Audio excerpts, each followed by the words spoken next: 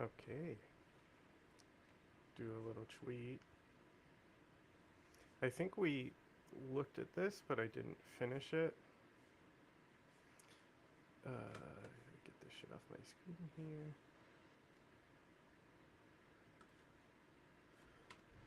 5 years ago, on an episode of the now canceled Ellen DeGeneres show, host Ellen finds herself interviewing actress Dakota Johnson.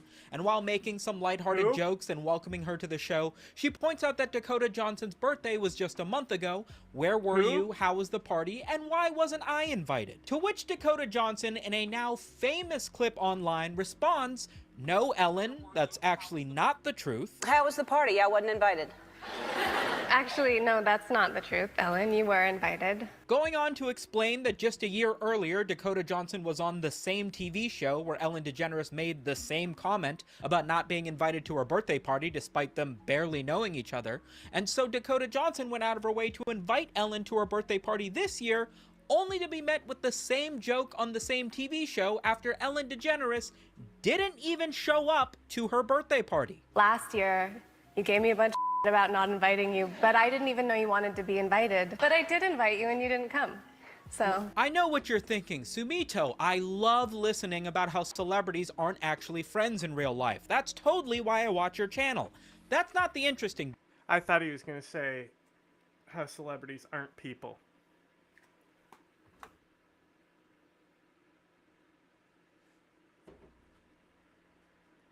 Bit. The interesting bit is that this little bit of behind the mask viewership that showed off that Ellen DeGeneres might not be quite so nice and friendly of an individual as she makes herself seem on TV by giving away gifts and interviewing viral memes and what have you.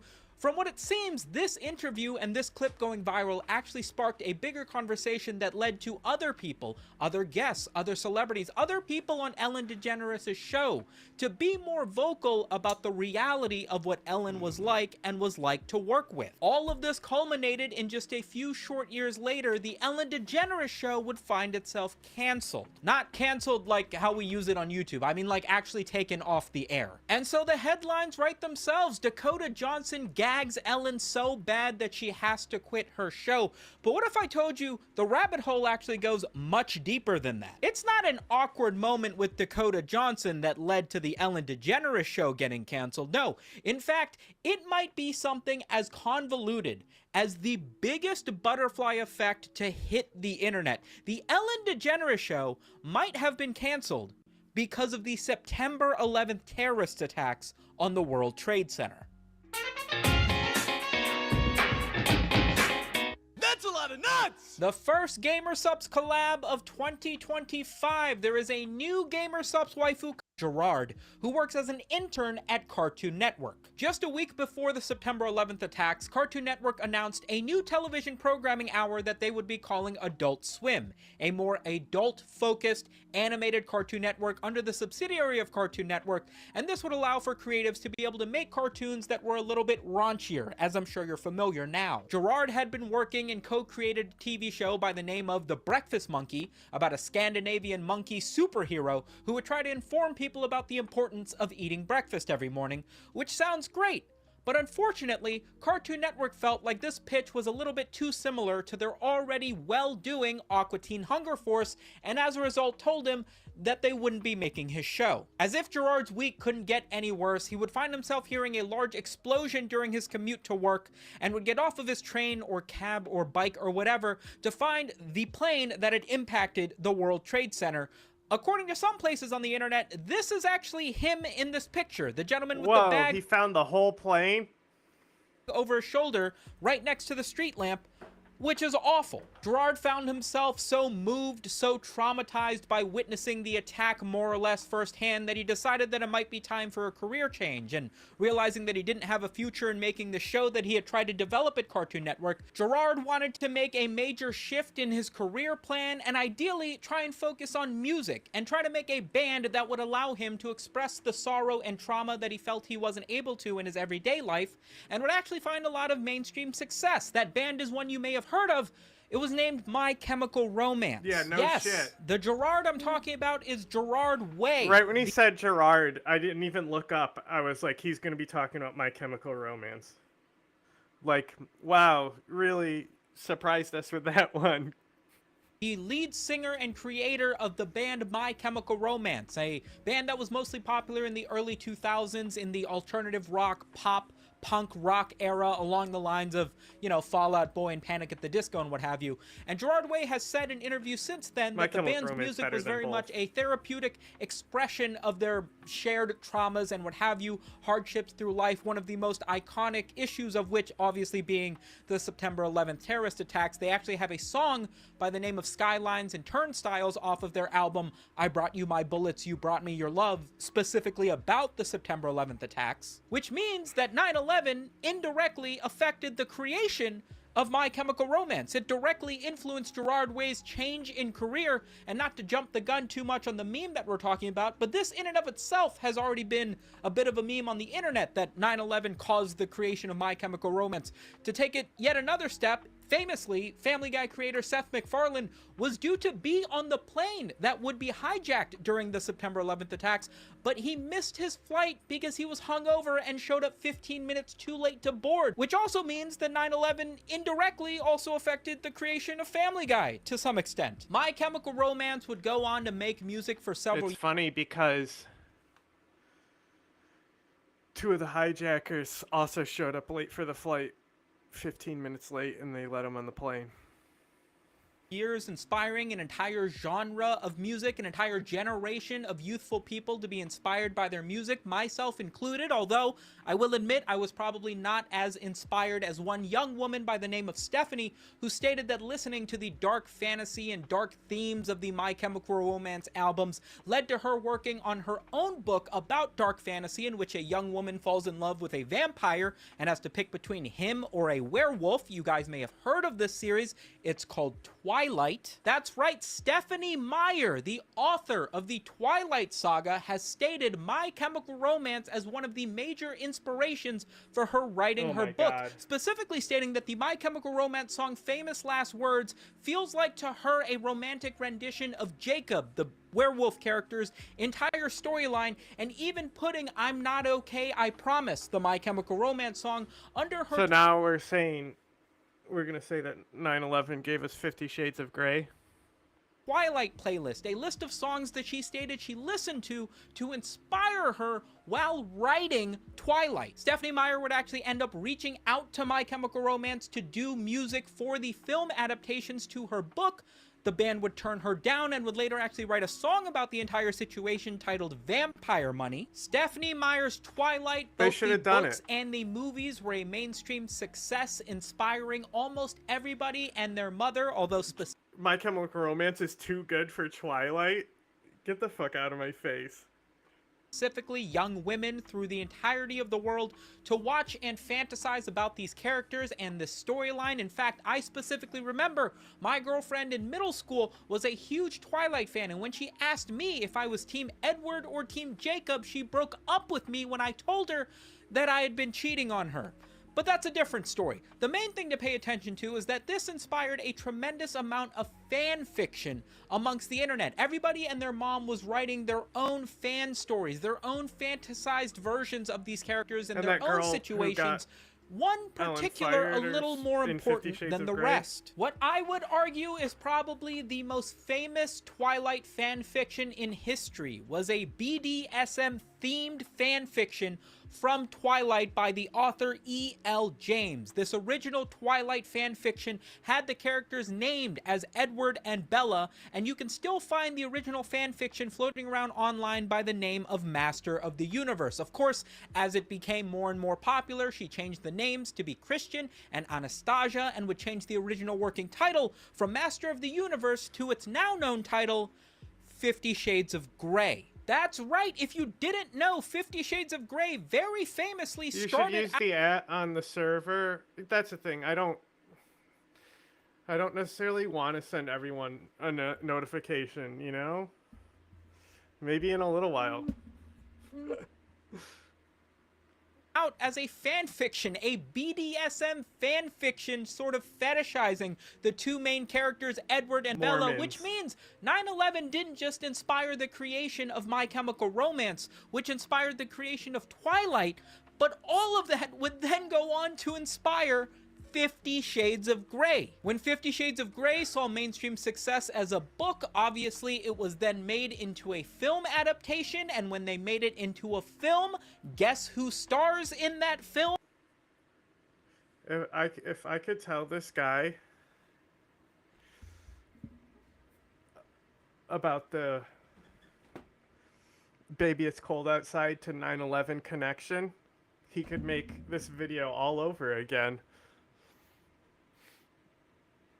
Our very own Dakota Johnson, which means 9/11 led to My Chemical Romance, led to Twilight, led to 50 Shades of Grey, led to Dakota Johnson becoming the actress that she was, being interviewed by Ellen, and then resulting in the viral moment that would ultimately lead to the cancellation of the Ellen DeGeneres show. Like I said, probably the wildest butterfly effect to ever hit. I mean, she probably would have been an actress anyway, and Ellen would always do that joke anyway, because that's like a bit that Ellen does. The internet, and what do we have to show for it? If Ellen DeGeneres had just gone to Dakota Johnson's birthday party, she might still have a TV show to this date. But where was she? Well, we know that Dakota Johnson's birthday is October 4th, and she states that her birthday was on the 5th.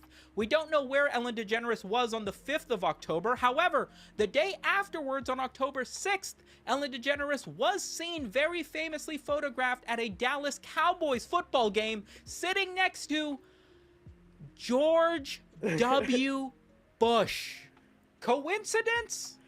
Am I grasping at straws? Is this all completely unrelated and I'm reaching a little bit too far? Probably. So, this little Twitter post, he got a 10-minute video out of this one dumb Twitter post. It's pretty cool.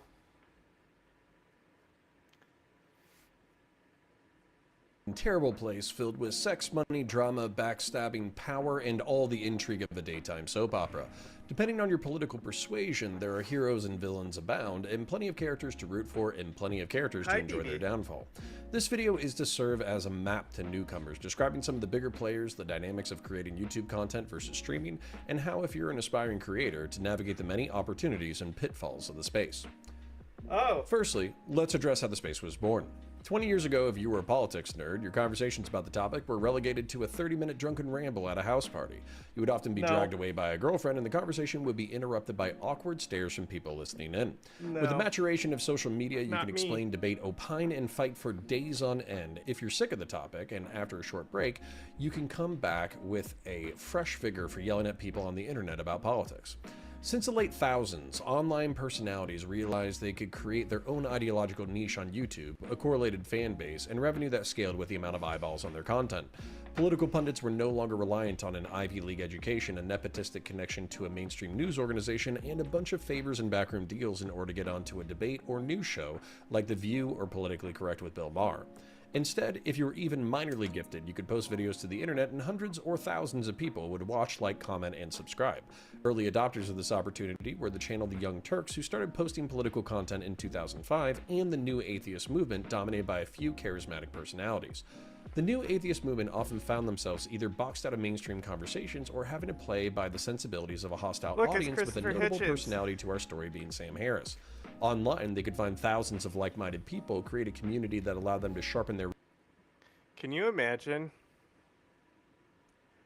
how terrible Christopher Hitchens would be if he didn't die?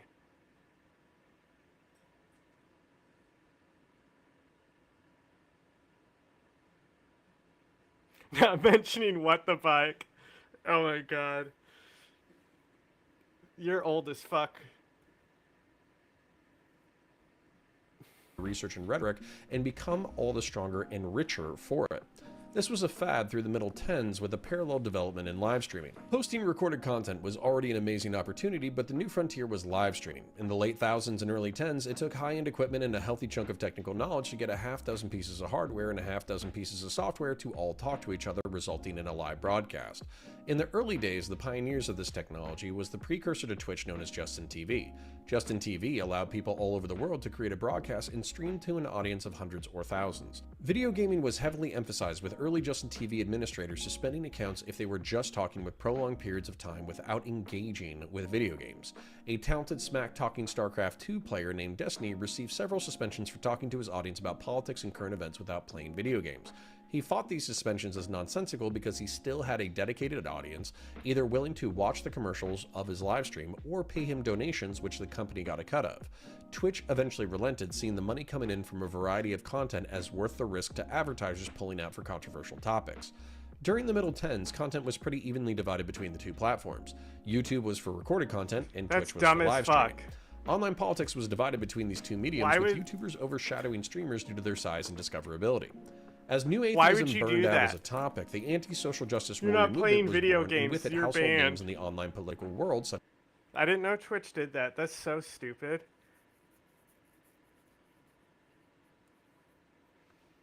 Such as Armored Skeptic, Shoe on Head, Sargon of Akkad, Chris Ray Gun, and Lauren Southern. They became popular. It's funny because, like, until very recently, I had no idea who any of these people were. I think Shoe on Head would be the first one I learned about, and one I know the most about now. I don't know who these ones are. I've only seen the video that Jack tortured us with this guy. And then anytime I've tried to put Sargon on to see if the video would be funny to make fun of, we abandon it because his videos are garbage. They're not even, like, worth making fun of. Popular off of content making fun of woke college students, progressive Bill Nye the Science Guy and MTV segments, and progressive lolcows like Riley Dennis and Milo Stewart. They also got into Twitter and content spats with progressive characters such as ContraPoints, Anita Sarkeesian, and Brianna Wu. Their political beliefs vary wildly, but what united them was a common hatred for the excesses of the left. Sometimes these characters deny the depth of their friendship or professional association, but here's the truth of it. All the anti-social justice warrior content creators I listed made fun of progressive ideas, if not these creators directly. All the anti-SJWs were friendly associates, if not friends. Armored Skeptic and Shoe on Head dated for several years, but eventually broke up. Shoe on Head was friends with Sargon of Akkad until she became a Bernie bro Democrat, and he became a dissident right-wing neo-monarchist. I have no idea if that's actually accurate of Sargon's politics, but I genuinely dislike the guy. Chris Ray Gun was friends with everyone until he dated progressive YouTuber Lacey Green, and then backed out of politics. I know who that is. I know who Lacey Green is. Why did she get canceled? I was in Syria when it happened. Her content was, like, cool though.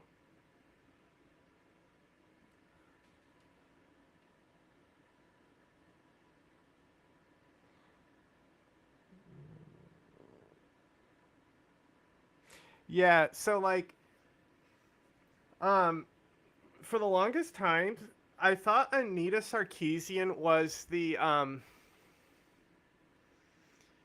you know, the lady who gets mad at Humongous? I thought that's who she was.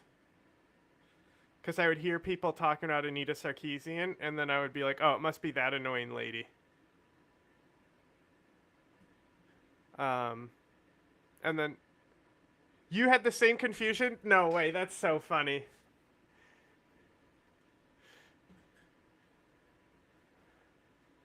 I don't know. Why did Lacey get canceled, though? Who's behind me? Oh, Brianna Wu. That's fine. We can cover them up. Altogether. Lauren Southern, who is a dissident right-wing creator, was friends with Sargon of Akkad and Shoe on Head until Shoe on Head broke off their... I didn't hear him say that. See, I know who Lauren Southern is now because she's actually, out of all these people, she's the funniest.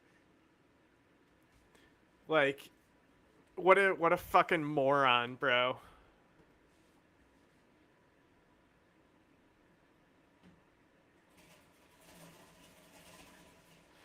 Oh, that's what. So she got canceled because she alleged some. So here's the thing. I want to say it was before Me Too when she got canceled and disappeared. Right? And with like her attitude of sex positivity or some stuff like that, like just like informed consent was not a thing until Me Too. Like, so with somebody who is forward thinking like that, I would see her saying something like not being an explicit consent as some sort of sexual assault or something. And at the time, because informed consent wasn't like so common, people would tell her to shut up. You know, like it was like Andrew Callahan, right?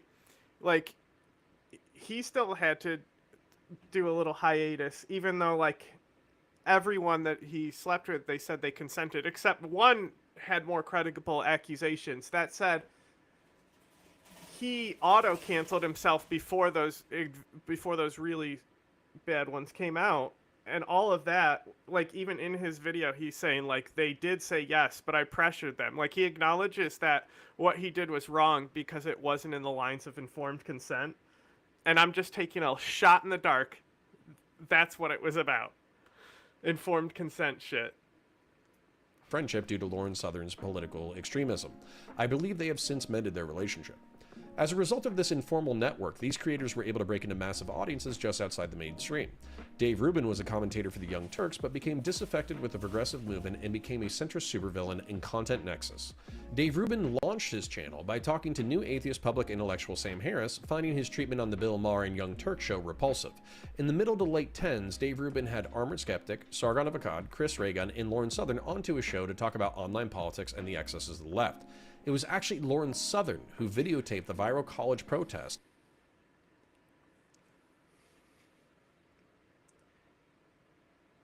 She is using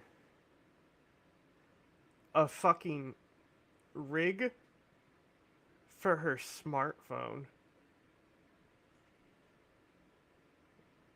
Like, I hate this shit. Just use a fucking camera.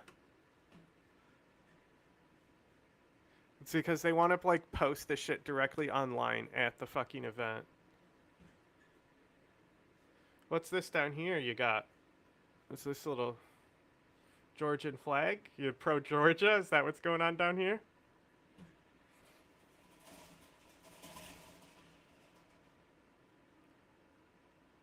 Of Professor Jordan Peterson at the University of Toronto in 2016 that launched him from a relatively unknown Canadian public intellectual to a multi-millionaire household name. Who talked to who first is unknown, but Sam Harris, Jordan Peterson, Dave Rubin, and Sargon of Akkad were all guests on the Joe Rogan podcast, the largest media platform on the planet. Not just that, but Jordan Peterson and Sam Harris have had several public conversations and debates, boosting both of their profiles. Former on-the-ground journalist Tim Pool also runs a widely popular podcast and has been on the Joe Rogan show multiple times.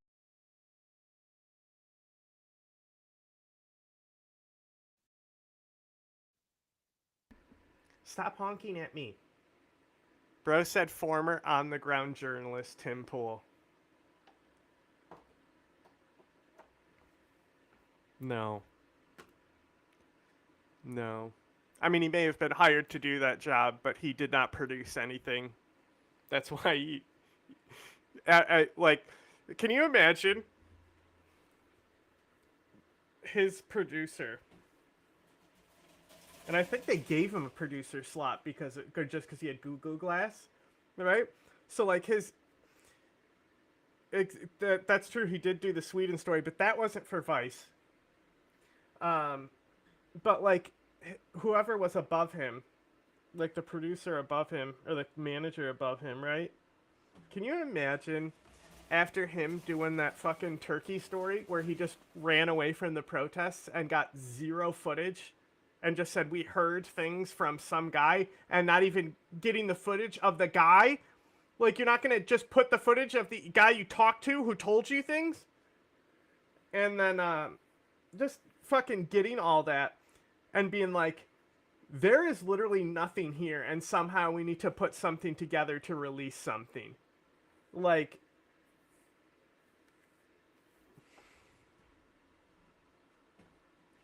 I would fucking, I would be so mad at whoever fucking hired that guy if I was in that position.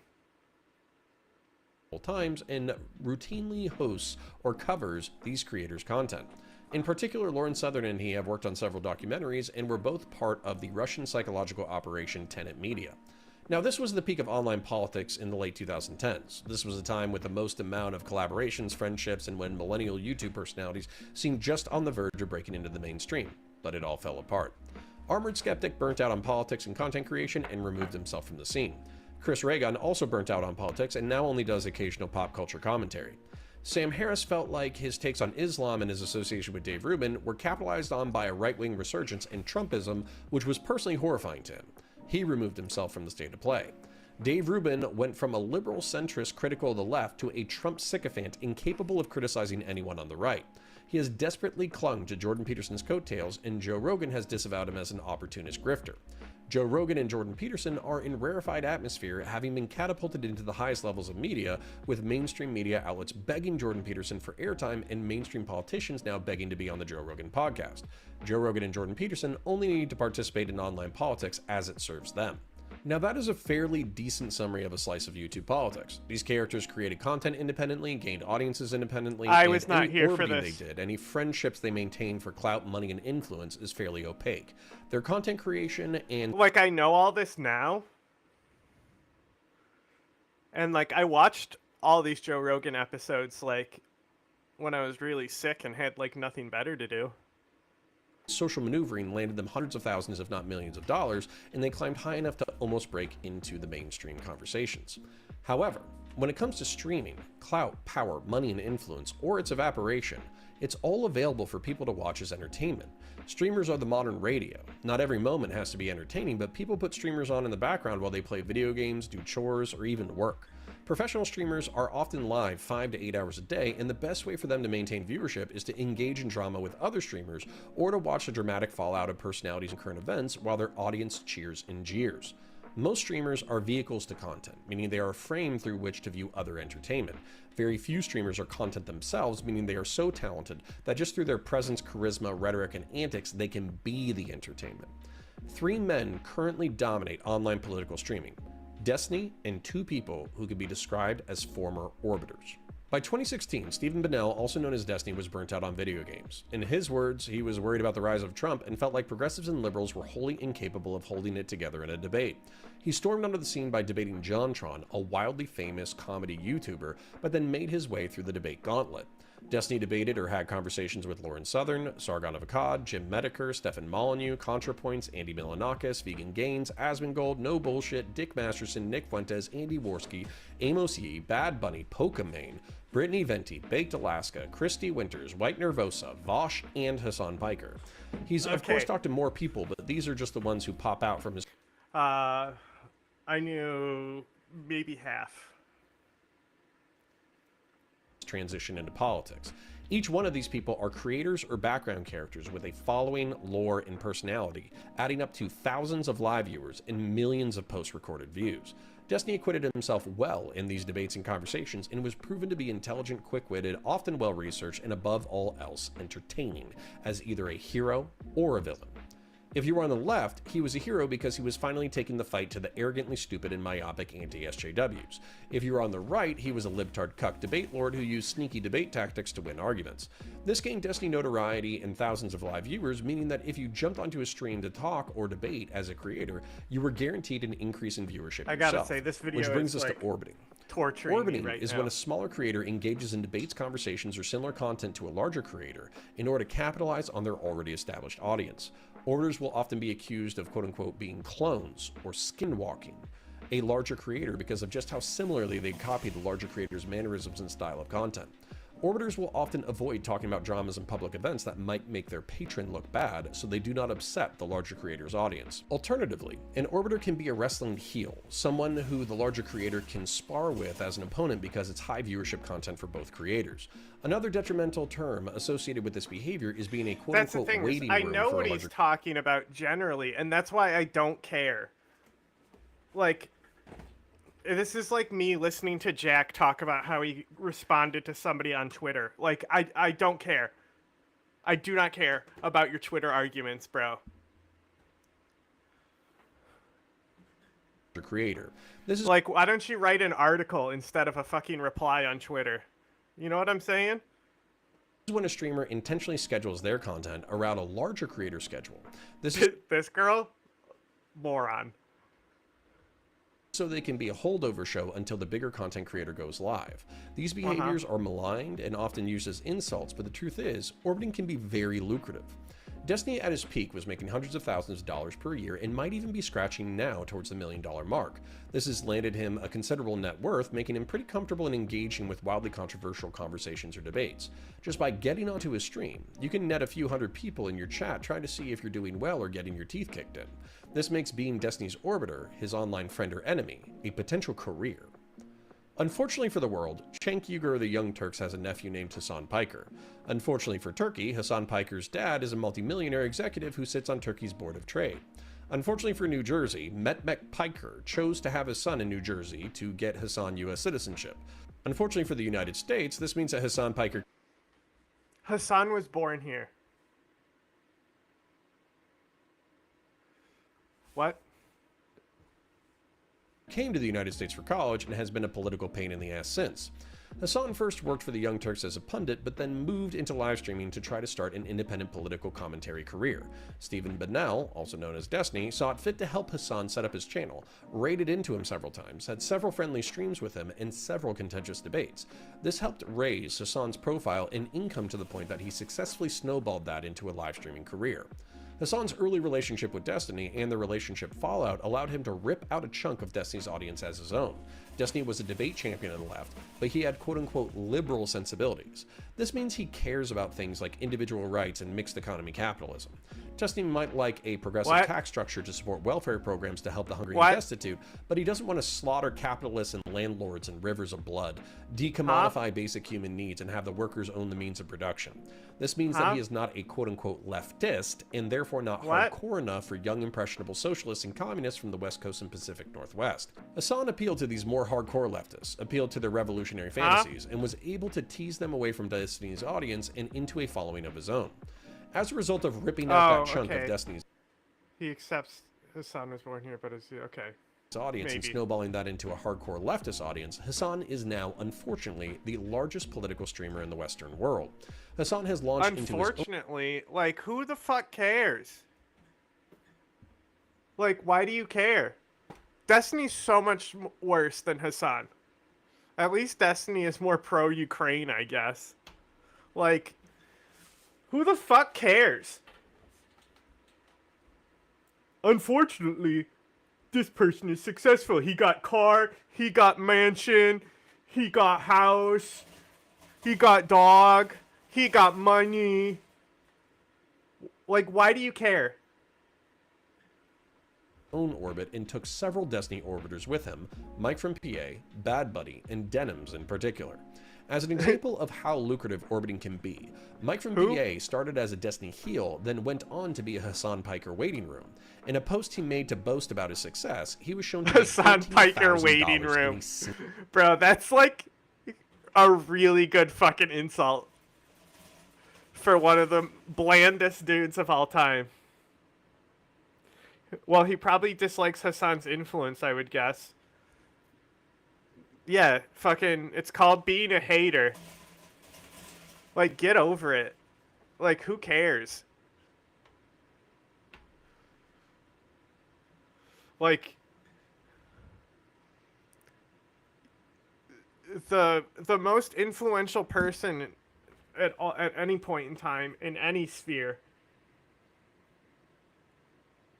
is not going to be like the best person in that sphere. Like, that's not how it works. It's not like skill and meritocracy. Single month. Another orbiter turned independent streamer of note is Vosh. Vosh was another heel on I'd the fuck Destiny him. stream and was viewed as a charismatic Not and there, rhetorically though. gifted Yucky. debater. If Hassan appealed to authoritarian communists and socialists, what are collectively known as tankies, then Vosh appealed to libertarian socialists and anarcho-communists.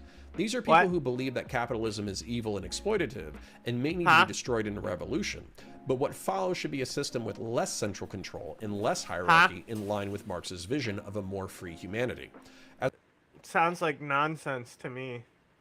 As a result, this puts them at odds with authoritarian socialists and communists known as tankies, because libertarian socialists and anarcho-communists won't typically apologize for authoritarian communist dictatorships like Stalinist Russia, Khmer Cambodia. The thing about tankies is that they're not real.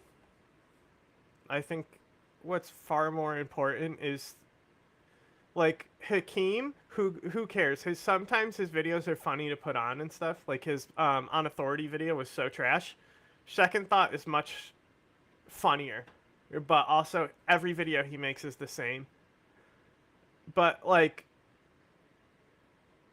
Breakthrough News and these people who are like literal information agents that are knowingly paid by governments, like, they're the ones who need to be focused on and start being torn apart. Maoist and Dengist China, and North Korea. If anything, they view these countries as repulsive perversions of socialist thought and therefore worthy of disdain.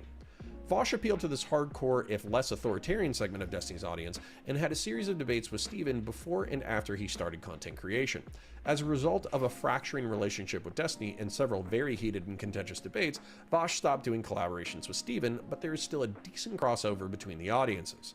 Destiny's audience will check in on Vosh to either cheer him or make fun of him, and vice versa. Vosh started his own orbit with creators such as Demon Mama and Xander Hall, and then something very interesting happened. What were now old school political content creators noticed the vitality of the debate in streamer space. While they didn't need the money, time, or attention, they were nonetheless interested in it. Shoe-on-Head and Chris Raygun made appearances on Vosh's stream, and depending on your view, they were either passing the torch of content creation or kissing the ring of the new kings of political commentary. Sargon of Akkad and Lauren Southern had both been willing to debate Destiny as he broke into the scene, and extended that to other creators. Sargon debated Vosh several times, while Lauren Southern debated Xander Hall. This seemed to be an acknowledgement of the changing online political landscape where old-school commentators could stay in their niches and keep making money, but if they weren't willing to come out and talk to or debate streamers, then they were accused of cowardice. It is one thing to rant endlessly. I fucking hate this video. It is torture. Like, I do not care about any of this. And, like, the beginning was so promising. About something your audience already agrees with. It's another thing to be challenged in real time and forced to defend your ideas.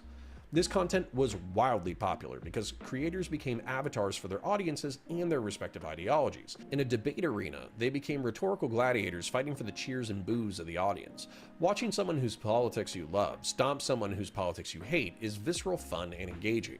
Watching someone whose politics you love get stomped on is gut-wrenching, painful, and impossible to look away from. Destiny and Vosh's antics in this regard was popular enough to secure them invites to Tim Pool's show, making them just outside of mainstream political commentary. Since that time, though, Vosh has secluded himself in what is disdainfully known as a quote-unquote fortress arc. As a result of this, Vosh's growth has stagnated compared to Destiny's, and his orbit has decayed. Chris Raygun showed up once and then disappeared. Shoe-on-Head was too controversial as a former anti-SJW to have on the show regularly, so she has likewise disappeared from content. Demon Mama stopped creating content due to personal drama, and Xander Hall has fallen out of orbit. Both Destiny and Vosh have criticized Tim Pool after being on his show, and as a result, Tim Pool has rescinded their invites. It was revealed that Destiny emotionally and physically cheated on his wife Melina, with whom he had an open relationship with Lauren Southern. The cheating came from the fact that he minimized the emotional depth and physical intimacy of the relationship to Melina so he could continue it. This affair was in spite of Lauren and him having diametrically opposed views on politics, family, and relationships. This all ended in tears, with Lauren breaking off their relationship and Melina leaving. While these dramas were unfolding, Destiny took on two wildly controversial orbiters, Mr. Girl and Lavloon. Mr. Girl is a provocateur, hip-hop artist who likes to talk about taboo topics like child abuse, domestic violence, and the limits of consent. Lavloon is a former pop artist and sex worker who was on a personal crusade against sex work despite returning to it several times.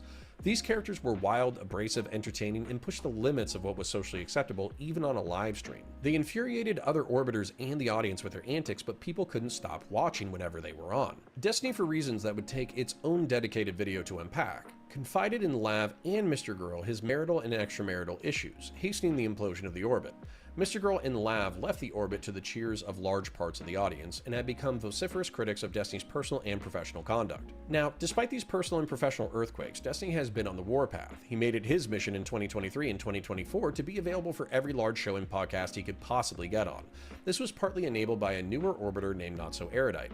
Erudite has a graduate diploma in psychological assessment, and her husband is a personal trainer. She is also a Christian with heterodox views on religion. As a result, she has a lot to say about psychology, relationships, personal development, feminism, anti-feminism, and the Red Pill. Red Pill content was popularized by the podcast Fresh and Fit and the sex trafficker Andrew Tate. It's a movement telling young men that the world is hostile to them, hostile to masculinity as a concept, and the secret to success is sociopathy, treating women like property. Okay, I can't take any more. I wanted this video to be like about like more like that peach cobbler video, you know, how he's like talks about like how like the content creation human centipede. All right, here's another video that I'll probably rage quit halfway through, even though I almost finished that last one. Is a very unpopular term today. The Soviet Union is a matter of practical fact. The practical fact known to you and known to all the world is run by a dictatorship. It shall be the policy of this nation to regard any nuclear missile launched from Cuba against any nation in the Western Hemisphere as an attack by the Soviet Union on the United States, requiring a full retaliatory response upon the Soviet Union. The Soviet Union is engaged in a relentless military buildup, overtaking and surpassing the United States in major categories of military power, acquiring what can only be considered an offensive military capability. Mr. Gorbachev, tear down this wall. During these last few months, you and I have witnessed one of the greatest dramas of the 20th century, the historic and revolutionary transformation of a totalitarian dictatorship, the Soviet Union, and the liberation of its peoples. Sadly, because Mr. Milosevic has negotiated agreements which he has then ignored, I have supported the NATO bombings of military targets. China is going to Good. Good. Lunch. Come on, man. They can't figure out how they're going to deal with the corruption that exists within the system. I mean, they're not bad folks, but guess what? They're not.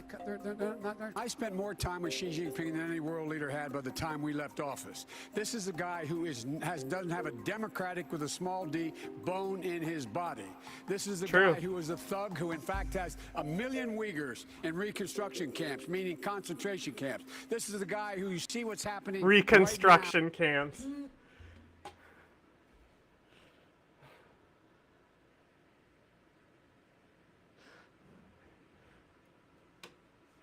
In Hong Kong. And Beijing's actions continue to undermine the rules-based order and threaten the sovereignty of nations. In 1970, in the mountainous South American... Oh my God! Oh my God! Oh my God!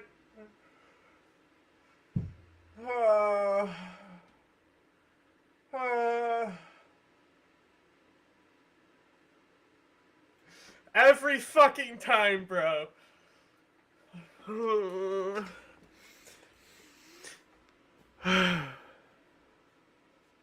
1 out of 10. How would you rate Biden's presidency overall?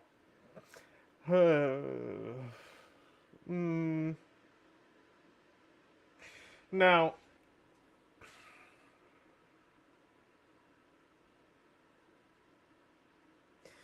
when it comes to Israel, okay,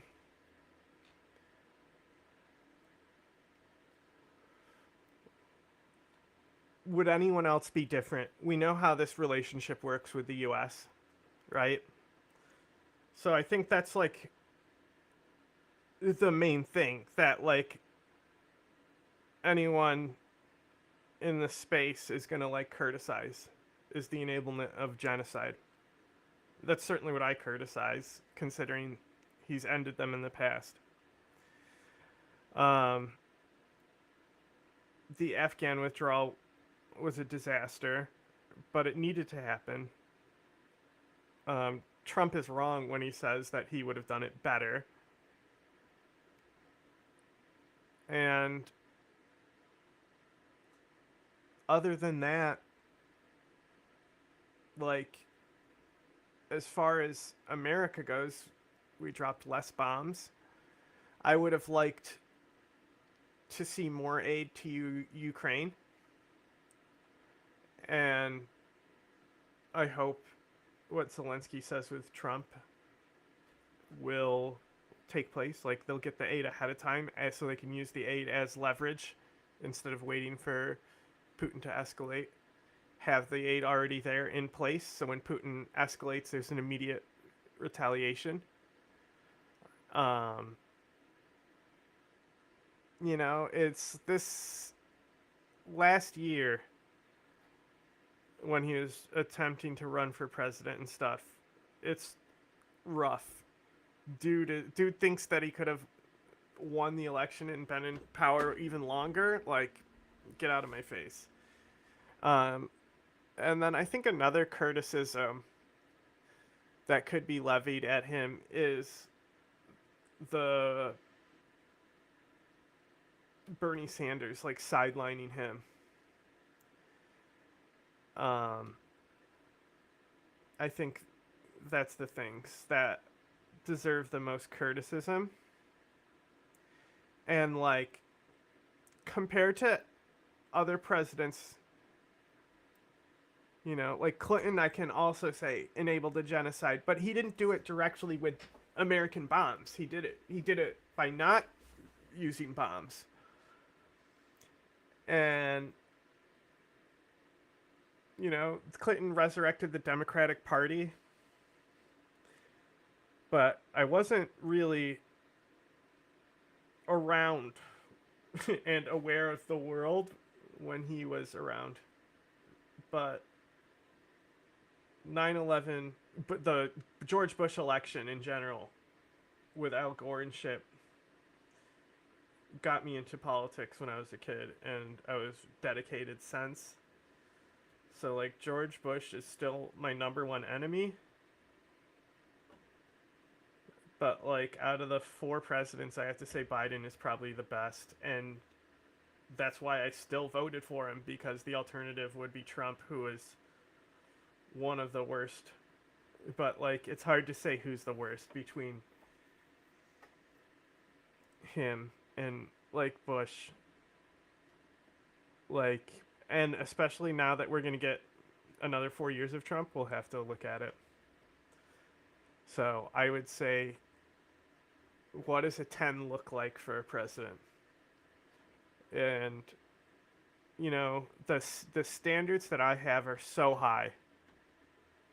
So, like, an IGN 7 is probably what I would give Biden.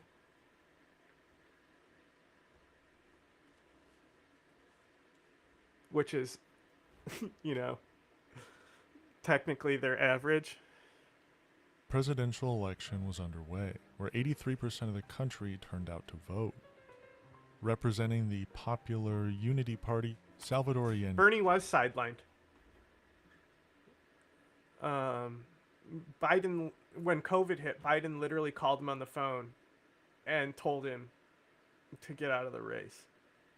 And Bernie literally said after that that he didn't drop out. He's just suspending his campaign because he has to focus on the crisis. So, like, yeah, that's what I mean, is in the primary. Like, Biden running because he was like, this whole story about how he, like, I ran because I knew I was the one who had to defeat Trump. Shut up. Like, And now look what's happening, you know? Like, Biden's has enabled a big rise in fascism. And like even you can tell with Mark Zuckerberg and stuff, like they're all moving that direction. And it's because like just like the anti-SJW era with Obama, because a Democrat has been in office, it's now become popular to be opposition to that culture. And then when they start like, you know, like because like it's like cool to criticize the SJWs, you know, it was for a while. Now nobody cares.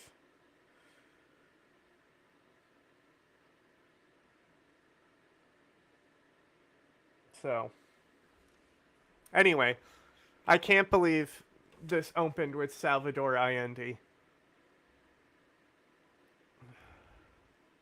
A socialist came out on top, beating out his competition by a mere 1% of the vote.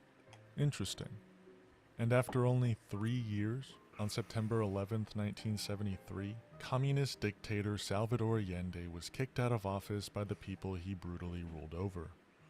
Why? Because socialism never works. Except when it does.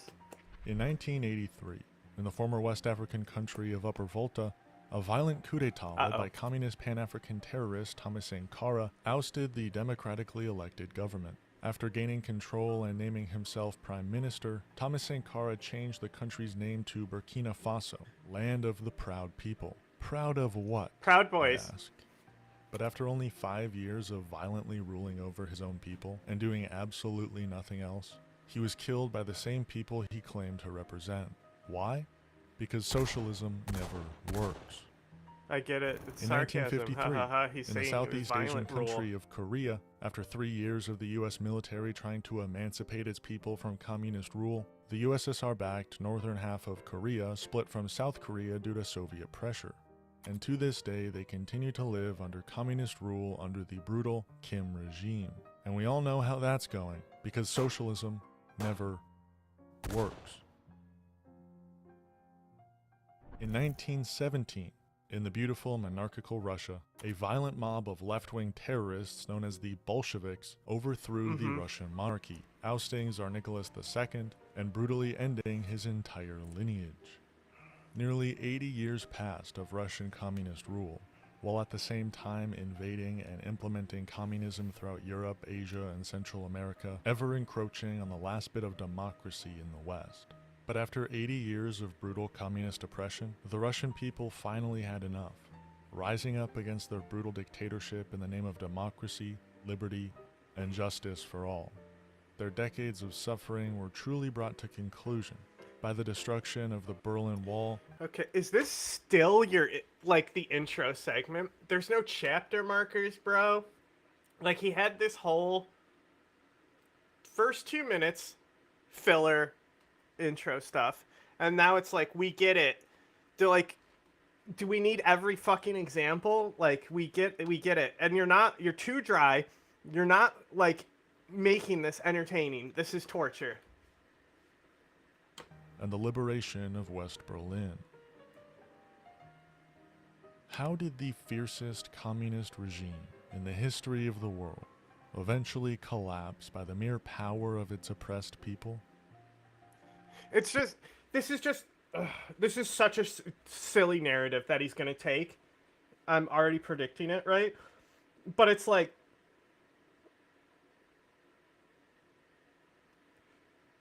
so many fucking countries have failed. It happens constantly. It's been like pretty okay the last maybe 20 years, but the governments have still been toppled in many places. The state just didn't change over to be a new state like it did in Yugoslavia and stuff like that in the 90s, which was, you know, more catastrophic. You know, we haven't had the breakup and destabilization of these states, and it could have happened in Iraq and Syria. I mean, that's certainly what ISIS's goal was, to break up the state and create a Sunni state, you know? Pakistan as well. Pakistan, the India, the fucking Britain pulling out. Because socialism never works. It's just... It's to say what socialism is and what capitalism is just like, I don't know. I think it's very silly to be like, I want a socialist system. We're gonna abolish capitalism. Like, get real. That's not how it's gonna work. Like, even China's capitalist, right? And that said, China is a very successful socialist country. And as far as human rights go, there's much worse countries out there. Like, it literally borders Afghanistan. and like, a lot of those Central Asian countries also aren't great.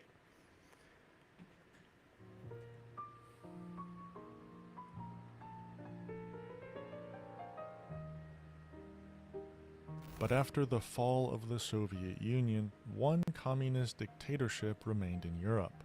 That being Yugoslavia. Oh my God. A land made up of several ethnic and cultural groups. But only a few months after the fall of the Soviet Union, Yugoslavia collapsed from within. Why?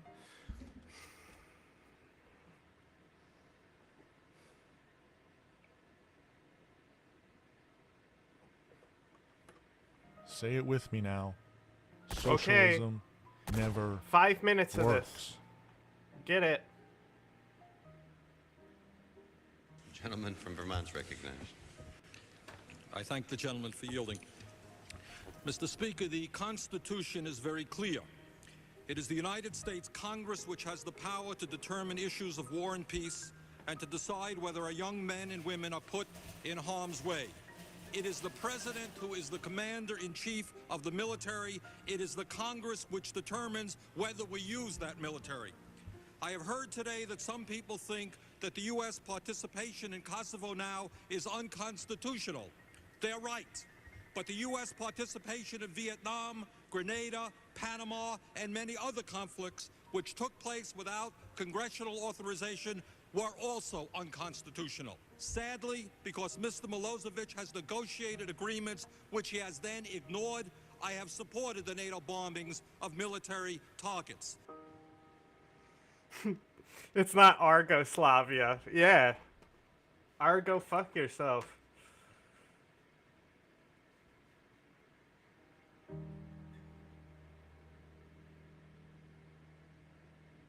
At one point in time, Earth had no socialism. Then we were taken over, engulfed by socialism, until today, when almost no socialism exists on Earth. Why is that? This is the history of socialism.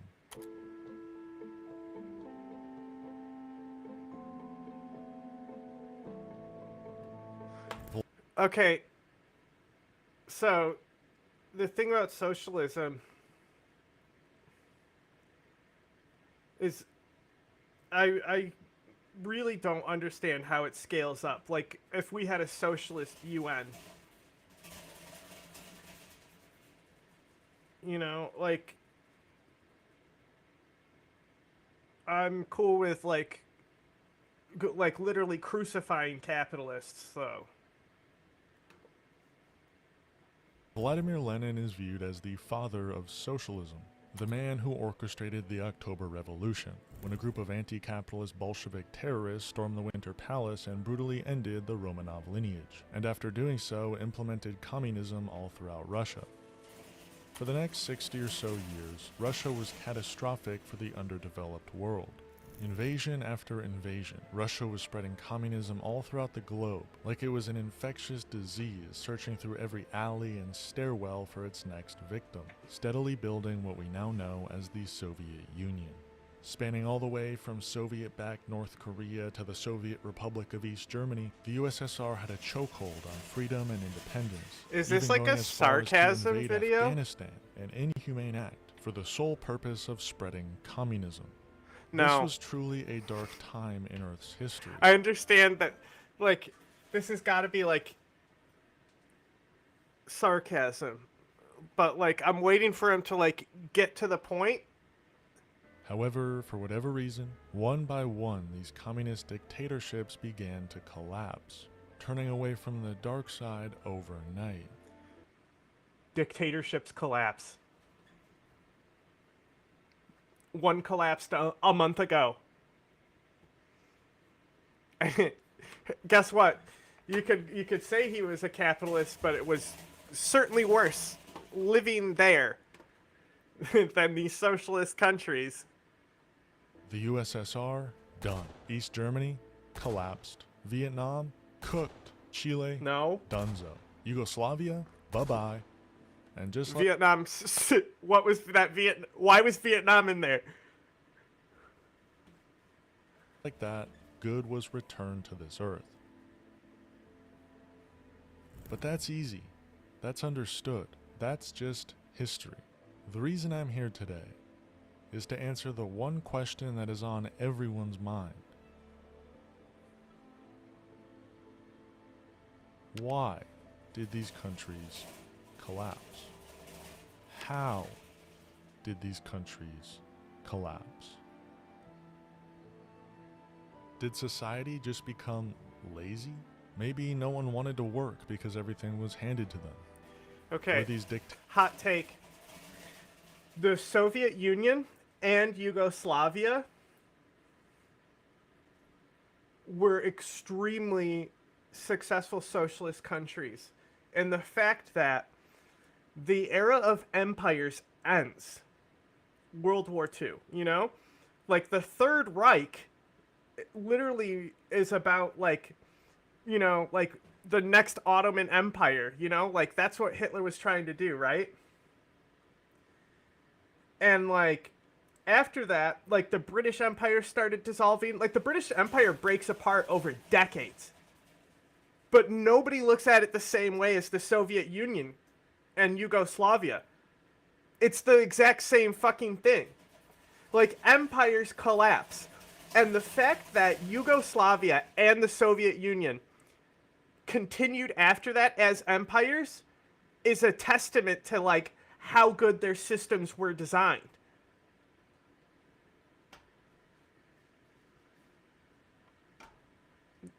China to this day is a literal empire. Like, they're probably one of the last ones. Like, the US and France and Britain still have these, like, micro-territories and stuff. But, like, all those like, even Greenland, right? They all have autonomy.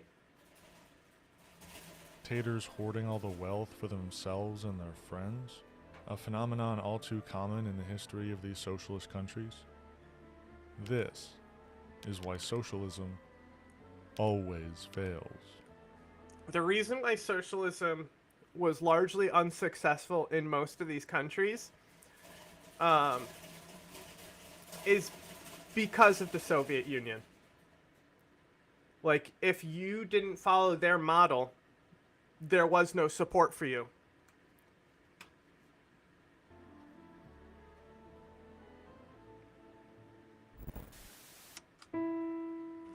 Look, we're 9 minutes in, we're finally getting the fucking intro card.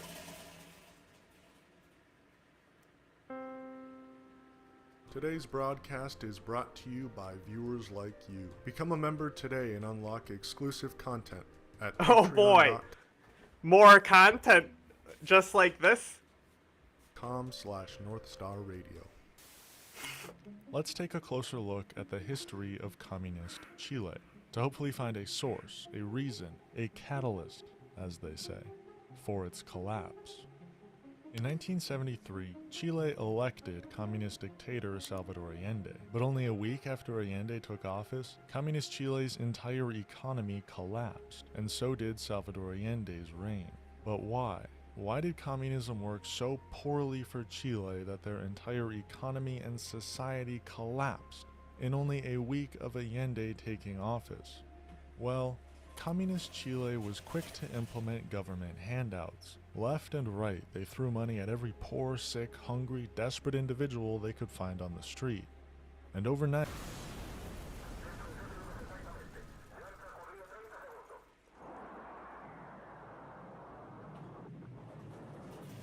Yeah, I lied. The true reason socialism always fails is because socialism never gets the opportunity to not fail. Yes, it does. Sure, the Bolsheviks China were is like the last empire, bro. definitionally terrorists. But the idea that all resistance is unjust is a silly concept. Life in the Russian Empire, ruled by the Romanov family, was not a fun time, and especially leading up to the revolution. World War I was ongoing, and however you choose to frame it, this was an imperial war, a war between Yes. monarchies, fighting over who can Yes. control which parts of the globe. And these brutal self-interested monarchs did everything they could to win over their disputed territories, including, but not limited to, sending millions of their own peasantry to die in the war. Russia alone saw 2 million soldiers die in World War I, and due to the mass amounts of money being spent on the war, along with the gross amounts of wealth the Romanovs were hoarding in their winter palace, another Wait, 1 the million first Russians 50% of this was indirectly sarcasm? I told you, bro. Of course it was. The channel's called North Star Radio. Like, we didn't need that whole opening. from the war due to food shortages and disease. An event like the October Revolution doesn't happen in a vacuum. This was a deeply brutal monarchy, hoarding wealth and leaving their supposed people in ruin and famine for the sole purpose of their imperial pleasure. And once the working The October Revolution, the coolest thing about it is the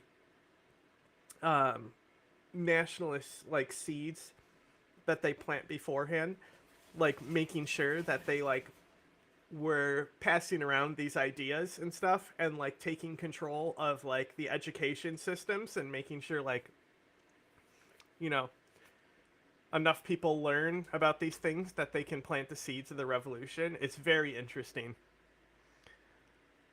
working class of Russia seized power from their brutal monarchy, the United States immediately did everything they could to And squash also, the Bolsheviks. like, even under Stalin, there was no Marshall Plan for the Soviet Union. And they rebuilt, and they were, like, competitive with America throughout the Cold War.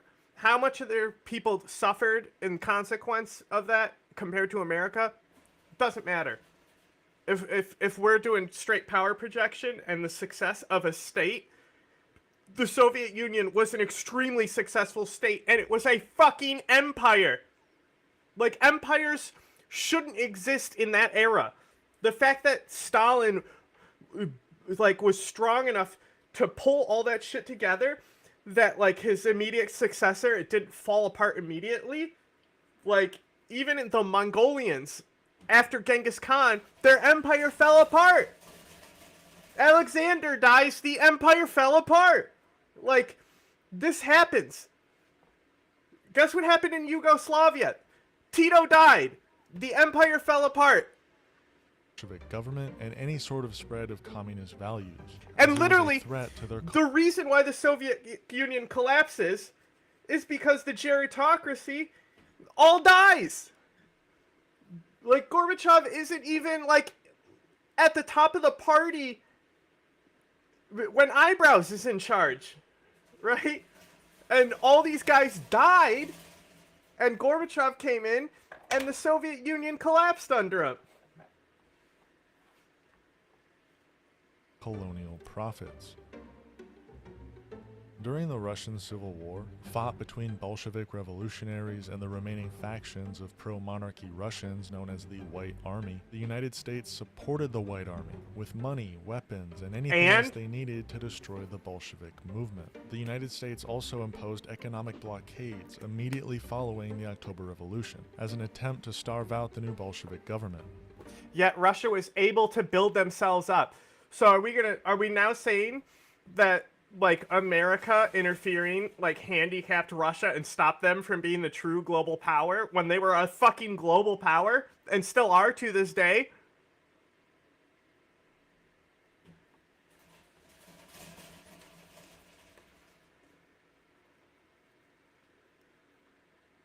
And although the United States had to ally with the Soviet Union during World War II to defeat Nazi Germany, the Second World War II came to an end, the Soviet Union became enemy number one until its unfortunate demise in 1991. Alright, let's go through these as fast as possible. In 1948, the United States enacted the Marshall Plan, giving loads of funding to Western European countries after the war to rebuild. But nothing went to the Eastern European countries or victims of Imperial Japan, who faced the brunt of the death toll, including 20 million Chinese people, which no one seems to ever mention. In March of the same year, the United States and its Western European allies enacted a trade embargo of advanced technology like computers to the Soviet Union. Maybe Stalin shouldn't have walked away from the negotiating table when they ended the war, because they said he had to liberate the territories he conquered, and he walked away from the table. Maybe if he didn't do that, he would have gotten the Marshall Plan bailout, but he didn't need it. Like, they're literally fighting the United States in Korea, like, how many years after the end of the war? After, like, their entire fucking capital cities and shit have been fucking obliterated by Nazis. I'm sorry for yelling, chinchillas. Drastically limiting their ability to rebuild post-war. The next year, in 1949, NATO was established, which today seems to be understood as some... They didn't need it! Like, they weren't limited! They literally almost won the Korean War, bro! It was like this close. The Americans were talking about using nuclear weapons. Sort of world police, but was originally designed with the sole purpose of intimidating and combating the USSR and their humanitarian efforts across the globe, stopping any potential expansion into Western Europe. The next year, in 1950, Radio Free Europe, an anti-communist radio broadcast, was founded, designed to expose Soviet citizens to Western ideas and spread lies about both communism and Western capitalism, in hopes of creating dissent within the USSR. And in June of the same year, the famous proxy wars began. First, in Korea. Wow, the same year? Nations have learned the fateful lesson. No way. The same year, one of the most violent confrontations of the Soviet Union and America happens. I can't believe it. Of the 1930s. That lesson is that aggression must be met firmly. Appeasement leads only to further aggression and ultimately to war. Following World War II, Korea was split between the US and the USSR. But when talks of reunification were widespread throughout the country, the United States installed a far-right authoritarian anti-communist president, famous for his suppression of left-wing movements and the Jeju Uprising, where 14,000 civilians were killed by the US-backed South Korean government. This obviously caused the USSR-backed DPRK, or North Korea, to invade South Korea, as its people were being suppressed by the United States, even though left-wing ideas and talks of reunification were widespread throughout the country, not just in the North. And after 3 years of brutal warfare, where the US carpet-bombed the entirety of North Korea, targeting infrastructure, farms, government buildings, entire villages of innocent civilians, the war came to a temporary end with an armistice agreement. I don't have as much time as I would have hoped to go into the full depth of Korean history. Bro, you could have. I could tell you where you could have saved 10 minutes, so you could have more time. I advise you to please look into it if you don't believe me.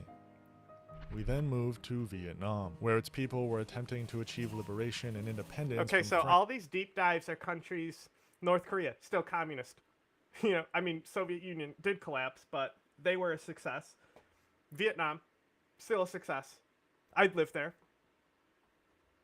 It's a fucking nice country, bro. As long as you're not poor. It's shitty to be poor everywhere. France and other Western powers, but the United States had other ideas. However, the USSR supported them in their independence movement. Are you noticing a theme here? After 20 years of that brutal war, a war so unnecessary and resource depleting that it caused I'm noticing a theme of these countries being supported by the USSR. Change in the United States and across the world, we decided to venture into the Middle East, into the beautiful socialist country of Afghanistan. The United States funded and assisted Oh insurgent my God. movements like the Eunice Canis. Mujahideen as an Pedo. attempt to overthrow Little Mr. Pedo here. Fucking, like, at this point in his life, he had just married, I don't know how young his wife actually was, but, you know, at this time in Afghanistan, it was very rural, so it's like, you know, not that crazy for 14, 16 age girls to be married to these old guys. But I know, like, when the war starts, he has, like, just had a child, and it's one of the things that, like, his fighters respect him for. And it's because he just, like, took, like, a really young bride. I don't know how young. I don't know if she was of age or not. But somehow she milked that nut out of him. the already existing Marxist government of Afghanistan. This led the USSR to send They would have won 100,000 anyway. troops into Just like the Vietnamese, they would have won without the Russian support. Afghanistan to assist the socialist government in their fight against these rebel groups. You're noticing a theme, right? The United States couldn't care. Okay, the Soviet Union invaded first. They literally killed the communists in power and took over the country. Less about Afghani rebel groups, or French collaborating Vietnamese people, or even Ukrainians today. The United States' entire goal in these proxy wars was to fight against the liberation of people under colonial rule, as once achieving emancipation they would side with the USSR, a nation who was actually supporting them in their emancipatory efforts. Socialism didn't work in Afghanistan, in Vietnam, in Korea, not because socialism never worked. Socialism also worked in Afghanistan. The socialist Afghanistan is definitely a success story. The issue is an issue with a lot of countries. Coups. Like, there's a revolution and then there's coups. You know, this guy murders that guy. That's what happens. Some guy murdered, some guy took power, Russia didn't like it, went in and killed that guy. That's what happened. You know? And it's been a brutal state this whole time, you know? The communist government sucked. The American-backed government sucked. Both Taliban governments sucked. Socialism never worked. I guess, like, the monarchy was okay. When you have the United States Empire actively fighting against it by any means necessary. And don't even get me started on South America, a continent where between 1950 and 2019, the US supported 56 right-wing military interventions, all of which were to oust a left-wing government who sought to expel— Crazy. Wait until you learn about where all the Kalashnikovs are in the world and who they came from. parasitic and destructive American It's almost companies. like states are the issue. And like both sides are really shitty here. Maybe like we shouldn't do apologia for either regime. Wow. And yes, it happened in 2019, when the country of Bolivia tried to nationalize their lithium reserves. Elon Musk, someone who relies on cheap lithium reserves, pressured the United States to orchestrate a coup to oust the new Bolivian president. And the same president, Evo Morales, notice how these people don't care about how literal oil companies did the Darfur genocide. Survived another assassination attempt. They can't get rid of this man. But there is a silver lining in all of this. The United States can put its grubby little hands wherever it chooses to put them. Squash whatever sort of movement that has any chance of limiting their global control. But what they can't do is beat resiliency, determination.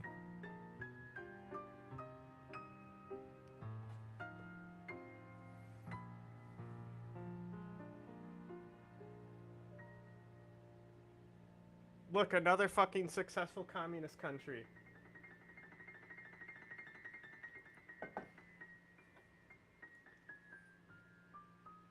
It's almost like socialism doesn't always fail. Crazy.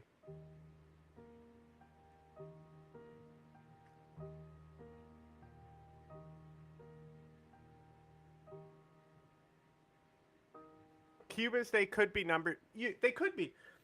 So, like, one of the biggest factors for regime change is economics. You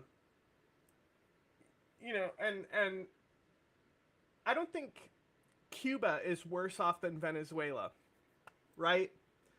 And there has been several attempted revolutions now in Venezuela. You know, and even this whole like democratic process thing that they're doing now might be helping to maintain the regime, right? And like Cuba did offer up like this pseudo democracy as well, similar to like Iran has a pseudo democracy. Like I believe they had a whole election and stuff, but like there's still like an overlord, like the Politburo guy, you know. But like Trump tried to cue Venezuela. Yeah, exactly. It's almost like it's actually really hard for these like American CIA Nazis to like orchestrate coups on countries. It's almost like there needs to be like a buildup of a legitimate force there, you know? That's why like the fucking Shah of Iran, right? Like people say that America and the CIA were successful in like orchestrating that coup, but it's just not true. The movement came about naturally, and the United States gave some support to it. It would have happened anyway. And like we were talking about the other day with Jack, like Indonesia, right? That would have happened anyway. Allende, the military throwing him out, would have happened anyway. Like the military pushing the head of state out was so common in this era. I mean, look at Erdogan. Erdogan knew how common this shit was to happen and took preventative measures and preserved himself this whole time. Like Erdogan's ability to know how it was going to go for him, because he was able to look at examples like Chile and say, I know exactly where this is going to go. And then literally using social media to rally the people to him underneath him. Like if the military tried to coup Trump, he would do the exact same thing of Erdogan, and it would ensure his reign.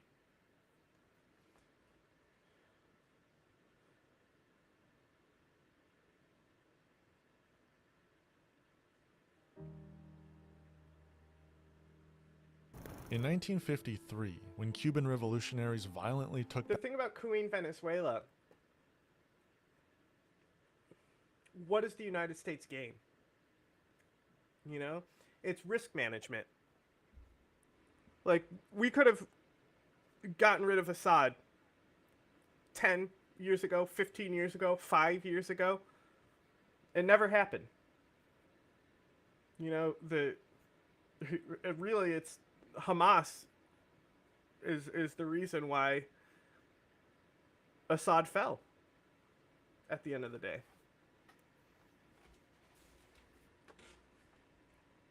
back their country from U.S. economic control, chasing out the U.S.-backed fascist leader, the United States immediately cut all ties with Cuba, not allowing them to do any business with American companies. Luckily, they had the USSR, and were able to succeed as a socialist state all the way up until 1990.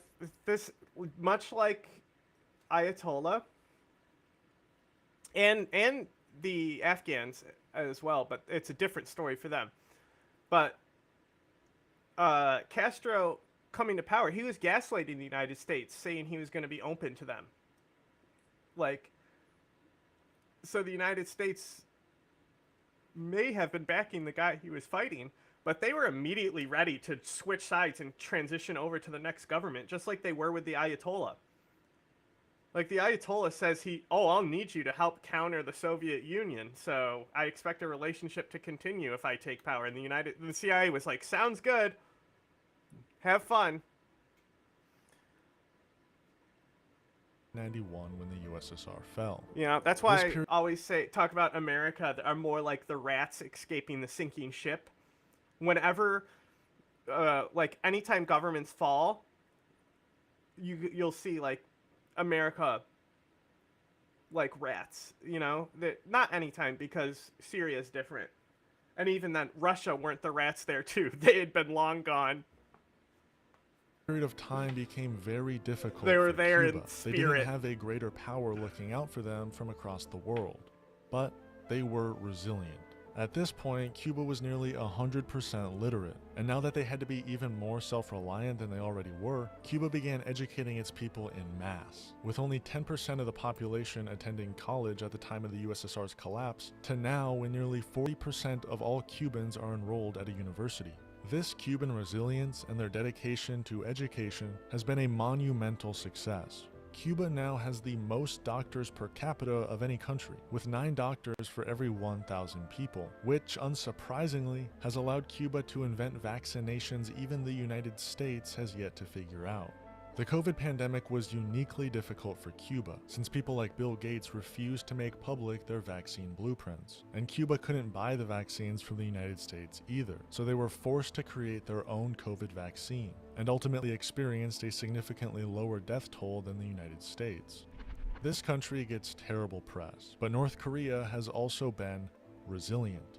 It's a similar story to Cuba's. North Korea was able to find success after the Korean War thanks to help from the USSR. But they too understood they couldn't be reliant on the USSR. So they went through 2 decades of rapid industrialization, focusing on self-reliance. Oh my However, god, bro. when the USSR They literally were way too dependent on the USSR, and that's what caused a famine.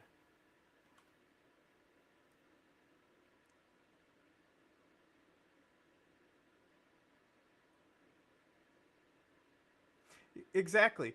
No. That's exactly what I'm saying. It's like the U.S. were more than happy to be fucking chill with Castro. He just had to, like, submit to, like, all the deals that they already had in place. are inevitably dissolved, North Korea hit a plateau and struggled. But also, it was politically beneficial for Castro to, like, take the stance that he did. His regime lasted his entire life, and he died and his country didn't fall. Like, that's crazy that it didn't fall when he died. Few people can do that. To develop You need further. a real cult And of due to personality American to hold your sanctions, government they together. experienced severe famine throughout the entire country in the 1990s and 2000s. But nowadays, North Korea has a new power looking out for them. Actually, they've been doing a lot of business overseas this country. Not the sort of business the United States engages in, almost the opposite. And that power is China. Bro? Sees this country. Not the sort of business. Do you think the United States doesn't have infrastructure projects in Africa? They literally dumped even more money into it along with Europe to counter China's fucking soft power. Business the United States engages in. Ethiopia, Kenya, South Africa, Nigeria, Uganda, Algeria. The only one I'm not sure about is Mozambique. America does tons of business in these countries. Algeria. Like, Algeria is a Western nation, bro. Almost the opposite. And that power... Like, Algeria is closer to being European than it is African. Culturally. China. We do have some breaking news. There are satellite images, and what they appear to show is rapid construction at several suspected silo fields in China that could eventually launch nuclear weapons. Tensions are rising in one of the most hotly contested regions on the planet, the South China Sea.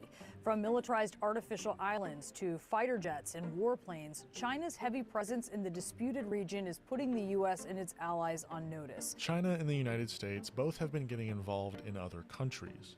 But instead of the United States strategy of war, oppression, and total military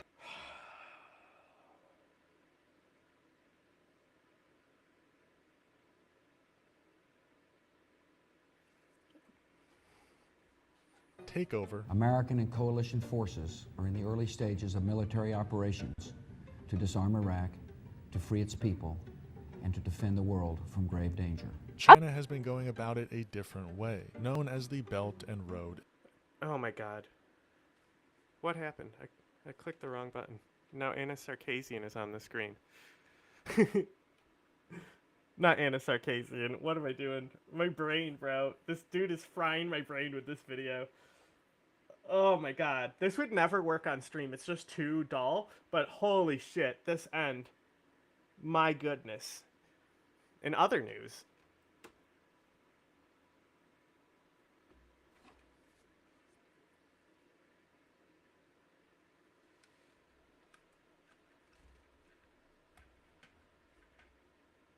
Look at him. He's just a loaf. Can you believe it? Just loafing around. Big old loafy boy. Your ears. Where'd your ears go? Where'd your ears go, buddy?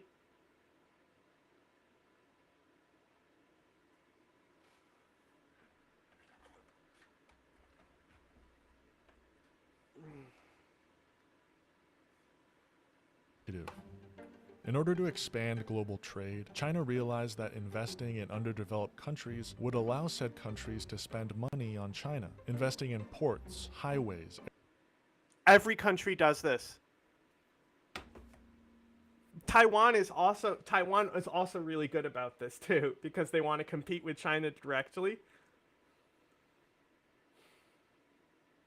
And like China formed its empire through like military force. It's a different structure, right? So like Europe is a union country, America is a union country, right? It's the liberal form of an empire. And Europe has done plenty of military aggression in these regions, right? But because China's an empire, they still have to like maintain their own fucking like force within. The fact that the Soviets were able to like export military just shows like how much more successful they were. Like China has the forces to do direct imperialism, but they don't need to because the way they link the companies directly to the government is like they do have a different approach, but to act like it's an altruistic approach or better than something else, you know? And also the United States, the countries where it engages in these soft power, like they don't invade countries to gain loyalty and support from those countries. Like Kosovo is like the only one you could probably say where the American military got involved and the relationship came out like better. Like sure we have fucking like trade with Iraq. They're part of the like Arab League. They're part of OPEC. Think we didn't have the fucking trade with Saddam?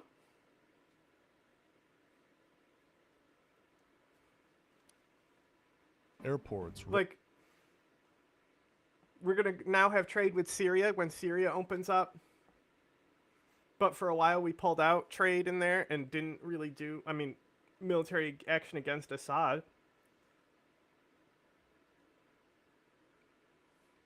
This whole thing, you know, it's Iraq is an American puppet state now, and we own all their oil. Railways. These investments help both the country receiving the investment as well as China. I love this shit. Talking about, oh, they built railways. Dude, remember like the video we watched the other day where just about the Congo, right? And like if you go back and you listen to our episode on Venezuela, Enzo was talking about how the way the train lines worked in Venezuela, they went from the port to the mine. It's not like public transportation, right?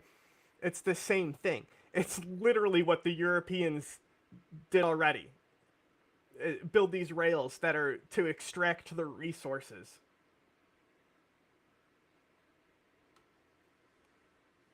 Man, I don't get the China bros. They call it socialism and they mean it. China's still a successful country, but like, don't do apologia for like if we like why can we just not shit on China with America? I don't get it. Like both these countries are not doing good things in many places. If anything, the fucking American infrastructure in Africa is better than China's, but then there's plenty of other things America does that you can like Gaza. Like there's so much with America, even if they get the point on African infrastructure development, which I would give them, like to think that America is like worse than China or China's worse than America, like all states are fucking atrocious. Some people criticize China I guess for the Belt Switzerland's fine. and Road Initiative, claiming that it ties down poor countries to China, forcing them to pay back loans that their unstable economy makes difficult to pay back. But what would you rather have? A global power invading your country and changing the government leadership overnight to crack down on left-wing? Neither, because China does debt relief, just like the United States does, and the like, you know, the IMF and shit. Like they do debt relief. Because when you relieve the debt, it means you can do more development. You know? Liberation movements, or a global power investing in your infrastructure, with the purpose of your country being able to better participate in global trade, ultimately growing your economy and creating opportunities that had not previously existed. Socialism has worked. It worked for every country. I mean, I was about to be like, where has China actually, like, but Kenya, like, they were able to do, like, massive urban development over the last, like, 10 years. And this is before the Belt and Road, though. Like, the Belt and Road, fuck the Belt and Road, but, like, before Xi Jinping and the investments into Africa, I mean, that's what Kenya's in their debt trap from, is not the Belt and Road. The debt that they're holding and the instability we saw and we've covered in the last few months in Kenya, it's because of those infrastructure projects that happened before Xi Jinping. That's tried it. You up know, until and the now, inevitable- and like Kenya's like one of the most important countries when it comes to like internet access globally now. But they may have some inflation that's a side effect of like this development, you know? It's hard to say if the people who are protesting the economy now would be better off without the investment that put them in the debt to begin with.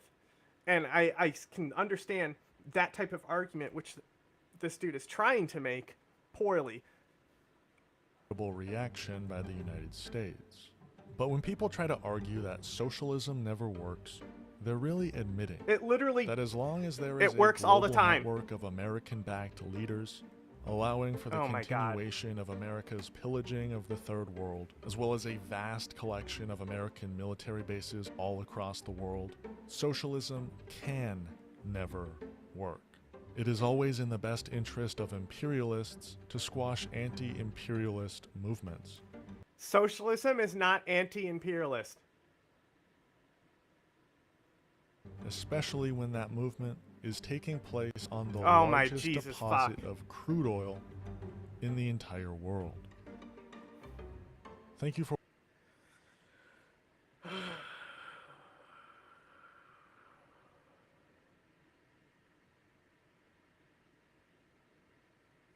I literally have a headache from that video. We would never get through that on stream. There's no way we would get to the point to where because it's the torture for me is the boring section, you know? Like the first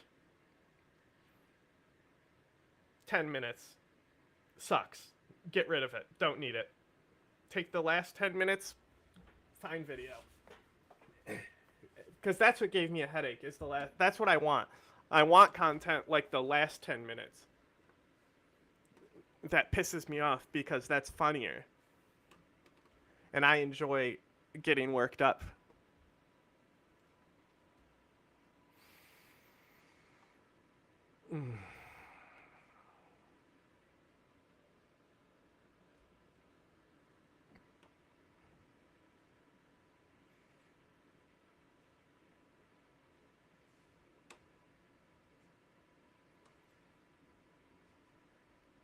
My YouTube channel asking if I'm Vietnamese or Asian. When I was in Vietnam, I had a ton of questions by Vietnamese people asking if at least one of my parents was Vietnamese. They were very shocked when I told them that actually I was Latina, and some of them tried to convince me I had Vietnamese parents. And in some way, that caused an identity crisis in me. Whoa. And I started to wonder, will I be Asian?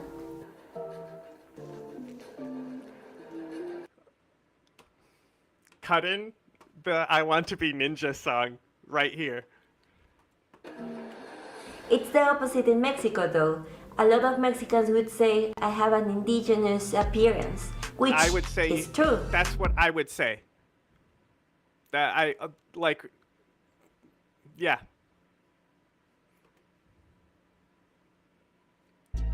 And well, I started to think more and more about my Asian appearance and why some people say I look Asian. But it's not only me, a lot of people here in Mexico look Asian as well. So for sure, if they go to Asia, they will be asked the same question that I was asked. And probably Mexicans living in Asia are asked this question as well. In this country, there are loads of people with an incredible ethnic variety, from indigenous people to very white people. Of course, we can understand the inheritance the Spaniards left 100 years ago, but why do some of us look Asian? Well, stick around and I'll tell you all the information I found about this topic. Everything started when the first settlers arrived to the Americas. They were people from Asia that had crossed the Bering Strait a ton of thousands of years ago.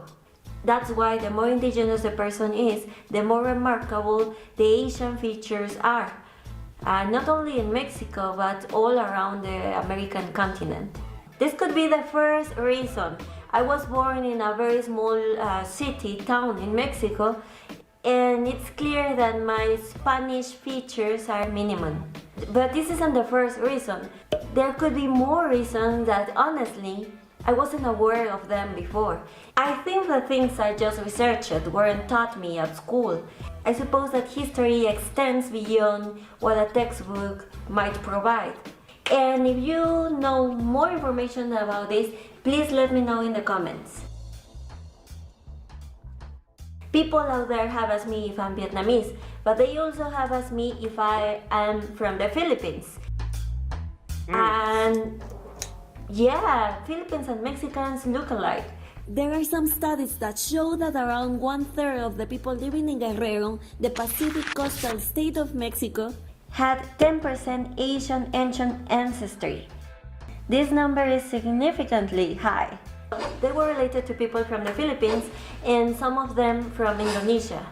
This is because Spain had conquered the Philippines and Mexico, and they found one of the most important commercial routes, which was Manila, Acapulco, Veracruz, and finally Cadiz. This was very fun. That's fucking something that a lot of people don't include there.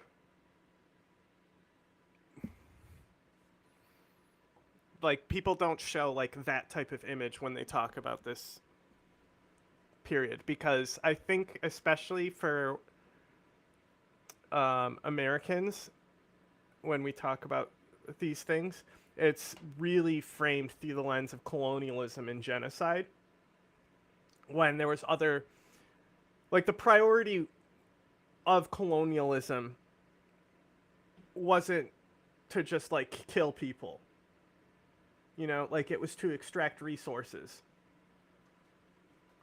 Functional for around 2.5. The killing was a side effect, not a goal. I mean, it becomes a goal very many times within the colonialist period, but colonialism is a general idea. Especially if you can exploit those people for your own labor. Centuries. The Spanish brought Filipino people as slaves or prisoners to help them with its trade. And the same way with Mexicans. So the Spanish took some Mexicans to the Philippines with the same purpose. That's why you've probably heard that Mexicans and Filipinos get along very well. We have similar cultures, religion, and even the Spanish language was one of the official languages until 1987. Before continuing, don't forget to subscribe and hit the bell so you'll be the first person to watch my video once it's released. I make these videos because I enjoy creating content. As you saw, I've got a small channel, and if you like my work, and if you want to support... A small channel? Okay, this is 3 years ago. I wonder how big she was 3 years ago.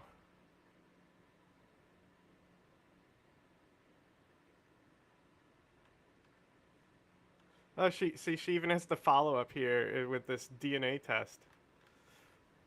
For this channel, if I encourage me creating more and more videos, Go! Please become That was Vietnam. If I This is totally Vietnam. The Supreme hat, I love it. These are definitely fucking Hmong Hill tribes. Encourage me The jewelry, I can tell. We would fucking buy this jewelry from them. So like when my boss would go into some of their villages and stuff, the ladies would be running at him, pulling the earrings out of their ears to sell them, because they like hand hammer all this shit, and it's like actual silver that they've hammered, and brass, stuff like that. A lot of brass. creating more and more videos, please become a patron. If not, I really appreciate that you are watching this video. I've got my social media, I've got my Instagram and Facebook here. So let's continue. When the Mexican War of Independence started, Mexican rebels were sent to the Philippines as a way of punishment, to serve sentences. But it seems this wasn't a good plan, because some stories say that the Mexican rebels in the Philippines encouraged this country to be independent as well. That's what I read. Please let me know in the comments if you have any other information. Of course they did.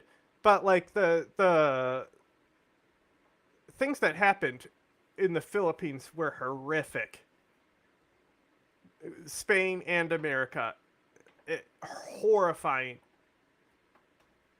You know, so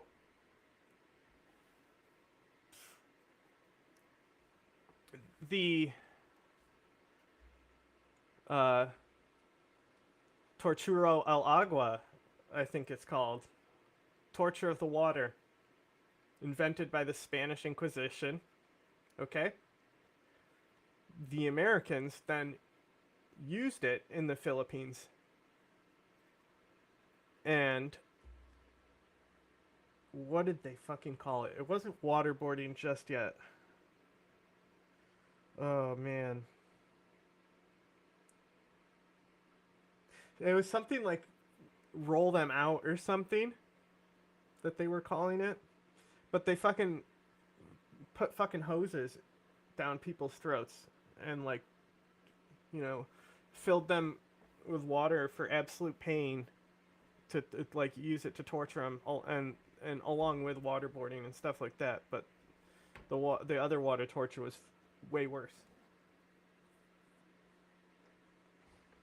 Or if you have more information, I'd be very glad to read your comments. And well, there were a lot of Filipino people here, but unfortunately, most of them lost their identity as they were all recorded as Chinos, which in English means Chinese. So, I don't know if this is the reason, but everything clicked on my head. In Mexico, we have a very common nickname, which is Chino, Chinese.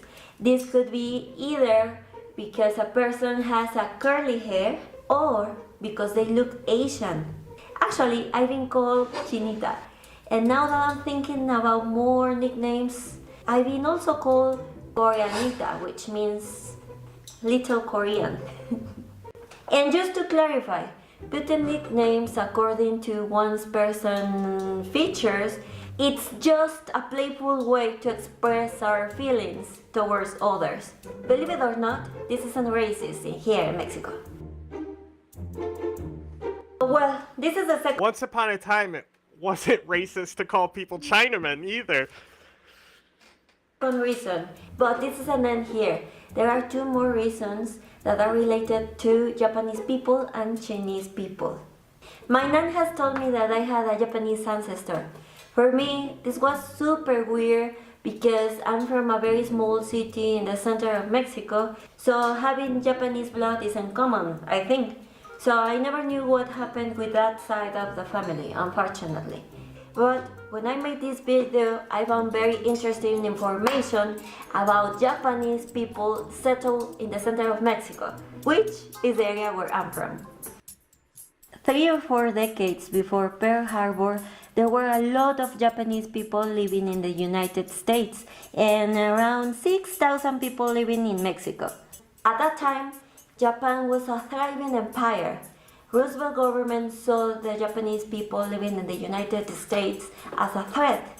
When the Second War was declared, the United States put the Japanese people in internment camps. The United States also sent some Japanese to Mexico. Roosevelt government asked Mexico to I love that you could tell that she had to learn internment camps and the way it was edited, but committing to it and making sure you have the right take. This is why she has 1 million views and 60,000 subscribers. You know, it's the effort. Keep the Japanese people away. Dude, I was sitting by watching the game just now, was taking every opportunity to say that. Okay, so my family's from Richmond, Virginia, my dad's side of the family, the Irish side. That's why they're all in government and shit, right? Because they're part of the Irish connection that runs the government out there. They ran it for a while. They're it's all a big family, you know. You know, my uncle killed Bobby Kennedy. I'm kidding, but the name change was just a reason for my family to buy all new merchandise from their team. And what's funny though is I don't know about the Commanders, and I have no problem saying the Redskins, but a lot of the Seneca that I knew around here, that was their team. And they would wear the team jackets. And so I would joke, being you know, aren't you offended by the name? I think it's more of the excuse about oh, we're not mocking the culture, we're celebrating it, by the people who are wearing the headdress in the fucking parking lot. It's kind of modern blackface shit. And I think that's type of culture is a bigger deal than the name itself.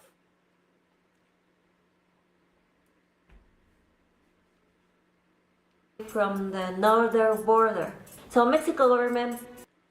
And I thought they were, or no, the Capitals is the hockey team, right? It's just so weird because it's not like there hasn't been football teams the Houstons. Were they the Oilers before? I think most of the people who would be Commanders fans don't care that the name was changed at all.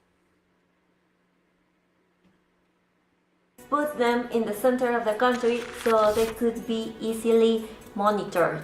The United States government also requested more Latin American countries to put Japanese people in internment camps. So if you wondered why there are a large community of Japanese people in Peru and Brazil, well, Mexico was following our northern neighbor requirements. That meant that Japanese people that were living here were suspects or being spies. I didn't know that. Okay, what? The Tennessee Titans used to be the Houston Oilers. Okay. So the Houston team just is a new team then? Like, that team moved to Tennessee? Or they were a Tennessee team that was called the Houston Oilers? They needed to report every movement to the government. Then the Mexican Congress modified some laws, such as the penal code. Like, it's just like they've been the commanders for so long, it's so cringe that you would be like still calling it the old name just for political reasons, because that would be the only reason you're doing it. Yeah, well, like, my mom is like a huge football head, and she said she almost stopped watching football over the fucking kneel, bro.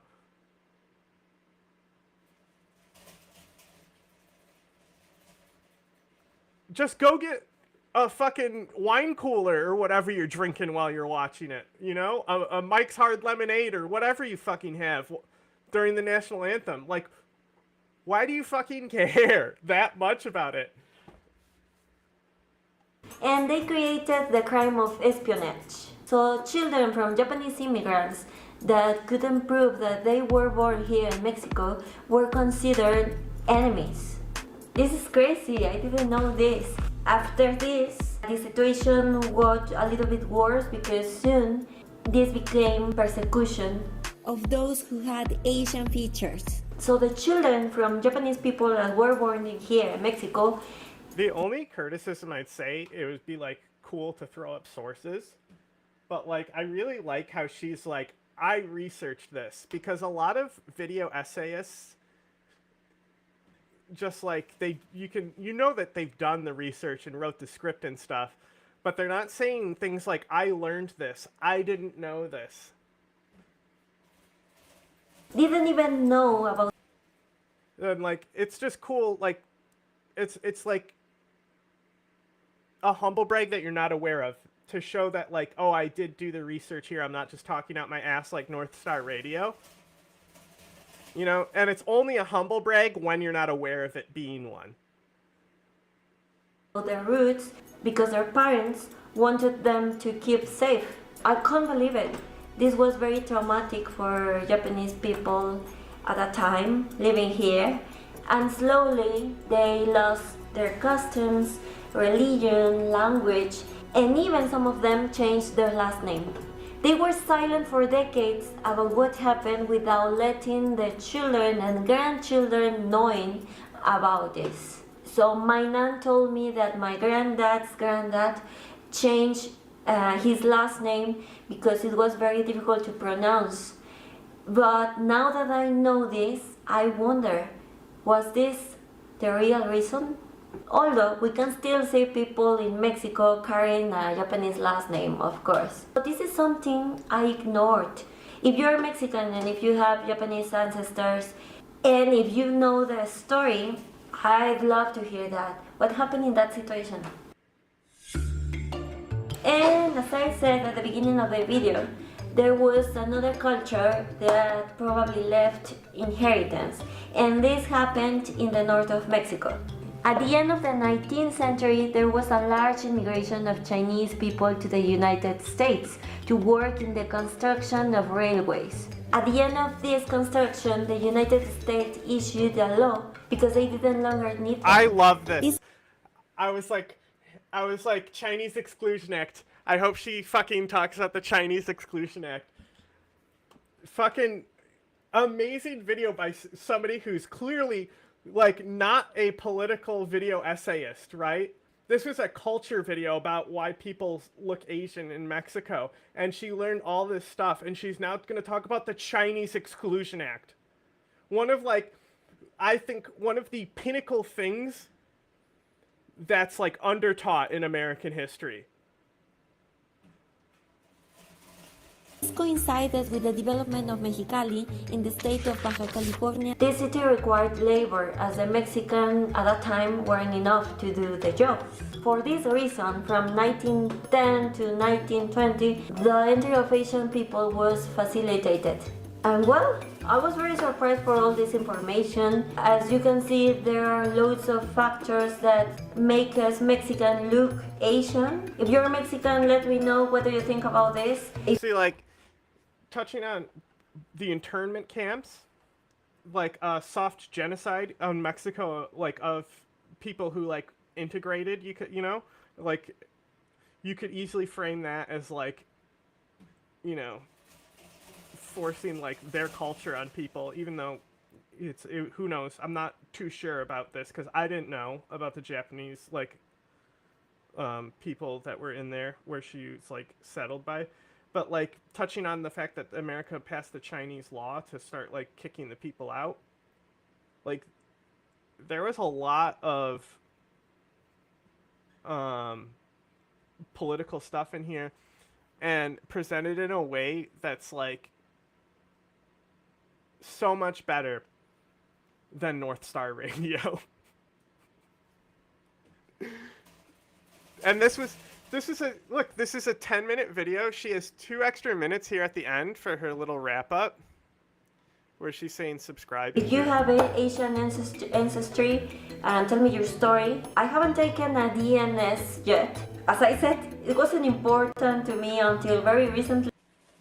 Like, great constant like engagement with the audience, saying like, make sure you comment.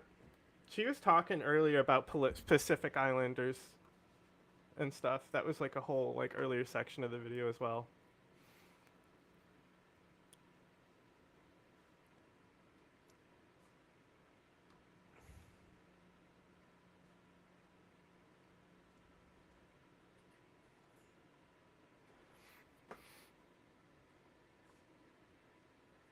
Okay. Time for torture. I don't know how bad this is, but I gotta look at it.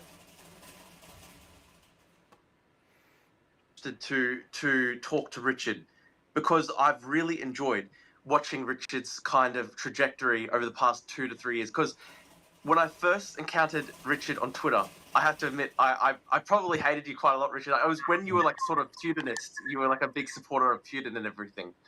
And I remember being, very, very opposed to your politics at that time. And you've had this kind of very public trajectory over the past, I'd say, 3 years maybe. And it also follows a bit like you had this period where they tried to cancel you very thoroughly because they were able to. There was the sort of public investigation they did where they revealed Richard had something together now. Yeah, I mean, I was, this is sort of what happens when you're anti-woke. You start to think that the leftists are crazy, and the establishment is just out of its mind. This weird gender stuff. They deny all differences between men and women, between groups of people. And you go in the other direction, and you just say every form of racism and sexism is just true, and it's more true than even anyone could imagine. And you become sort of very sort of bitter and angry at the world. You find camaraderie among people who think similarly. And Putin, for me, I wasn't like worshiping Putin, but like at least people are like sort of kind of favorably disposed to Putin, just because he's not the West. I mean, he's just somebody who leaders in the West hate, and you're supposed to hate. And he's also, he's a white guy who talks about Christianity and defending Western civilization and 2 genders. The funny thing, okay. He just becomes this idea of like this anti. It's not your time to talk, Drew.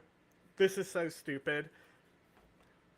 Because like the reason why you think that is literally because of like America has spent very little time talking shit about Vladimir Putin. It hasn't been in our interest, right? We allowed him to walk into Georgia. We allowed him to fucking walk into Crimea. We allowed him to walk into the Donbass, right? Americans didn't care about any of this. I like coming back from Euromaidan, like, and going back to like school, and like people just being oblivious of the situation in Ukraine. Like, you're like journalists. Like, you're like supposed to be like the people who know this shit. It was like, it's just wild, but like that's the thing is like when it comes to like the established narrative and stuff, nobody gave a fuck about what Russia was doing. Look at Syria. Nobody cared. They only cared about American boots on the ground. Right? So like to think that they're putting out this shit that Putin is a bad guy and you shouldn't like Putin. No, that all came from Russian information sources where they're telling you, hey, did you know your government says you shouldn't like this guy, but he's actually cool. Look at him carrying these shells or statues out of the ocean. He's a crusader. He loves Christianity. Yeah, dude. Foreign crusader in your mind. That's the funny thing. I literally just made the crusader joke on pause, and boom. I sort of joke that like Tucker Carlson's reason for supporting Putin now is like he's fighting against drag queens in the West, and like so the invasion. It's almost like Putin is doing reactionary macho shit and appealing to a specific political demographic here. Of Ukraine becomes this sort of justified thing because, oh, well, Putin's anti-drag queen story time, and so Ukrainians have to die. Like, that's the kind of Tucker Carlson mindset we're dealing with. And, you know, Ukrainians don't have drag queen story time either. I mean, this is just sort of what's ridiculous about this whole thing. They see it because kind of being wokeness and being anti-establishment is your whole thing. So you see everything through that lens. So you think of it as like Vietnam or something, where it's like the communist side and the anti-communist side. Vietnam or something. It's like not how people in Russia and Ukraine experience it. I mean, most people in Ukraine do not want to be part of Russia. They want to be part of the West, even though it has drag queens and so forth, because they want freedom and a better life, and they don't want to be ruled by, you know, a brutal foreign government. And so, yeah, I mean, your focus is mostly on these totalitarian regimes abroad, which is great. I mean, I think that there's like I've written about how this could be sort of unifying thing for the West. We don't really have why does he talk many things like that that? unify us anymore, but like the idea that Putin and Xi Jinping are bad. I mean, you could do a lot worse than that, and you're going to get more things right than if you look for scapegoats at home. That is actually how I see it. I actually think like this should be sort of like a unifying thing because we actually are facing this very unified kind of regime axis of Russia, China, Iran. And exactly, it's much better than, you know, these are genuinely totalitarian regimes that are, you know, carrying out just absolutely heinous atrocities. And it's much better than, I guess, focusing 24/7 of your entire life on, you know, drag queen story time, which again, like I think drag queen story time is like not exactly like a good thing, but there are literally, I mean, I remember the fucking, sorry, I shouldn't swear on the podcast, but I remember the Tucker Carlson thing where Tucker was saying, well, has Putin... How many people have actually been affected by Drag Queen Story Hour? As in, how many people have directly encountered it? It can't be more than 1 million, right?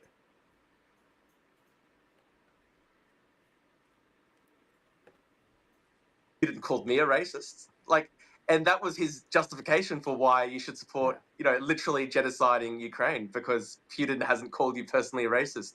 And so, yeah, like, I think his all-consuming battle with, like, I guess, like, liberal elites, and he literally kind of is.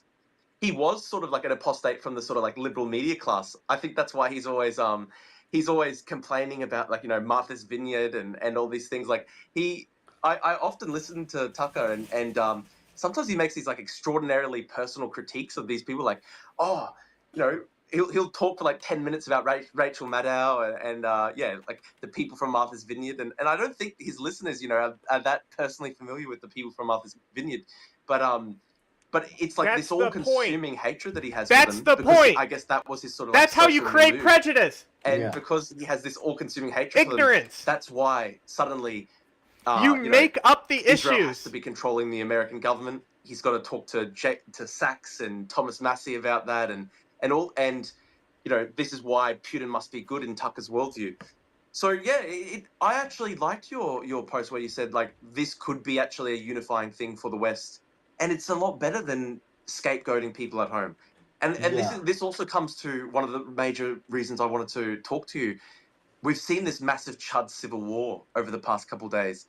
The massive, basically like civil war between, the tech right and the sort of like nativist elements of the kind of MAGA coalition. And it's basically been He's a using the massive correct civil term war for online nativist. where they've been fighting over. They've been fighting over. I guess Musk wants to bring in educated workers, and you literally have someone like Nick Fuentes saying, "I would prefer to have lower GDP. I would prefer to be poorer, if that were to mean less Indians." That's literally the Nick Fuentes sort of nativist position, and you've taken a very strong stance on that. So let's talk about that, like how you saw this sort of thing, and I think it's actually, some people might dismiss it. Oh, this is just the kind of like Twitter online battle, but I think this was actually like one of the first major online civil wars in the sort of like right wing. Oh my god. Yeah, I mean, it's going to be Online civil the war. policy is going to be decided at some point. So the Trump administration is going to, there's going to be bills that come up in Congress about removing the country caps on H-1B visas. The administration is going to have some options, and it's going to matter. Like this actual who Trump listens to, these online chuds or Elon Musk, is going to really mean something. And if you we're opposed to the wokes because they don't believe in merit. They believe in identity as the basis of organizing politically, and basically companies can just should just hire people based on who they are rather than what they do. If you're That's opposed to that, then it really doesn't make not sense to what be opposed to happens. high-skilled immigration. I mean, something like 40-50% of the Fortune 500 CEOs, the founders in America, they're immigrants. I mean, this is like such a clear benefit for the country. You won't find any economist in the world who thinks it's bad for the country. I don't think there's any. There might be some that are opposed to low-skill immigration. There's none. Yeah, they also think that who are not, keeping it like professional a slave activists, like people who system where you actually, exploit are them known is for being good. economists and came to that conclusion. And so, and so like the rightists, they're not motivated by that. They're not motivated by like sort of a rational understanding of like the issues. They say therefore, they'll make economic arguments. They'll say, "Oh, you're going to take away the jobs from Americans," but then if you point out what's wrong with their economic arguments, they'll go back to like, actually, you shouldn't be talking about economic arguments. We're a nation and we get to decide. And it's like sort of like, what's your measure then of like whether someone is good for the country or not? Like you're gonna turn away the guy who's gonna found NVIDIA because he eats a different kind of food or speaks the wrong language, or you don't have to just completely trivialize these things, but you have to like measure like this kind of cultural discomfort against medical and scientific and technological progress, and they can't do that. They won't do that because they won't go out and say we're going to make your lives worse by. Okay, that's enough.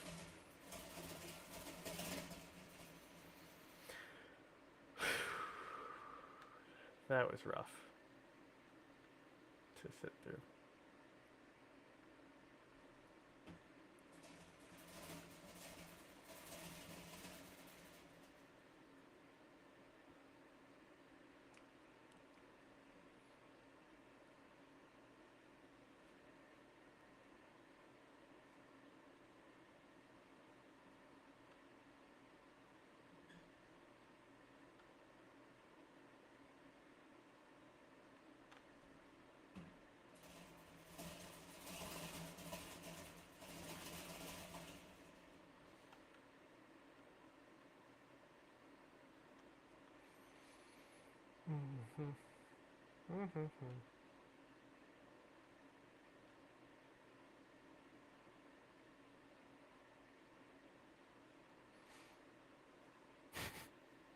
Okay, this video sounds interesting.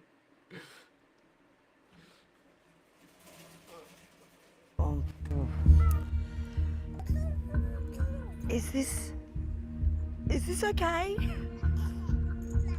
Don't touch it. Don't touch. No, don't touch it. They don't seem that concerned at all, which is concerning me. I know, it's unbelievable to see, isn't it? Our infants aren't fussed about the snakes at all. They're far more interested in their toys. In fact, psychologists believe that along with heights, there's only one other fear that appears this early in our development. The fear of loud noises. All of the others, including the fear of snakes, are learned later. Babies, even when they're very young, are very, very good at watching the eyes and the emotional expression of their caregivers. And so if something new or weird or different occurs, the child will often check in with their caregiver's face to go, is this something I need to worry about or not? And in that split second, if the caregiver shows fear, the child will often react with fear as well. This is like kids won't react to pain and cry unless you like set up to be react. very safe. Okay. These are trained snakes that are used to being with humans. They're non-venomous? They're non-venomous. Black mambas. We're putting babies in with black mambas. That's it. It's an awful feeling. But we start out like this. But we start not out fearing like it all, this. touching it on the face. Yeah, just no fear at all. She hasn't learned there's anything to worry about with snakes. Now, being taught to be wary of animals like snakes is a useful life skill. Because some species can be dangerous. So if fears I'm more can be worried about the learned, snakes here. is it possible to unlearn them too? Epic. Keeps asking me, is blank killing democracy? Okay. Pretty small channel. For instance, is capitalism, some aspect of capitalism, or member of the capitalist class killing democracy? Is democracy under threat from money in politics or low voter turnout? What about misinformation, AI, or even the internet as a whole? Is Trump or the Republican Party or the Supreme Court an existential threat to democracy? You might also have heard democracy or the government or the country is broken, corrupt, divided, and lost its way. If people believe in democracy but have lost hope, then someone killed a democracy that was presumably once vibrant. But as we'll see, no one has killed democracy because there was never any democracy to kill. I'm Chris, and welcome back to the channel that auto-played after you finished watching Andrewism. Hi, I'm wearing a different colored shirt to tell you about this video's sponsor, Scent of a Bird. When you go out, you want to smell your best. The real players know women love guys who smell like birds. That's crazy. why you need Scent of a Bird. This is joke. He's not sponsored because Scentbird is a company. Oh, okay. He's not sponsored.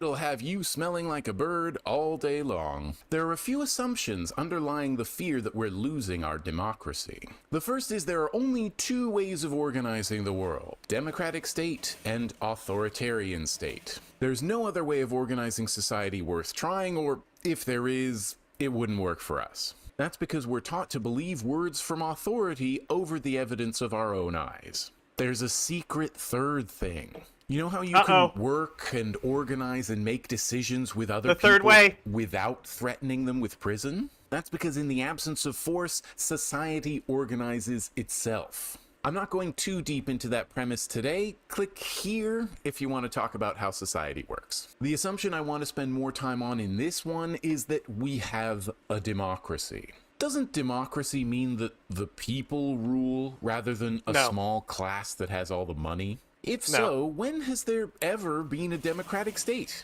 Democracy has led to this oppressive, unequal, imperialist, capitalist, white supremacist patriarchy that the whole world lives under. The state, why would not the democracy. people choose any of this? Democratic systems coexist quite comfortably with slavery, war, genocide, mass criminalization, homelessness, States and so on. do, too. Not because some huge percentage of the population wanted it, but because democracy doesn't work for the people. A few people own your so-called democracy. The people this system claims to represent are mostly just the really rich and well-connected. That's not because not enough people are getting their voices heard, marching, voting, or signing petitions. It's not because the law or the Constitution aren't being respected. It's by design.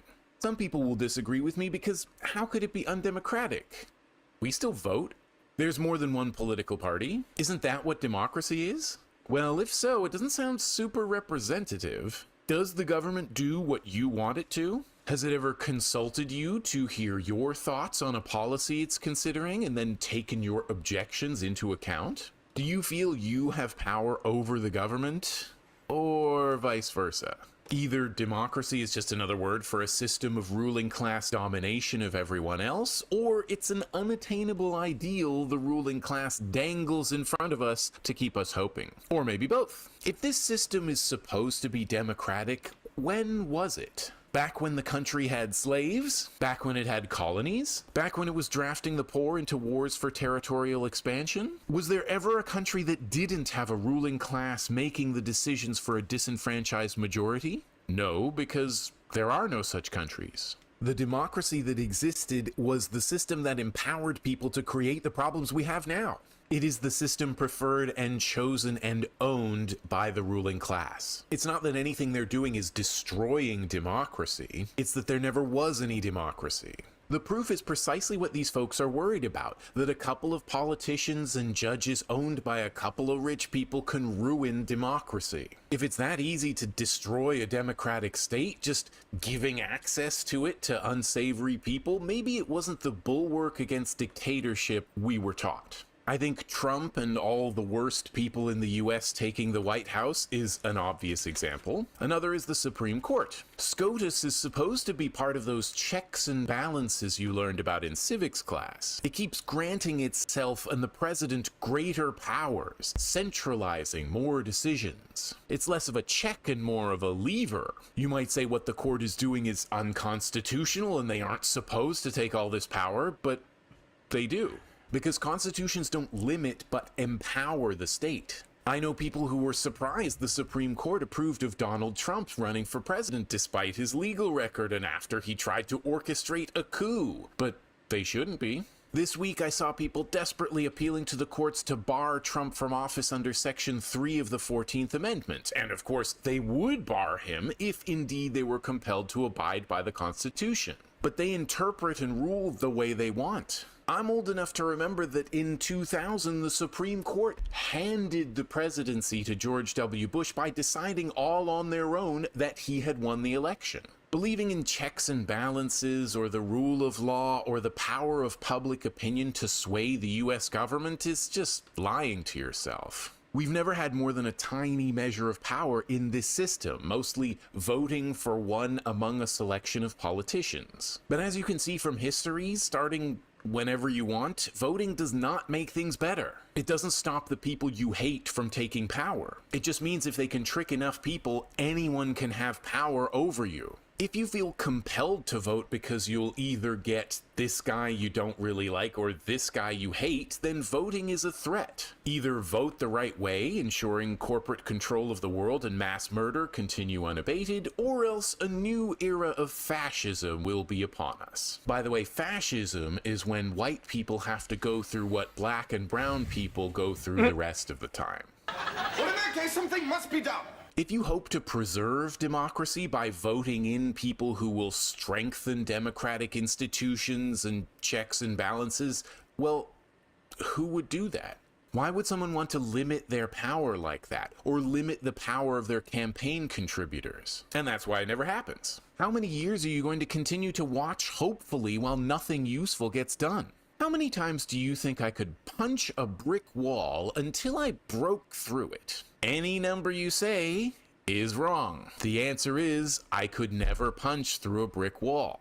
It's built that way. I'm better off going around it and avoiding it altogether until I have the right tools. We can all think of policies, laws, and regulations we think should be implemented. There are policy suggestions in every book and thread under the solutions section. But who's going to implement these great ideas? This government? The next one? The answer is no. You might want to start asking why the answer is always no. Why in a self-styled democracy can the people never have what they want? Either democracy doesn't exist, as it's ruled by the state, ruled by the ruling class, ruled by a small group of people who hold all the power, or else we do live under a democracy, and this is the best it can do for us. All those promises to return power to the people or clean up the system so it works for the people now were empty. They had to be. Even if they were made sincerely, the system doesn't permit it. It can't just do anything. It's designed for passing and enforcing laws, making the rich richer, and crushing resistance. There's no way to turn that into a vehicle for the good of everyone. So why do we spend so much time on it? Even though we have basically no effect on it, we stay glued to the news for hours a day, listening to the same analysts. Well, I think the election specifically in America is a very team sports type of event. It's very sensational. I don't disagree with anything like politically being said here, but it still has this very pretentious vibe that a lot of socialists and other videos will have when, like, you look at the video we did with Anarch, where I specifically turned it into like a very light thing to get people thinking. So I don't know. I don't have like vibes with this, but I don't like disagree with his opinion. More of the approach of it. Spend hours and hours interpreting and reinterpreting the same events. Why do we spend so much time listening and arguing about people and parties when we have no say? Some tactics you may have been considering that will not save your democracy or make anything better: following the rules, taking the moral high ground, making fun of Trump, fact-checking Trump, arguing with right-wingers, pointing out right-wing hypocrisy, starting a new hashtag, replying to politicians on social media, putting someone in prison, blaming easy targets, supporting the same parties and policies and systems that got us here, and finally, starting a new political party. If you've lost faith in the Democratic Party, good. They never worked for you anyway. They were always just the lesser evil, right? After elections, many voters figure if we only started our own political party, we could get what we want. It wouldn't be one of those corrupt corporate parties. It would be a new kind of political party, one for the people. We wouldn't need to vote for evil anymore. I think people believe a new party could change things because they don't really understand what the state is. We've been brought up to think of it as this neutral entity that just does whatever the people want it to. So if it isn't doing that, it must be broken. The problem must be the wrong people in government. But you've got to go deeper than that. You've got to see these institutions as systems from a historical perspective, looking at what they actually do and why. What most of us do instead is look through the lens of vaguely defined words like democracy, human rights, and the greater good. I don't know everything, but I have spent more than 20 years studying this stuff, while most people have spent no time on it and fall back on what they were taught in high school. The media don't try to dispel these myths, but reinforce them, because their owners benefit from the same status quo. I don't blame people for thinking the one way they've been taught to think about something. I just want to give them the opportunity to think in different ways. If you look at what the state does, what it's always done, you see a clear pattern. The purpose of the state is to impose the decisions of the ruling class on everyone else and make it all look legitimate. Think about how it's designed. By its nature, it sets up a hierarchy over everyone.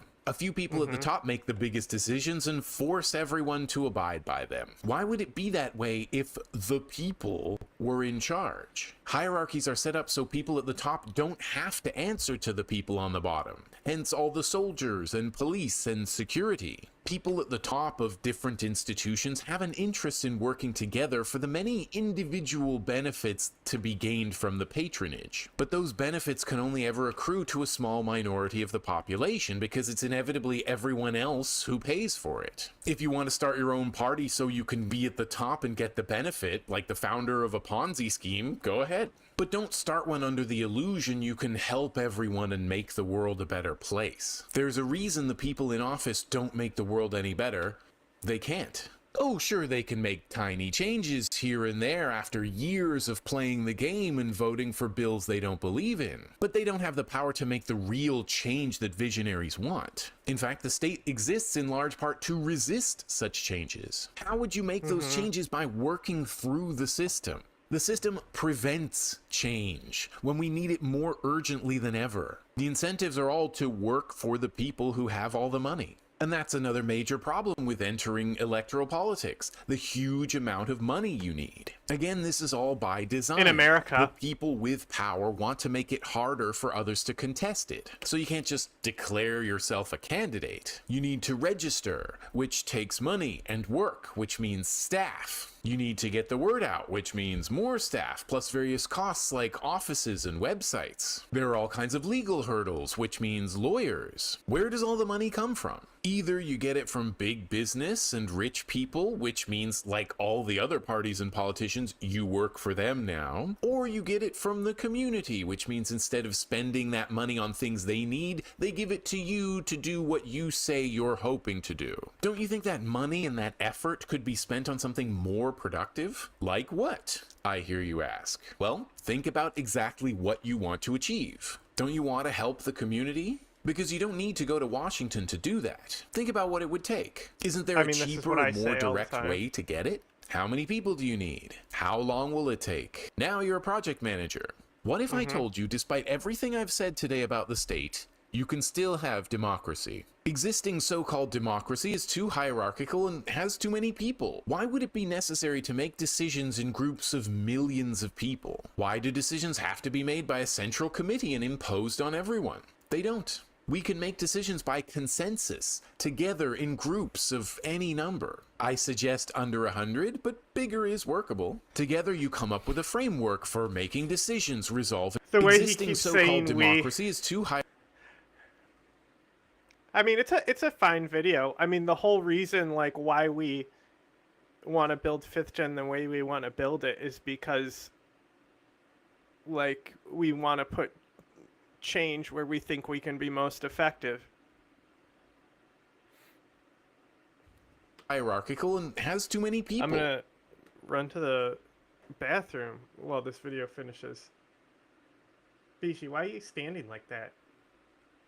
Why would it be necessary to make decisions in groups of millions of people? Why do decisions have to be made by a central committee and imposed on everyone? They don't. We can make decisions by consensus, together in groups of any number. I suggest under 100, but bigger is workable. Together you come up with a framework for making decisions, resolving disputes, and getting stuff done. No brick walls to punch through. There are groups like this in communities all over the world, some of which are legally registered and others that fly under the radar. There are a lot of resources on this topic, and I've talked about it before, so check out this video and the books and articles in its description. In the end, the attempt to save democracy isn't really different from the attempt to save our country or civilization. You're fighting someone else's fight for and against abstract notions. We shouldn't be trying to save this system, but creating horizontal systems based on mutual aid. You can have democracy, but you need to create it and maintain. I don't think, like, the mutual aid thing. Just say horizontal systems. We don't need the mutual aid part.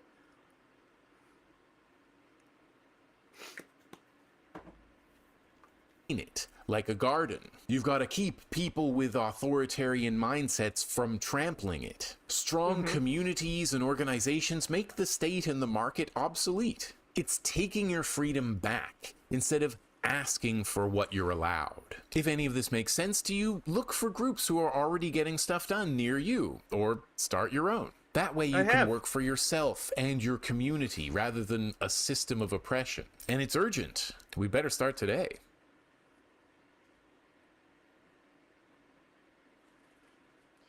Stop it. Stop it. I don't want this.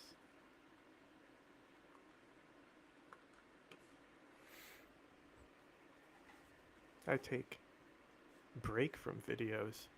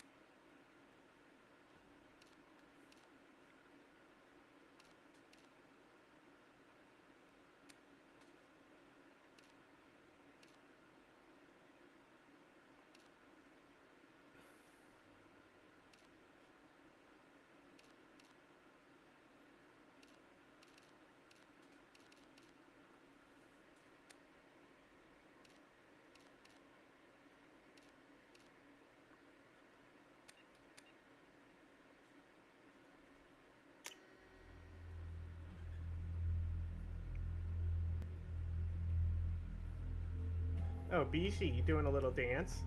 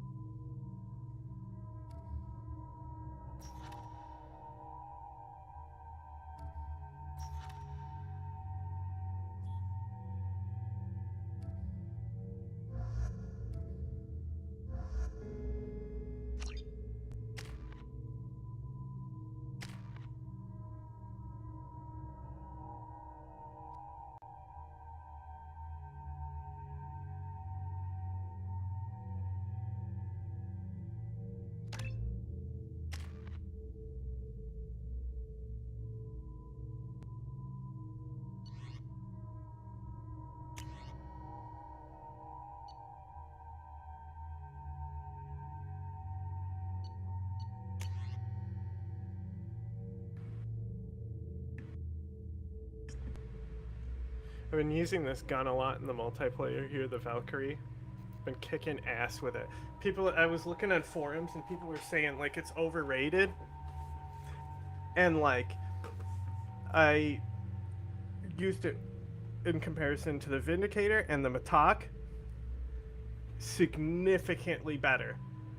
Like, the headshots I'm pulling off, insane. The only downside to it is it's heavier than those guns. And I think the Vindicator is better than the Matak as well.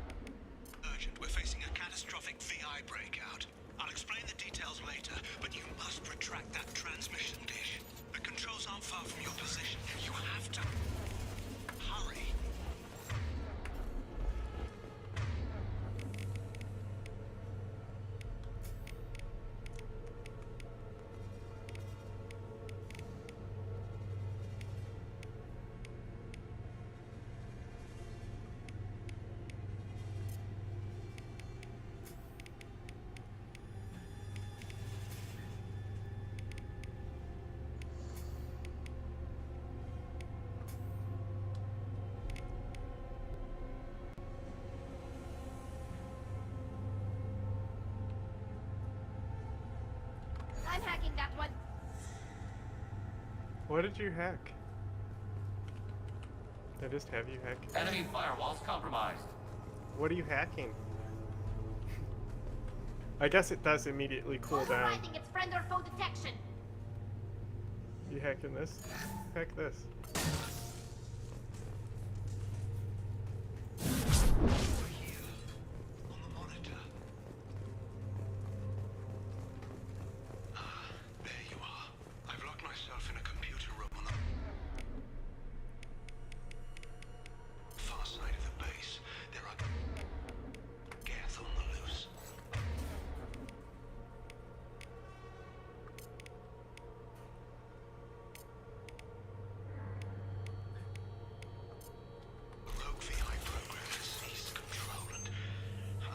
Your lips aren't moving. I'd hate to see you join them. Please watch yourself. Be advised, this is a secure facility. All weapons must be declared upon entry and checked Okay, by security personnel. I have weapons. I declare I have weapons.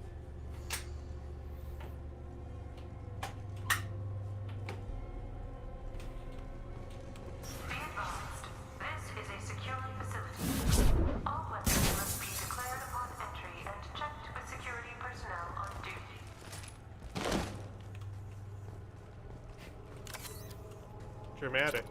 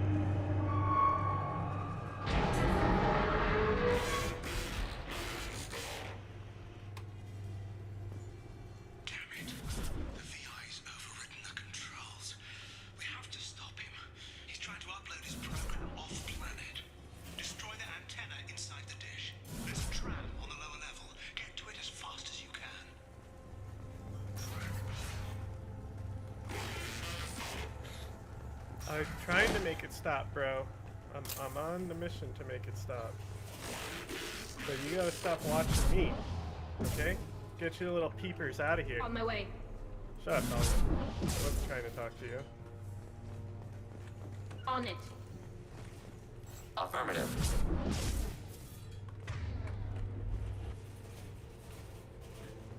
This is an automated security update. Gang activity has been detected. Please Yeah, remain at your he's right here. stations until the all clear is given.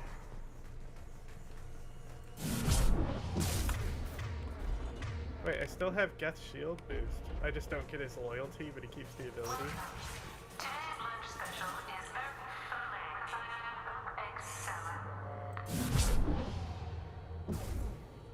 My nose is so itchy. My allergies, bro.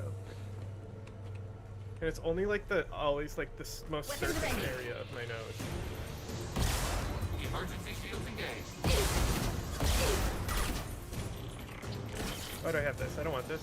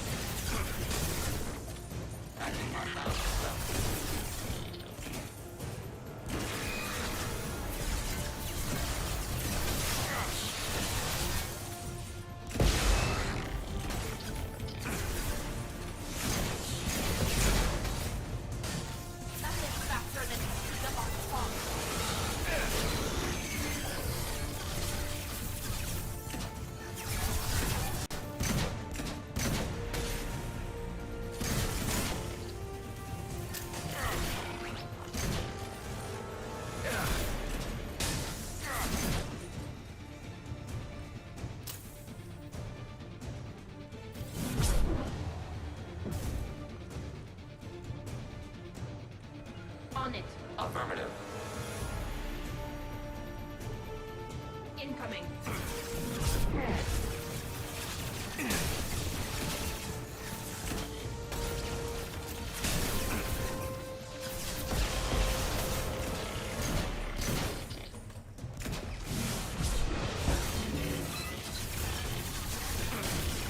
Long range target neutralized. Hacking their system.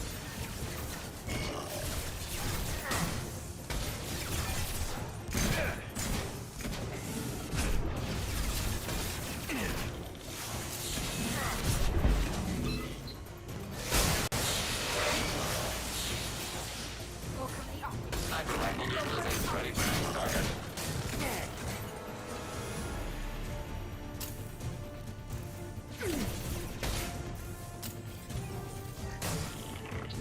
Enemy firewalls compromised. Enemy disabled. Nice, Legion. Contact forward. Enemy firewalls compromised.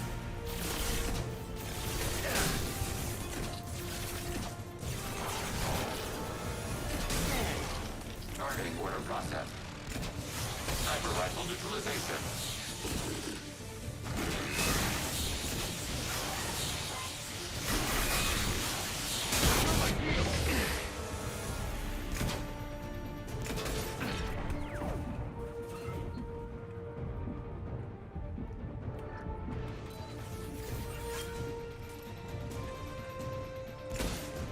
Nothing's faster than fatigue of pause.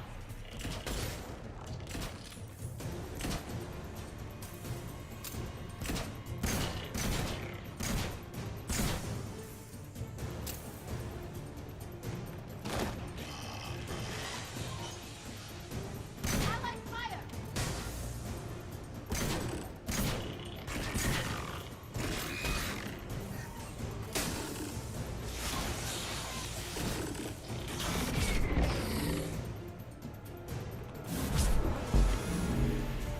This should soften them up. On it. Mitigating hostile fire. Grabbing cover.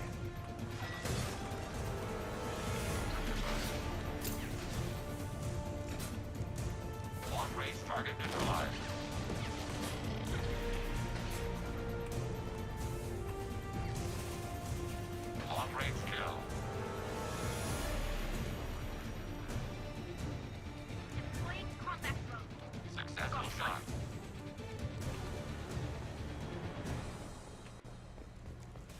Sounds like y'all took care of it. Coming. Yes. Oh, you're suddenly behind me.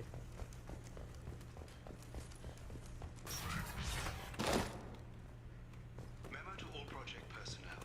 Congratulations on your hard work. Tomorrow we make the next leap forward. It'll be a great day for Cerberus and an even greater day for humanity.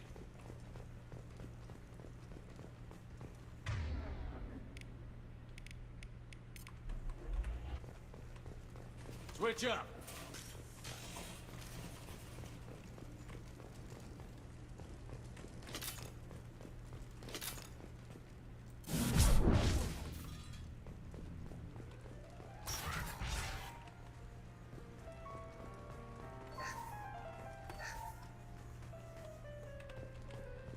So fancy.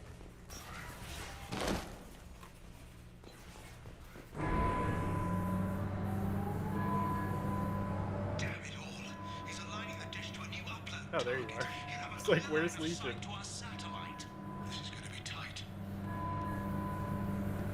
Bro, he's got like a freaky third toe. Gross. Polly, do you have those? Is that a freaky third toe? On the side there?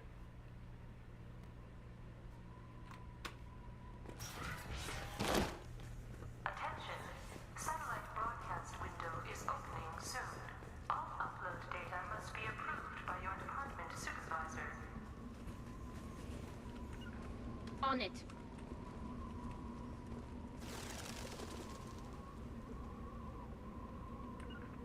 Yes.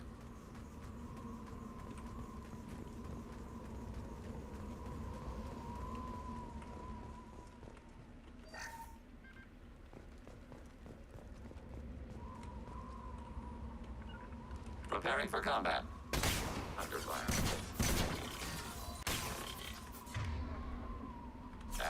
Overriding its friends or foe detection.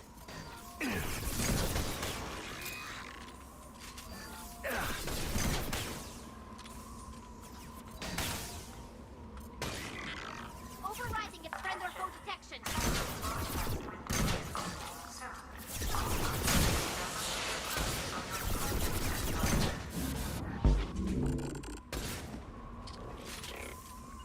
Following.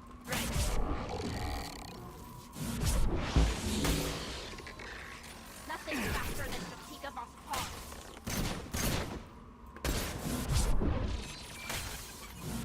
Threat neutralized. Just a second. Affirmative.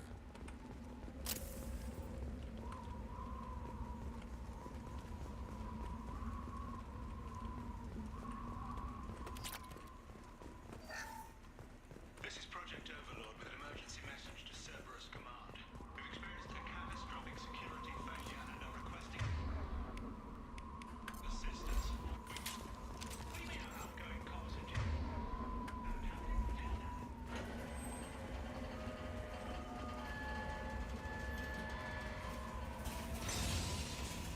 Attention. Satellite broadcast window is opening soon. All upload data must be approved by your department supervisor.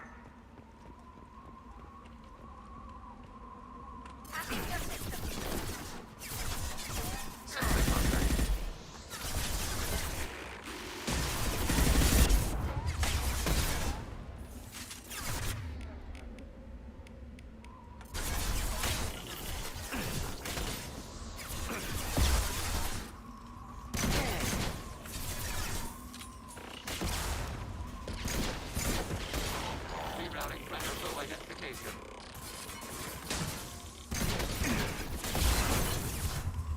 Enemy firewalls compromised. Threat neutralized.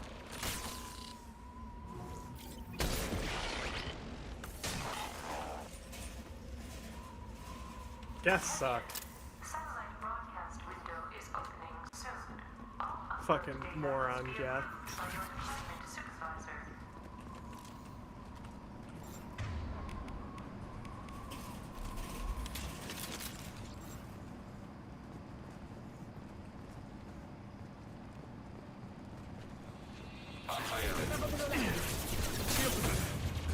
Damn, my strategy was to rush the stairs. I was not expecting that wall there.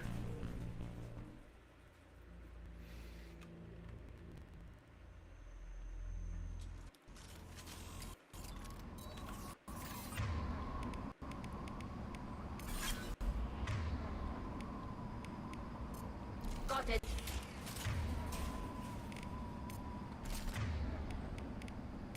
Change weapons. Yes. Attention. Satellite broadcast window is opening soon. All upload data must be approved by your department supervisor. Right. Moving to cover.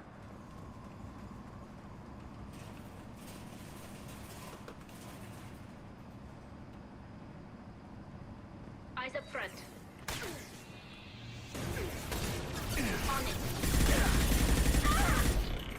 Hacking their smoke. Follow it. Got it. Target eliminated. Shield down. Enemy fire. Wrong keys. It's so hard to make sure your fingers are in the right place. I gotta get a keyboard that's better for like keeping my fingies where I want some. Switch up.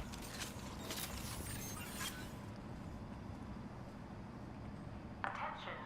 Satellite broadcast window is opening soon. All upload data must be approved by your department supervisor. Acknowledged.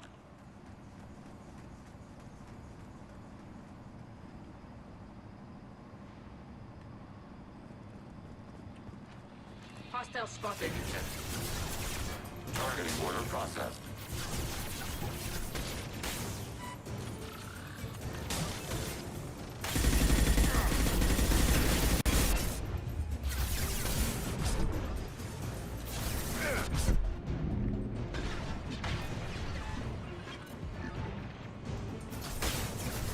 Eat this. Rerouting vendor building.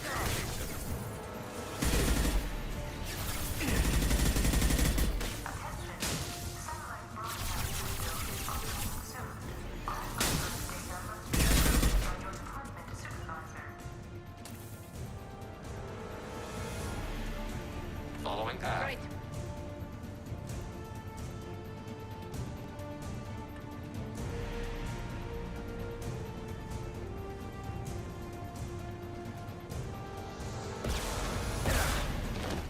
Warning, enemy possesses heavy weapons. Go get him, Jessica. Good girl.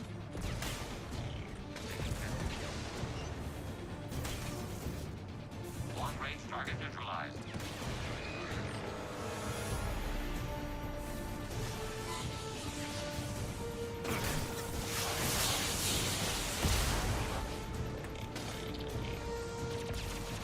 Lost shield.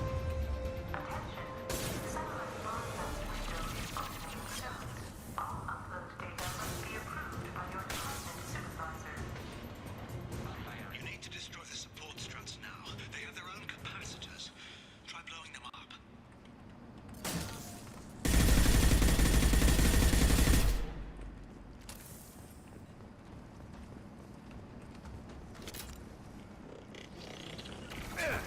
Got it.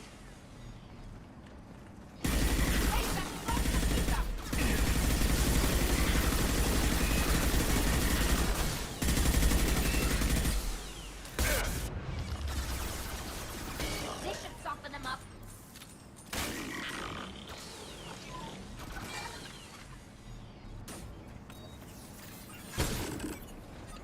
Yeah, Legion. Hit him again.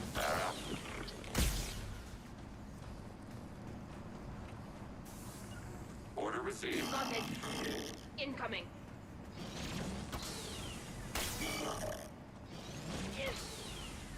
Right. Acknowledged. Emergency shields engaged.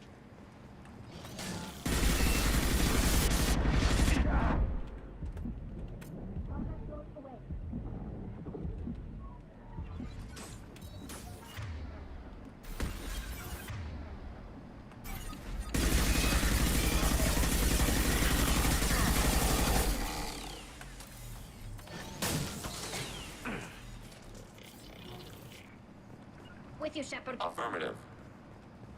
Emergency fields engaged. Go for the optics, Tatika. Go for the optics. Affirmative. Moving to position.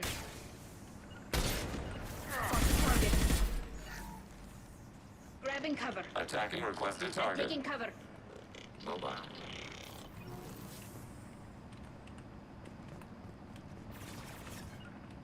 Order received. Right. Maneuvering. On the move. Taking hits. Can do. With Shepard Commander. Got one. Can do. Just a second. Following path.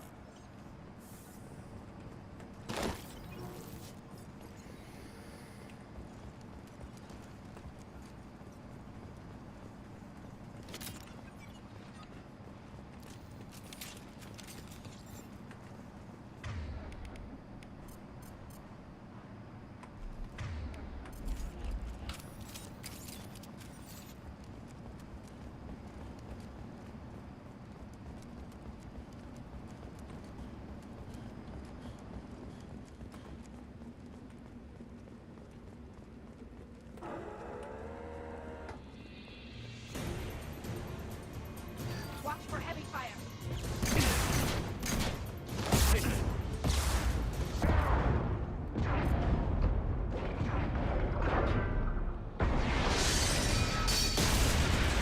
Did y'all shoot your own thing?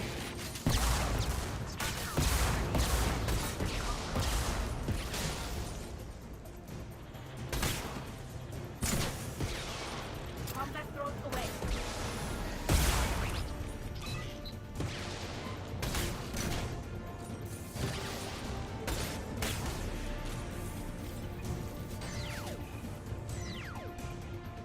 Acknowledged. Right behind you.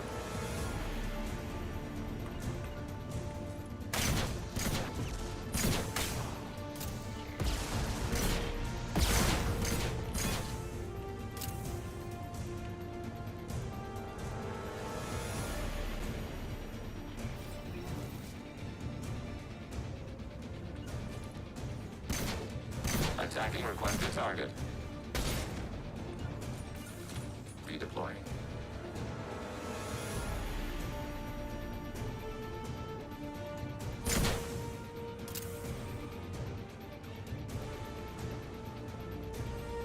Contact. Run. Automated flight weaponry.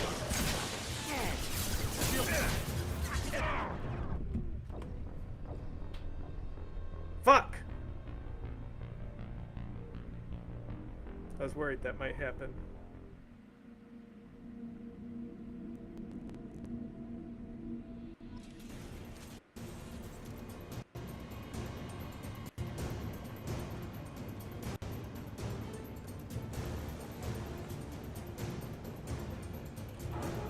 Target. Positive X-axis.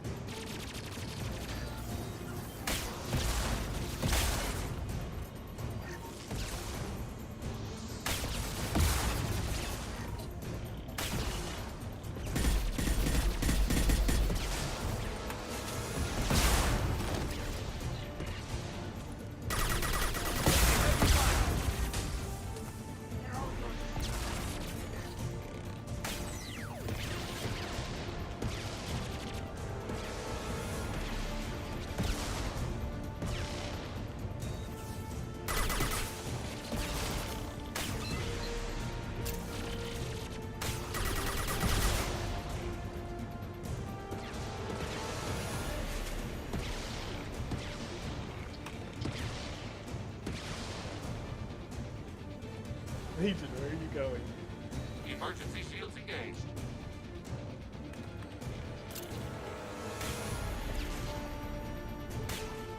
They should soften them up.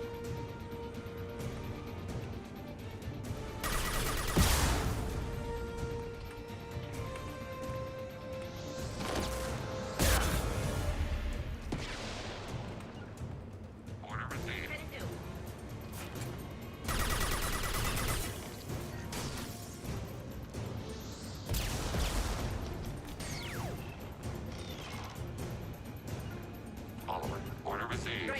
formation.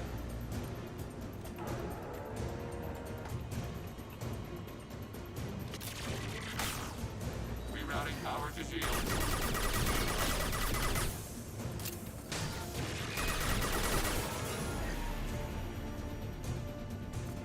Enemy firewalls compromised. Under fire. Hostile drone. My shield is out.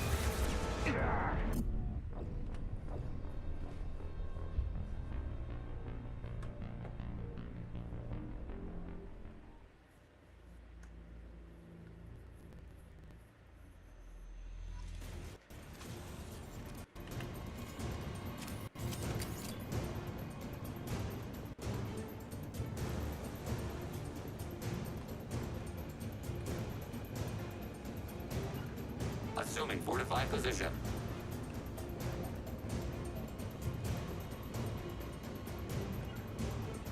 Got it. Target. Negative Z access.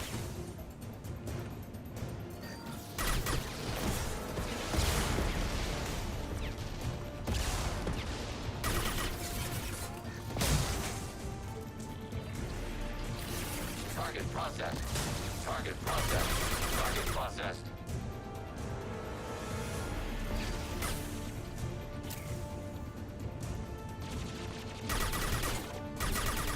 Overflowing kinetic barrier system.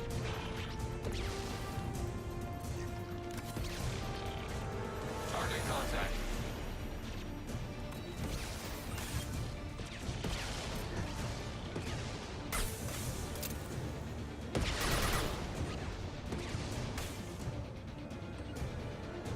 Redeploying. Enemy disabled. Take that. Rearming.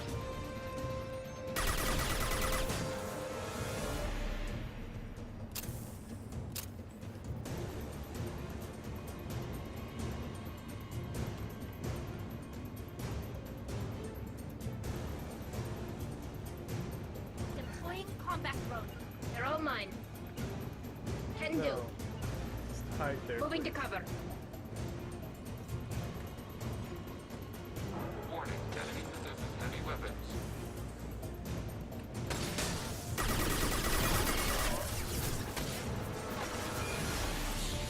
Rerouting. Render low identification.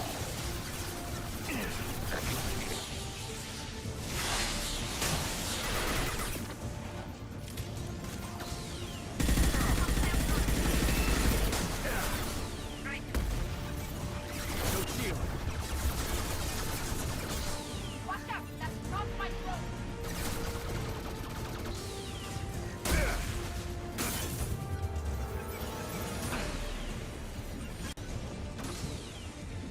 Get out of the way, drone. Combat drones away.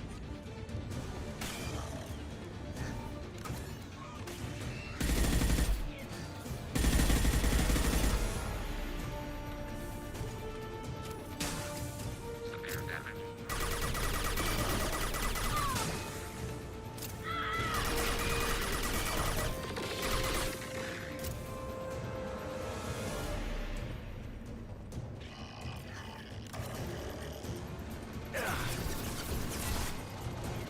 Target contact.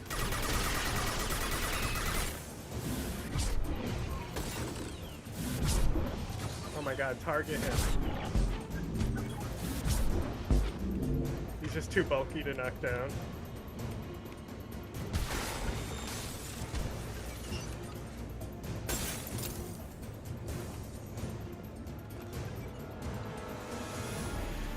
Oh my god, Chef. You gotta get out of this mode. Reinforcing field. I hate this glitch.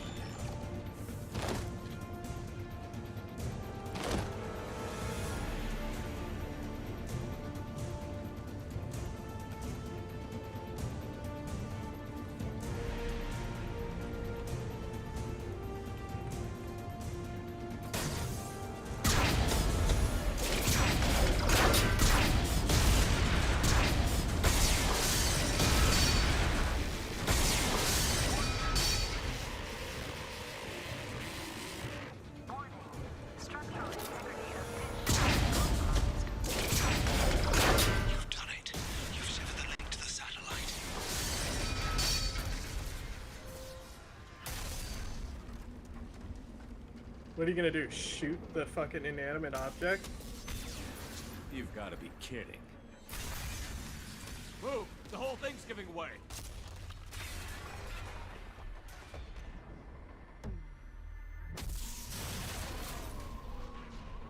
I don't think Legion made it. Doesn't look like he did. You didn't see him jump. Over here! What the hell is going on around here? Man's reach exceeding his grasp. Come on, I'll explain.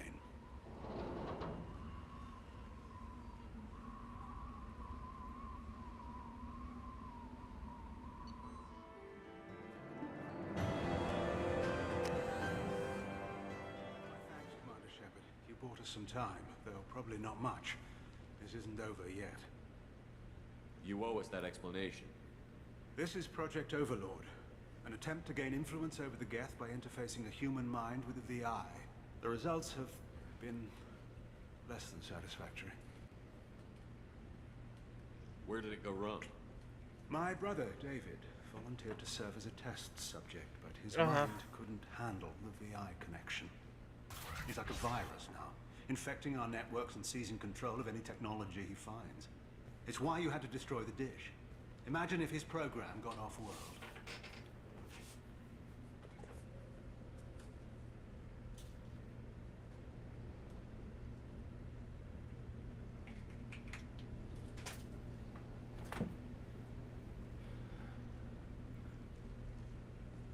How do we stop it? David, the VI has fortified itself in the main laboratory at Atlas Station. It's in lockdown now.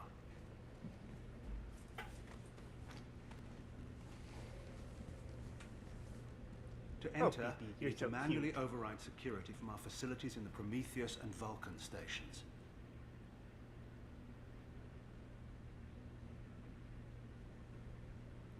What happens if I have to kill your brother? Let's just hope it doesn't come to that. Now let me ask you a question. Is your friend here going to be a problem? If there's one Geth in the galaxy who can't be brainwashed, it's him. Don't worry. I'll take your word for it. I'm heading out now. The other stations are all within driving distance. Best of luck, Commander. Oh, y'all are in here suddenly, huh?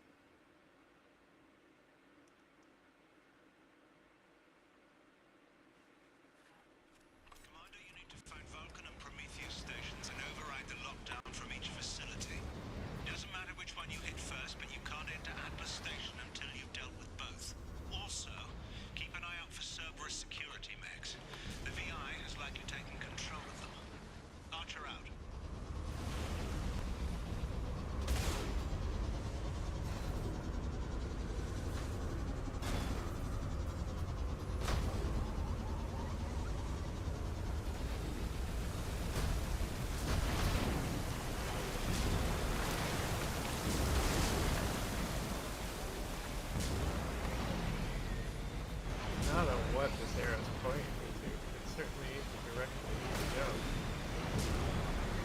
Over here.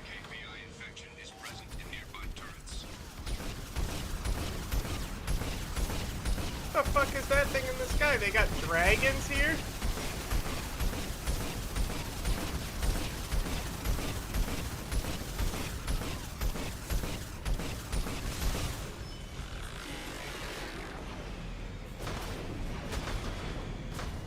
Hey, look, a thing that does nothing. It used to be an achievement that didn't carry over to Legendary Edition. 1 of 6 found. It literally does nothing.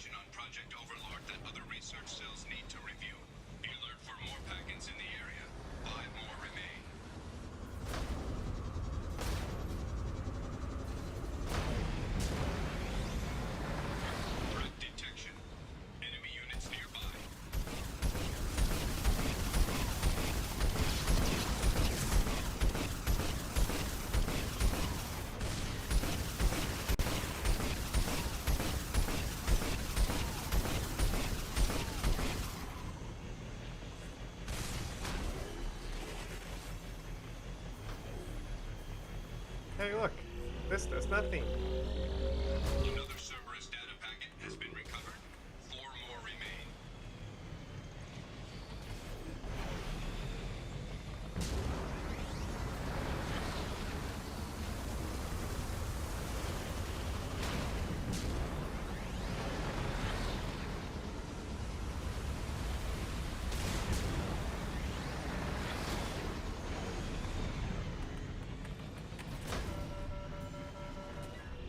This is worthless. Another Cerberus data packet has been recovered. 3 more remain.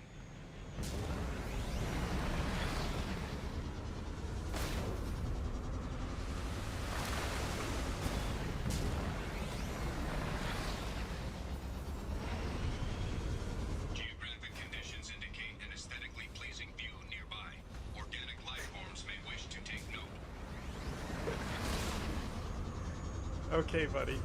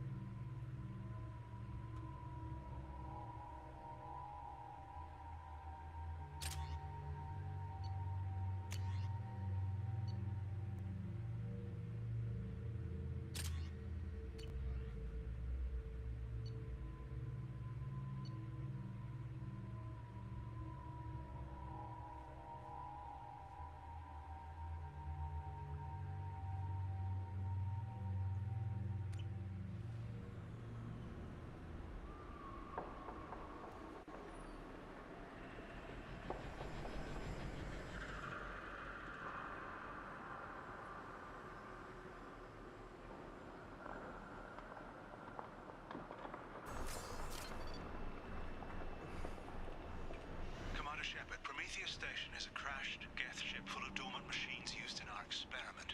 Our people there have gone silent. It's likely the VI has activated the defense. The fuck?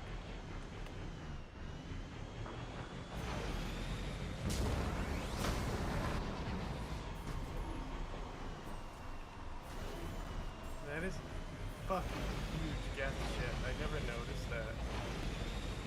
Holy shit. Scanning area. Analysis. Generators are providing power for main shield. Warning. The VI infection has assumed control of the Geth cannon. Warning. We are being targeted.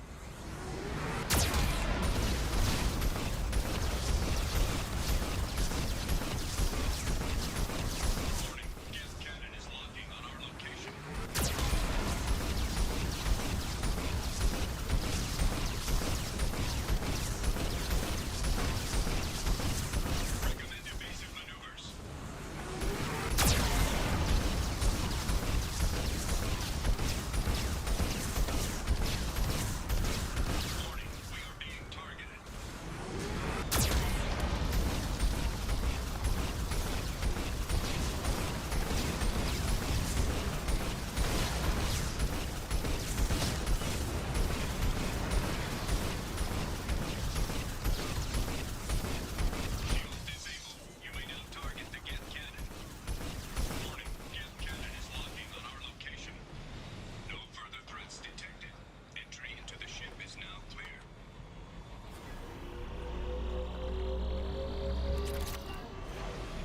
That was a decent amount.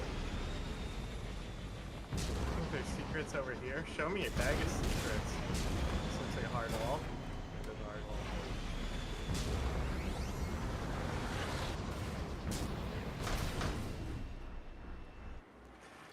Hostiles eliminated. Yeah, you're right, Legion, they were.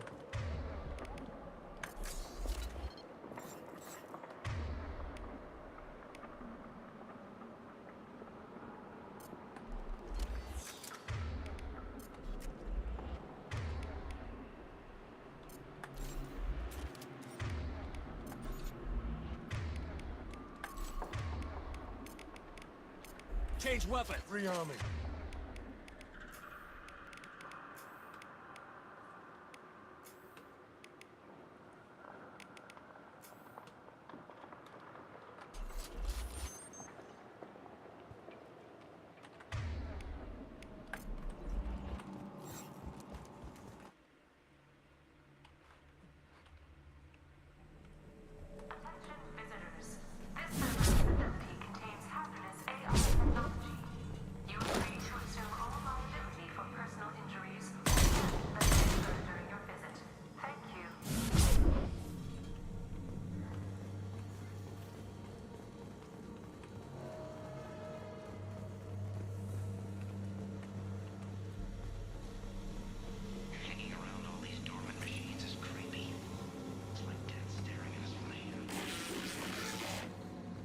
I will make it stop.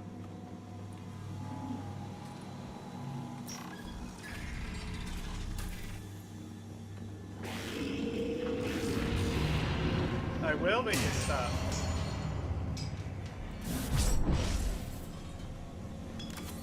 Flanagan just ran a simulation.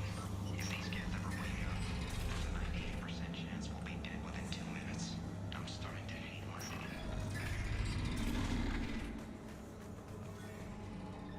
Hey. Halloween was yesterday. Flanagan ran around wearing some gift cards. Now I definitely hate him. Sounds like an asshole. Just like this guy. Fucking closing doors on me and shit. Like an asshole. Everything's off wire. Station's already infected. It keeps screaming at us. Nobody understands.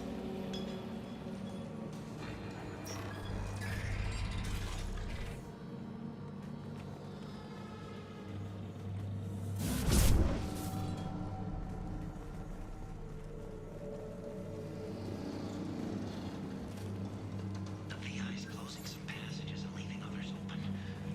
It's like it's hurting us. At least it can't. There's no door. I will.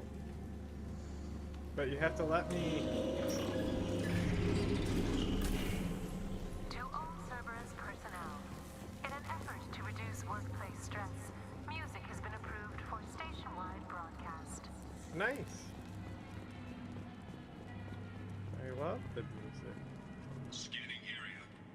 It makes this section more creepy. Is located on the far side of this impasse.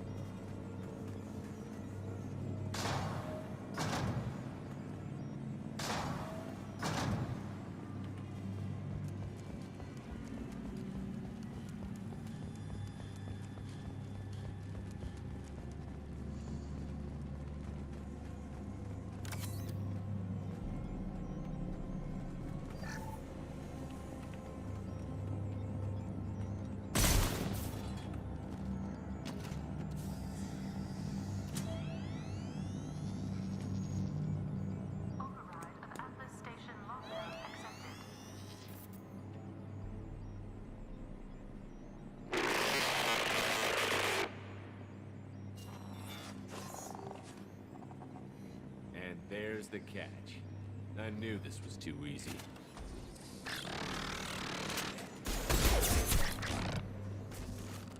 Come on, let's move. Hostile gas activity detected. Armed response is authorized.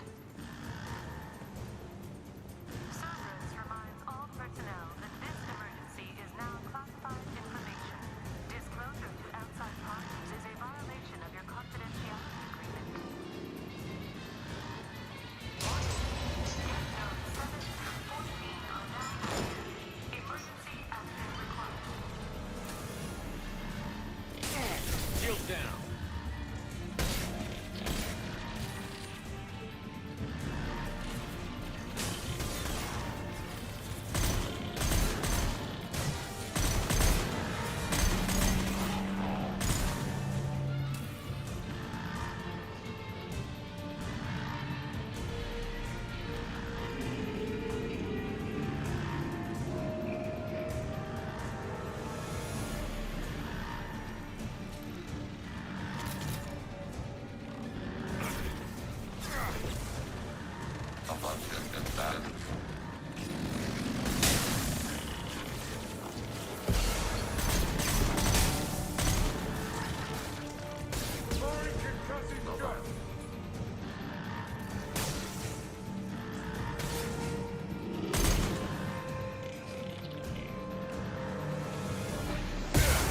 Oh, fuck.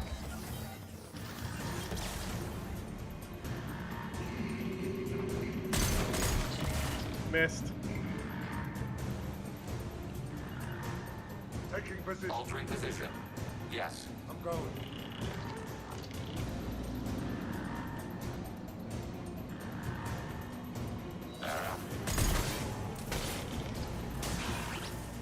Redeploy. Target hostage. Ouch.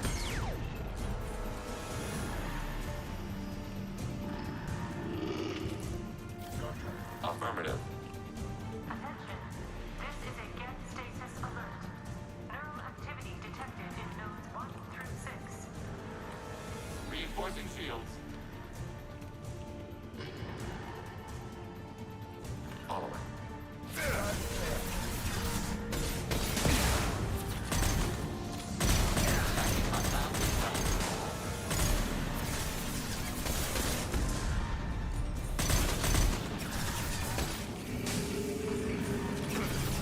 Hacking hostile system.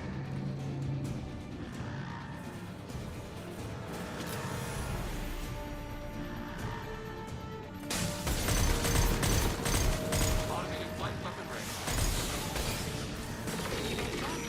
Has been declared. This ship is now quarantined.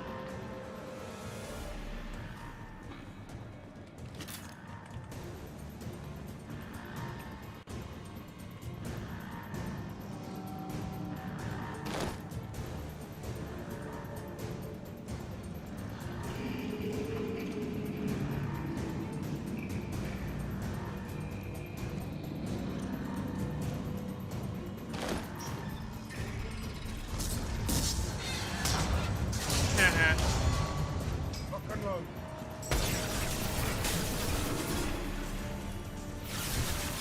Rerouting render flow identification.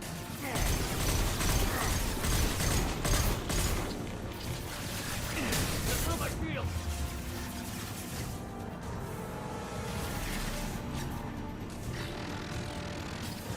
Long range kill.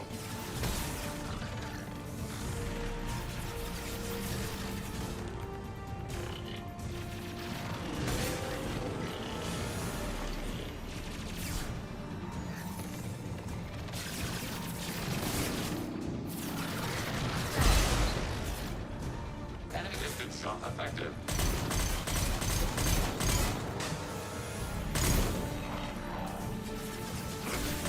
Targeting order process. Threat neutralized. Distance shot effective.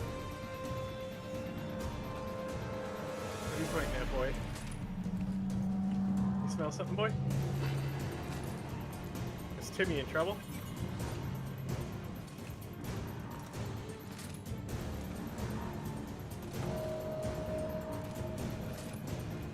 continue in trouble.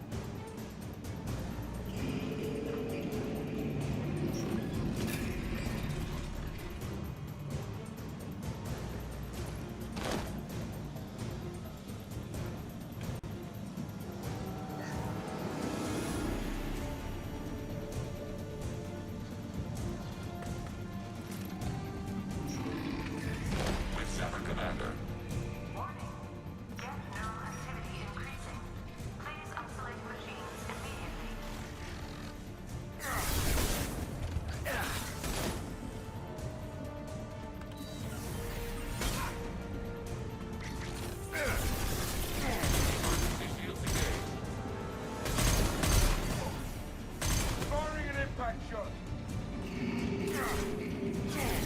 Long-range target Fucking neutralized. Legion.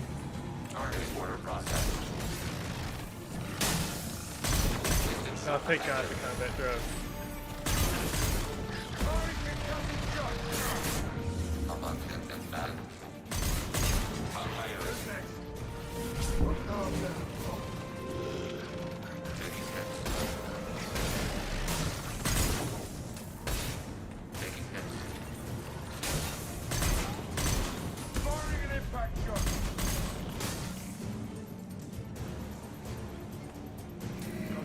Following path.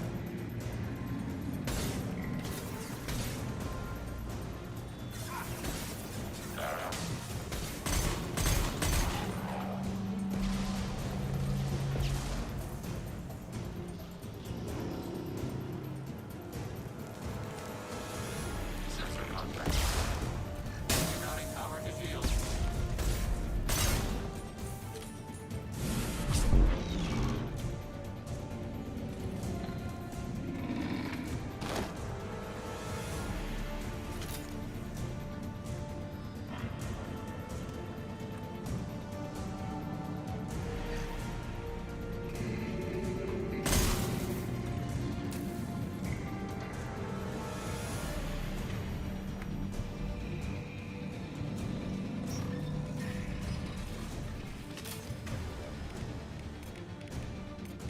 Switch up. Switching out.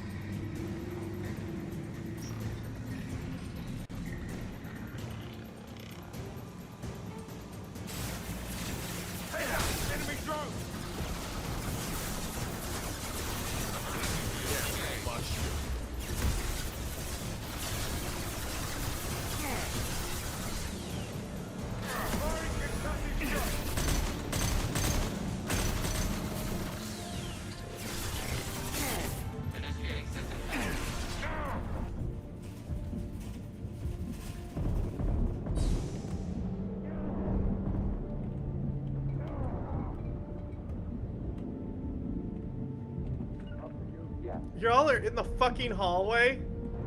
Get in there. Order received. You fucking kidding me?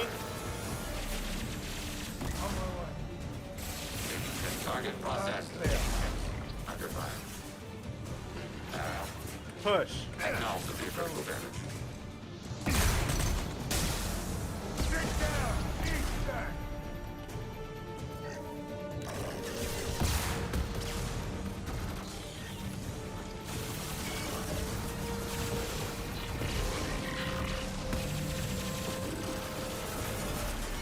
Hacking hostile system.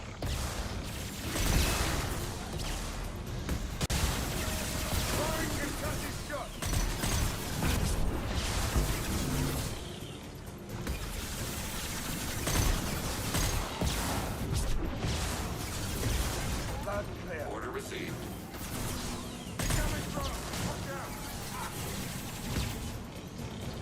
Fire it.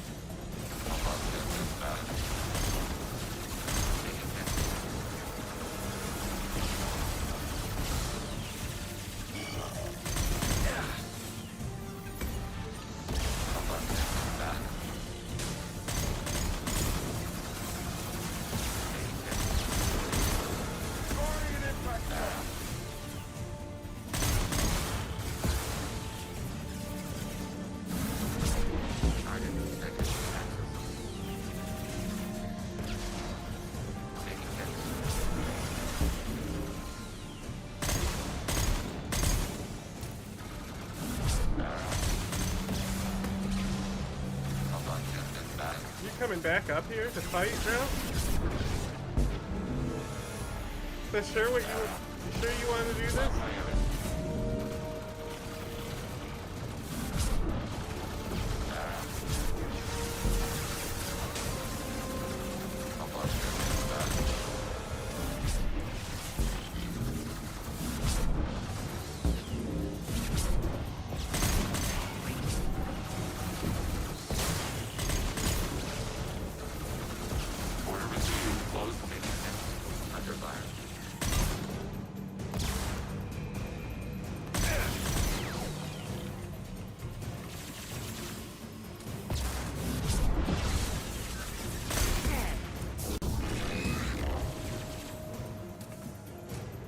Target contact.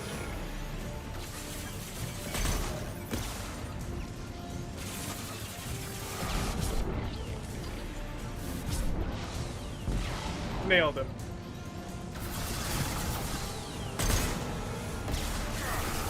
Order received. They've seen us.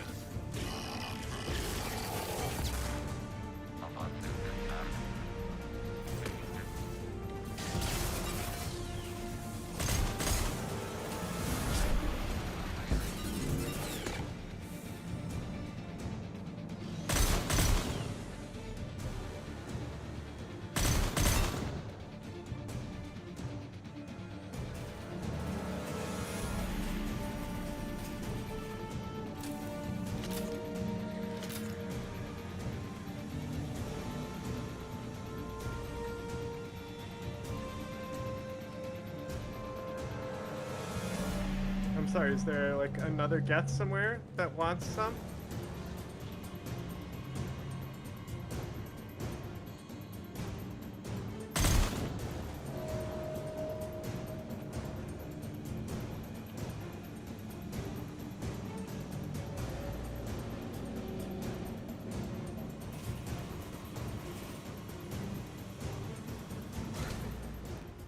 I don't know why they didn't res.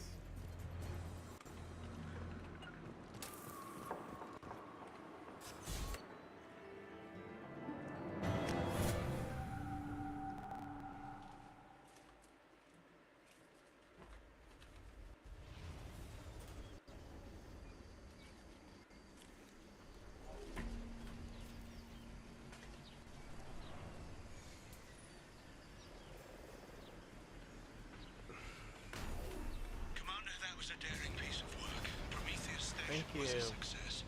You still need to go to Vulcan Station and override the lockdown from there. Good luck. Geographic conditions indicate an aesthetically pleasing view nearby. Organic life forms may wish to take note.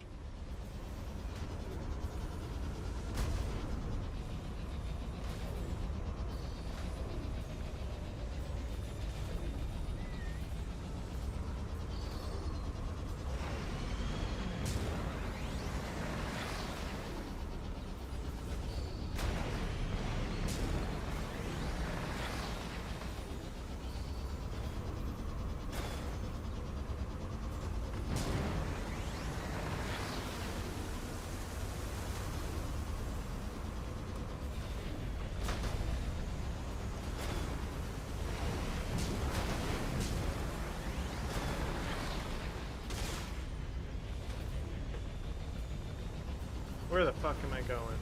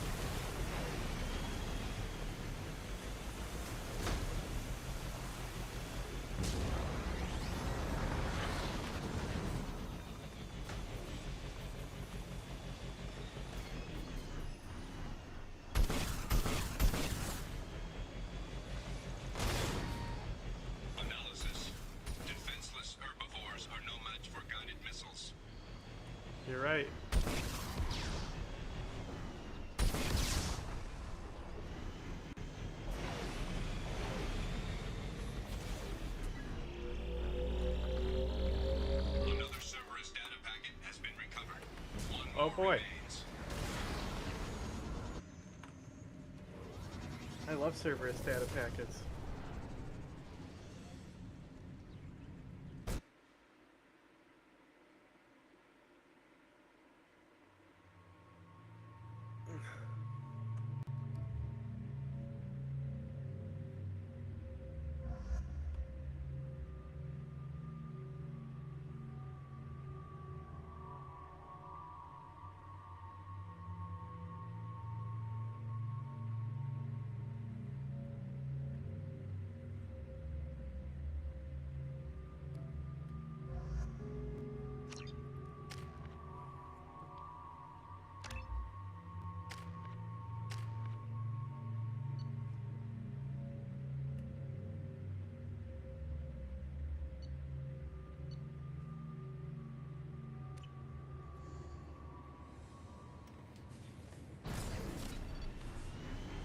Commander, this is Archer.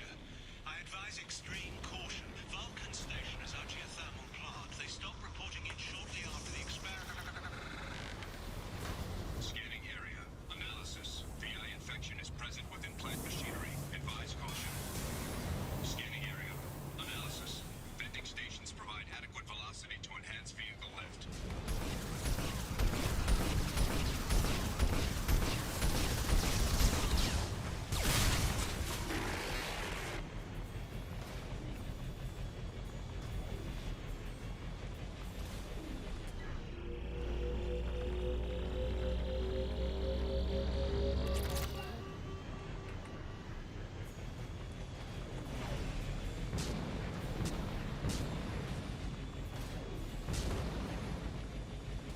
Scanning area. Analysis. Debris field provides adequate support for vehicle.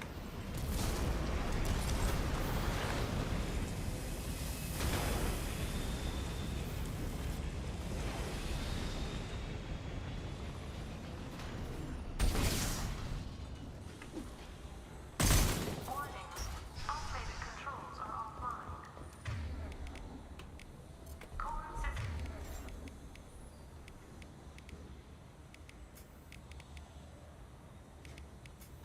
has been compromised.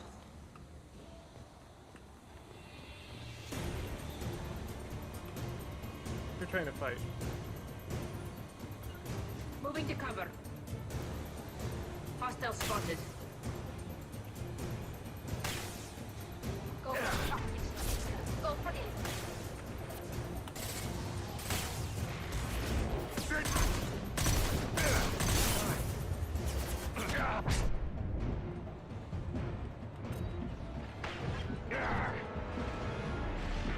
Combat drone away.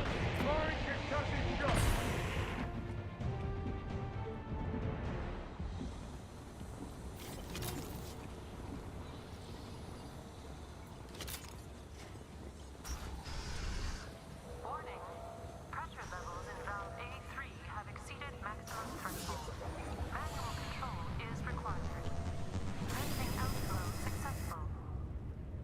Manually control this dick.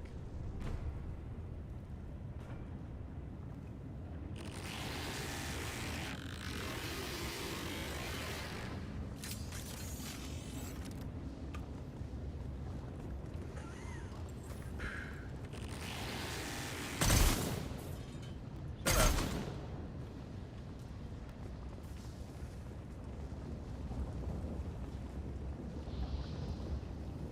Can we just hop down?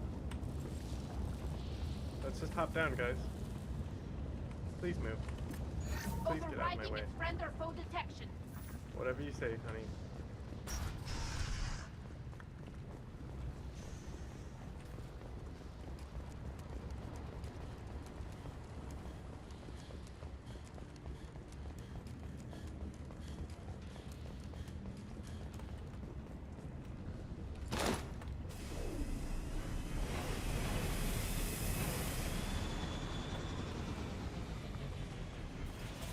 What's going on here? What's going on?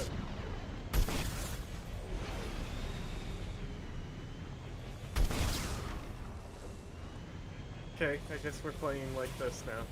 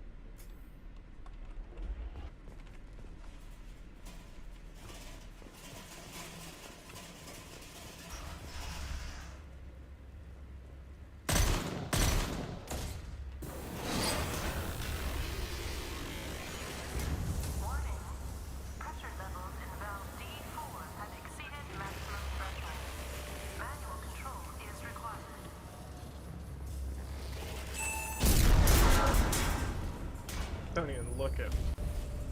I know exactly what's gonna happen. You can't fool me.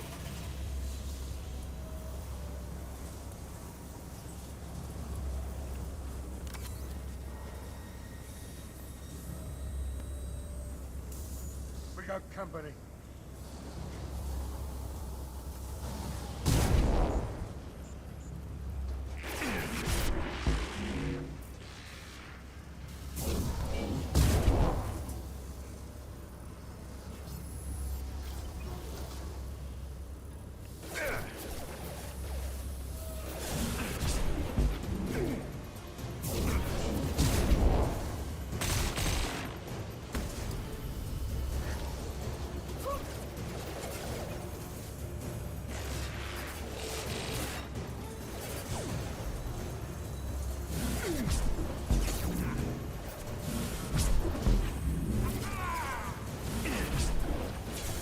Zaid, what happened?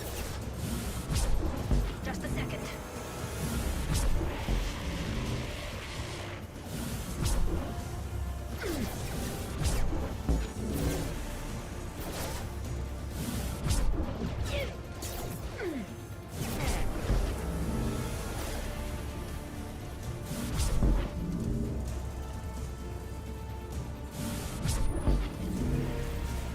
Get in the hole. That'll work.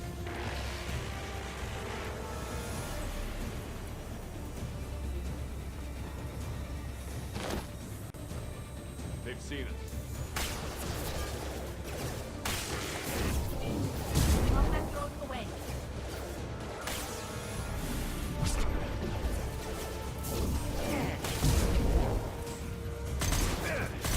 Combat drone's fucking them up.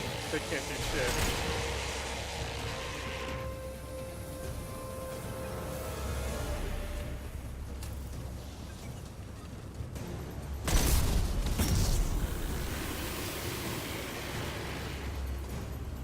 Probably could have used that to fight them, huh?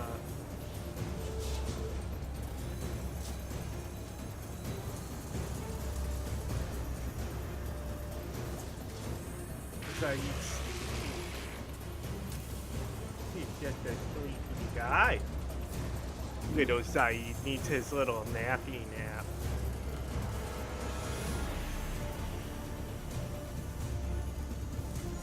Hey, did you come all the way back up here?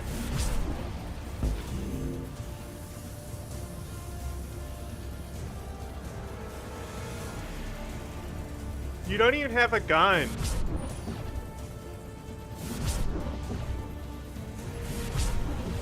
Oh, hang on. Hit you from this side. No.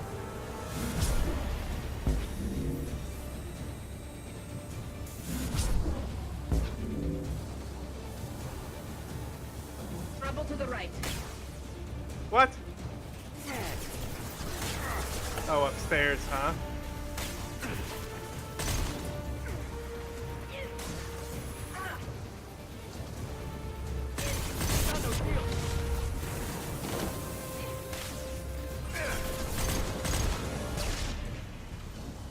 Deploying combat drone.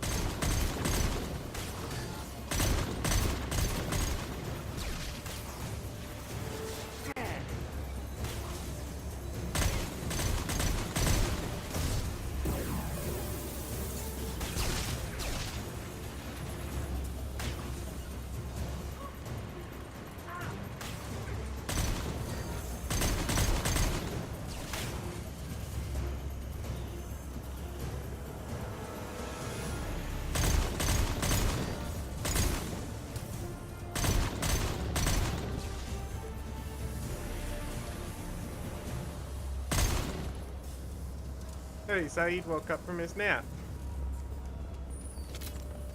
Hello, sweet prince. I'm here. Here we go. Gotcha.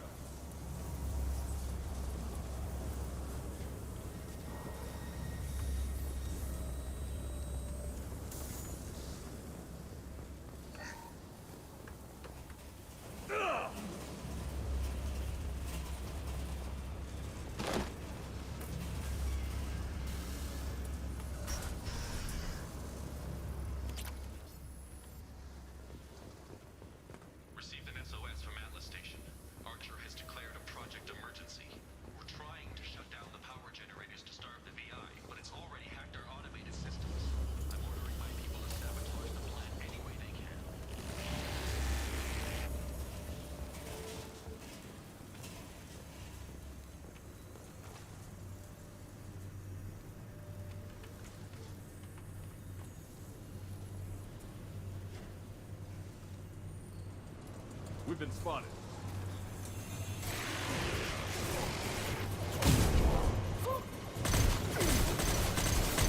Holly, that's a terrible position.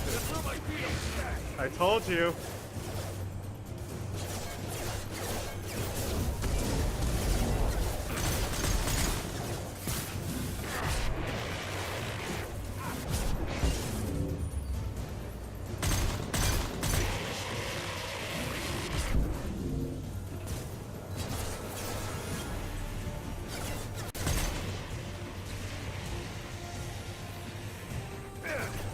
Ouch!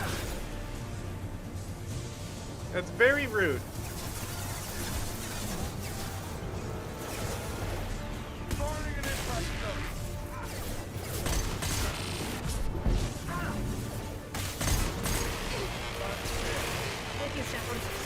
Would y'all get down, please? For fuck's sake!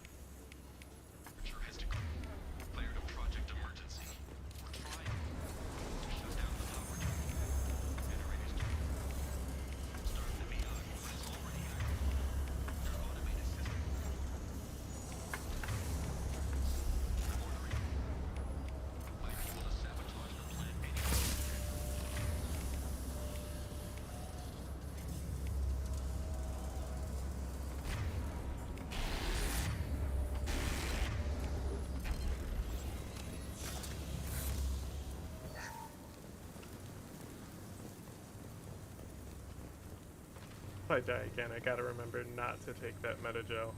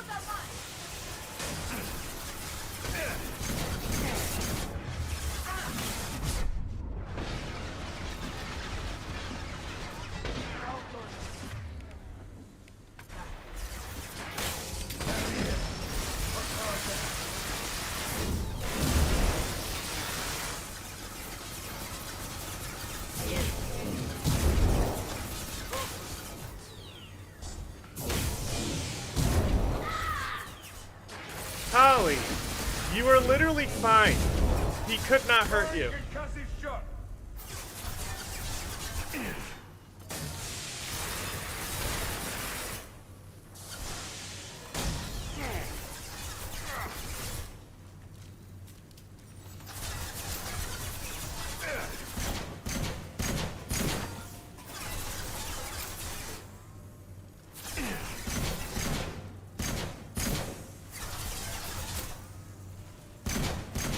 Oh my god, hit it. Worthless.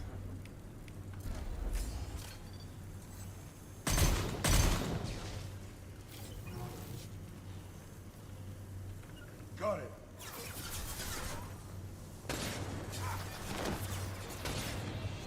You got him, Saeed.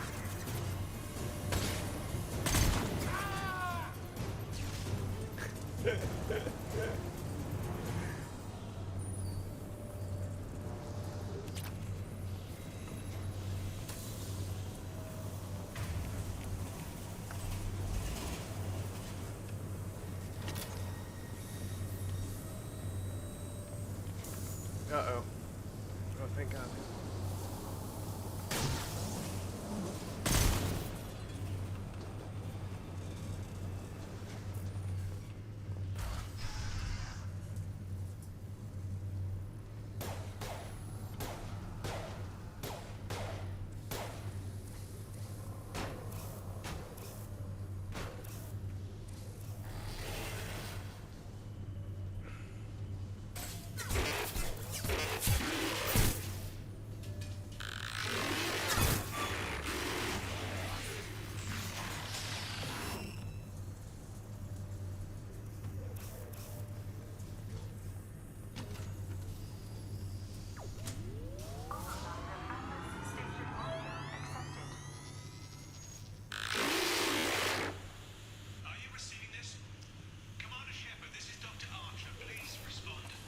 I hear you, Doctor.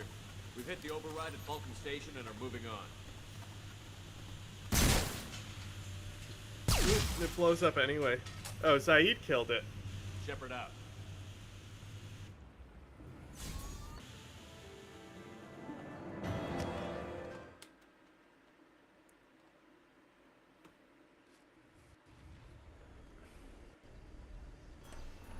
Commander, you've done it. The lockdown has been cancelled. You can now breach Atlas Station and Whoa. end this nightmare.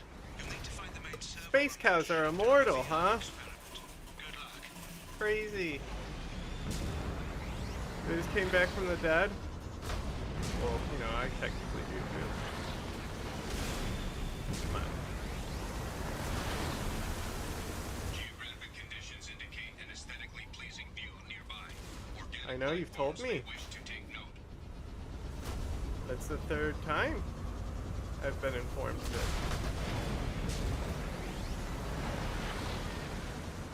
No, this isn't the way.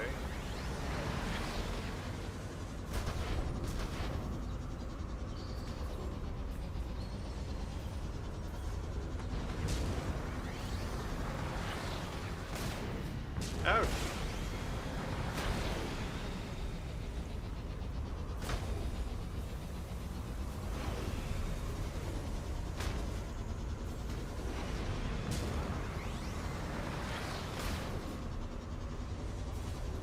Look, there's those fucking dragons.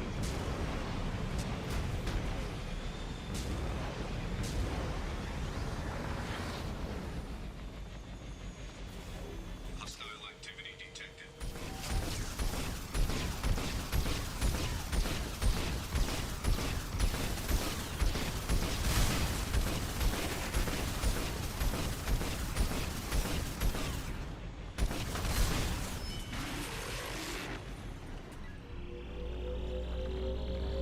Another Cerberus data packet has been recovered.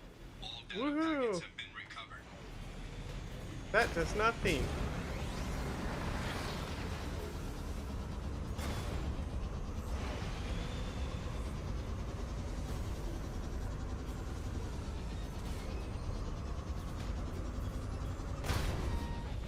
Analysis.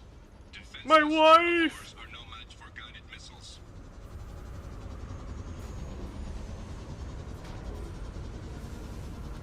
No, that's the other station. No, don't take me in there. Oh, it took me back, huh? Put me in the right direction.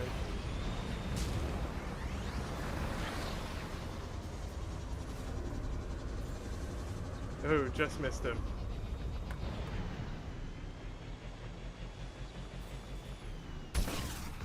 Sorry, but your child needs to be an orphan. So, now he's dead too. Now he can't become Batman.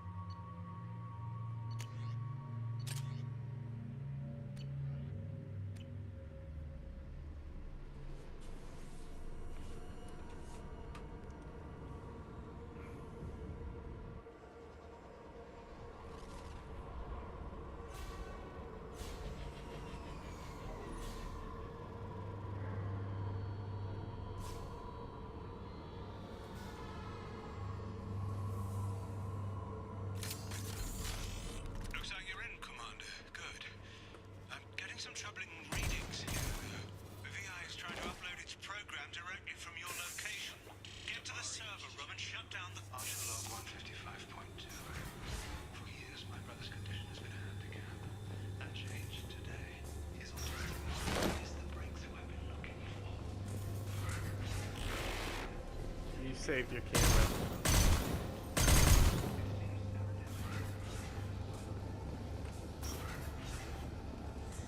If I back up, will the door open? It will. Gotcha! Now what?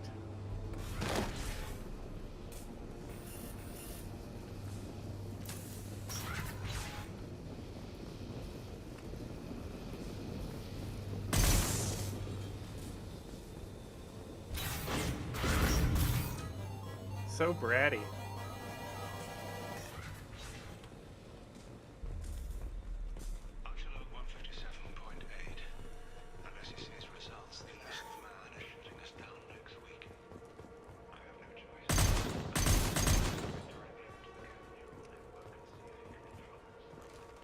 Arriving at level 2. Resetting elevator. Arriving at level 2. Arriving at level 4. Arriving at level 1. Arriving at level 3. Arriving at level 5. Arriving at level 7.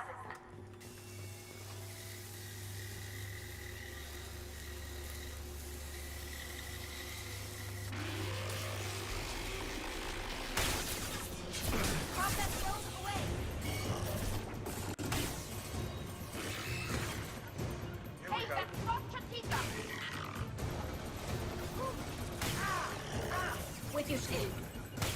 You're saying you're with me, but you're not retreating. Way to go. I tried to save your life.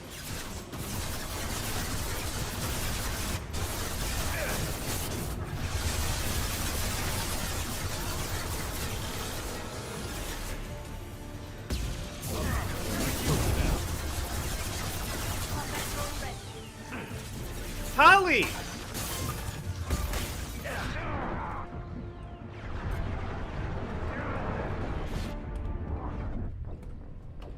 She literally pushed me out of cover. Fucking morons, bro. Dumbass robot AI.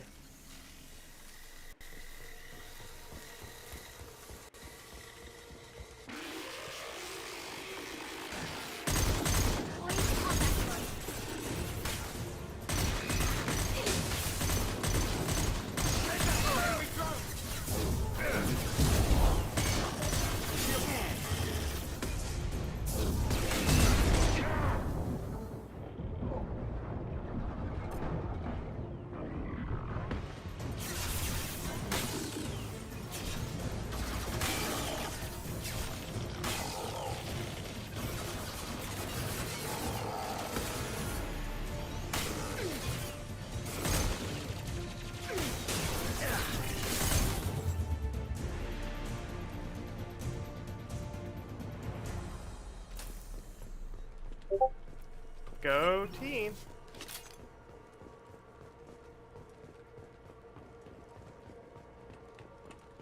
Arriving at level 6.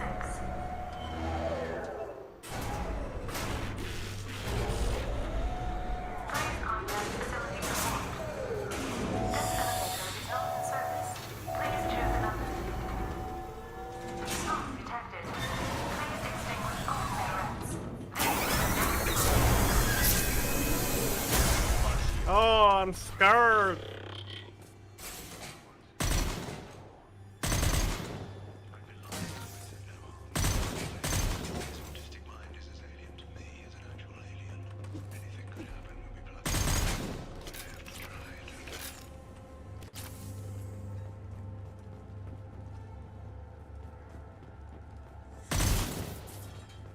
This is valuable. Decelerator offline. This is valuable. Serious injury may occur. Why do you say it like that? Alright, here we go. Last section.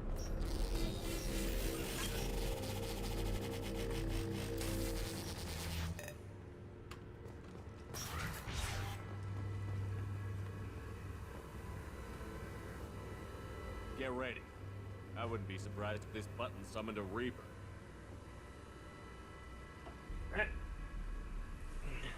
Look at you two.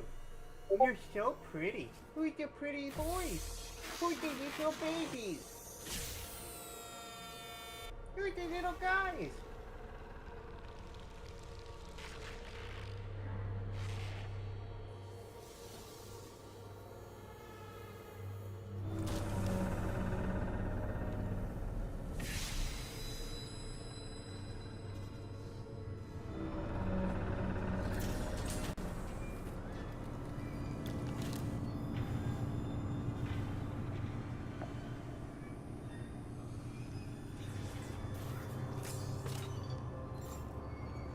Sweet, I still have the ammo power. That's what's up. Might as well fuck it. Shorten the distance between some of these.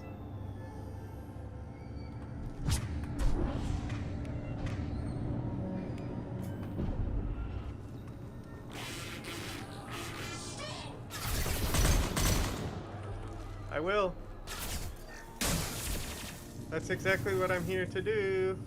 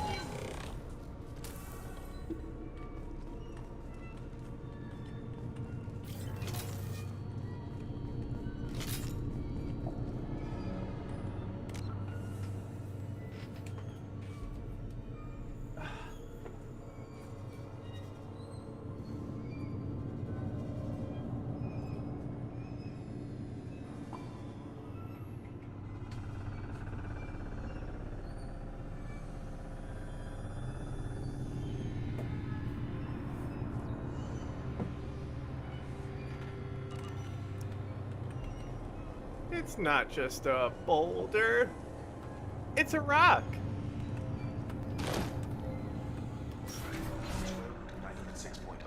Oh, here we go. I gotta fucking sit through all this shit. Time on this project is running out. There are no options left. How to get the guests' attention.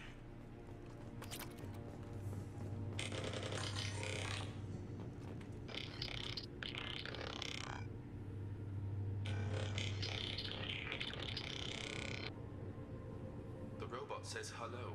Eureka, David. You're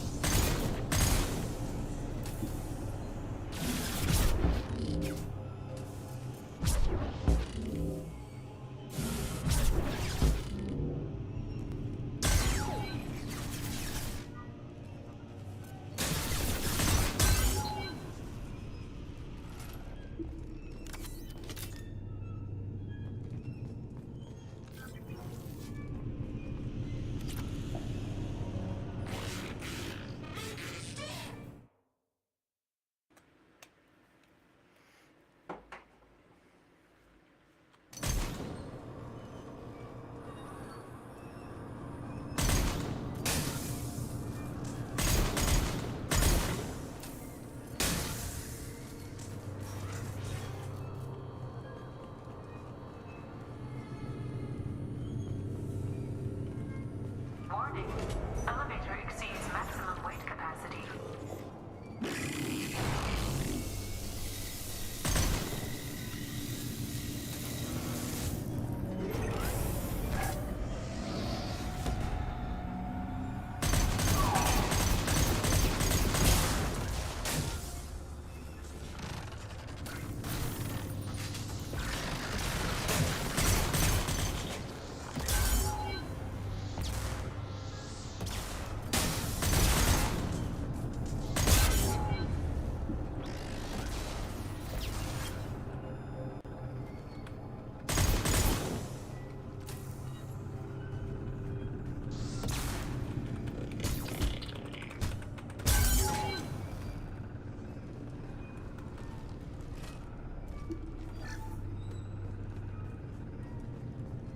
I don't even know if I need credits anymore.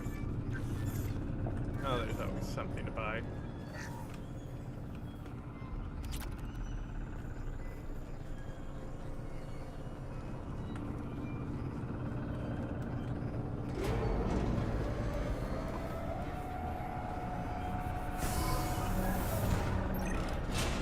Square root of 906.01 is 30.1. Square root of 912.04 is 30.2. We're ready. Open a connection to the Geth network. What? No! Tell the Geth to stand down! Quiet, please make it stop! That's what I'm here to do. I wonder if this is better. Attempting to establish upload link. Okay. So that's that. That has bonus for shield, so. I don't know. I think this is better.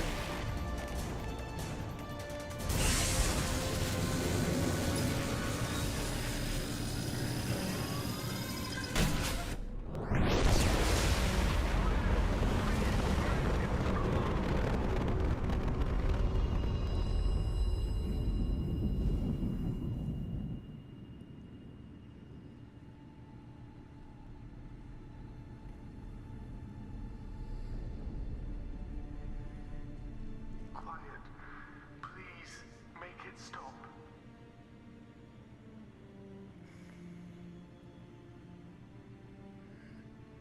Wait! Commander! I'm begging you. Don't do anything rash. There better be damn good reasons for this. I thought I had control. It's not like I planned this. It was an accident. Seeing David communicate with the Geth, it all seemed harmless. I saw his memory. He begged you not to do this. I was desperate. The elusive man doesn't broker failure. Any war we fight with the Geth will be bloody. I was asked to find a way to avoid that. Did anything useful come out of all this? Yes. Despite the setbacks, we've proven the Geth can be controlled. If my work spares 1 million mothers mourning the loss of 1 million sons, my conscience will rest easy. So you'll sacrifice your brother's happiness for your own ambition?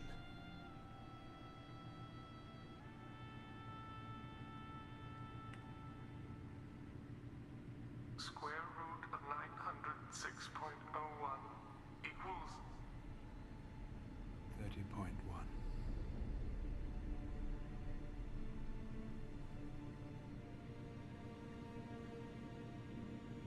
What I've done to David is unethical. Seems fine. If he dies, it's unforgivable. Let me take care of him. Please. quiet. Please make it stop. I'll let you have it, but... You're a sick bastard. The only reason you're getting off this floor alive is because this project might prevent a war. You better be damn sure this nightmare was worth all the pain. Square root of 912.04 is 30.2. It all seemed harmless.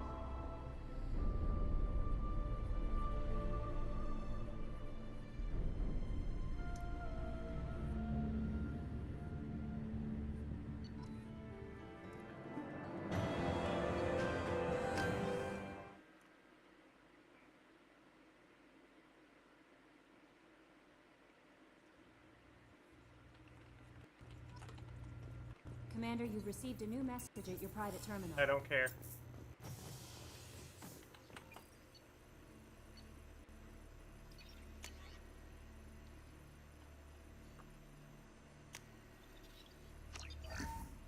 It's like nothing.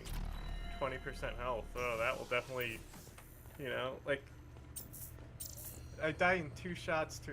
Miranda wants to see you, Commander. I don't care.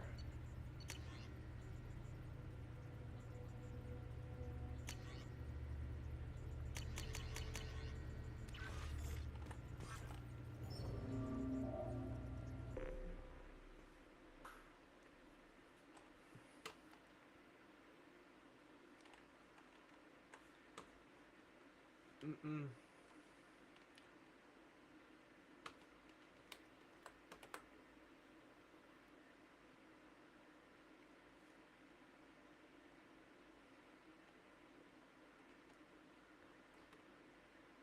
Square root this, square root that. Cyclops there, Cyclops here.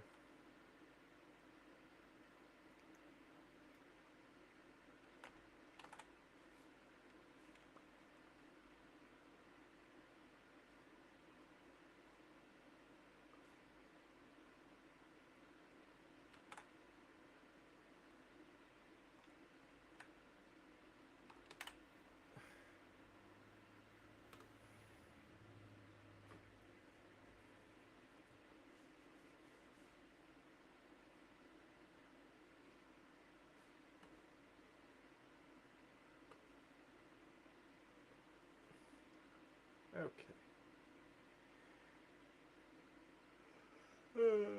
Let's see what we want to look at next.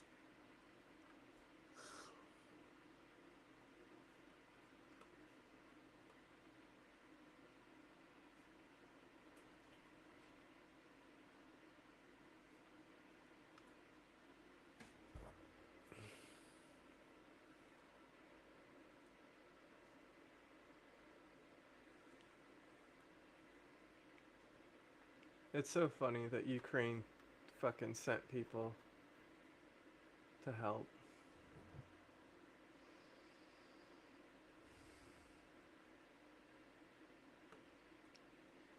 The fires.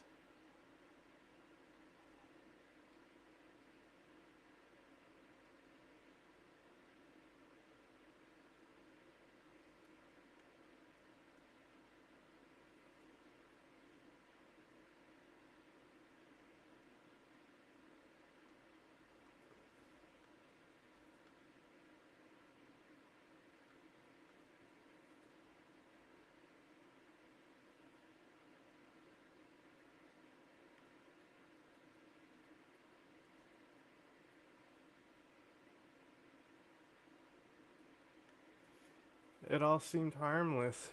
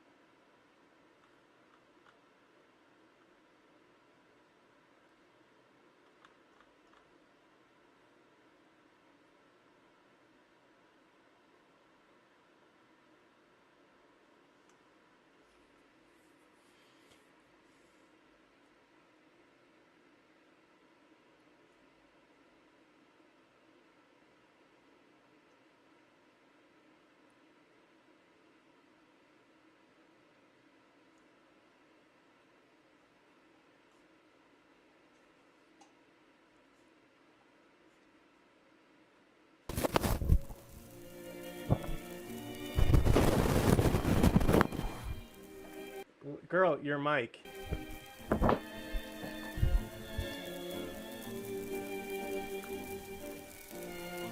That's the one thing that I cannot eat. I cannot eat that. Maybe it doesn't look bad. Maybe I can just try it. Maybe a nibble will suffice.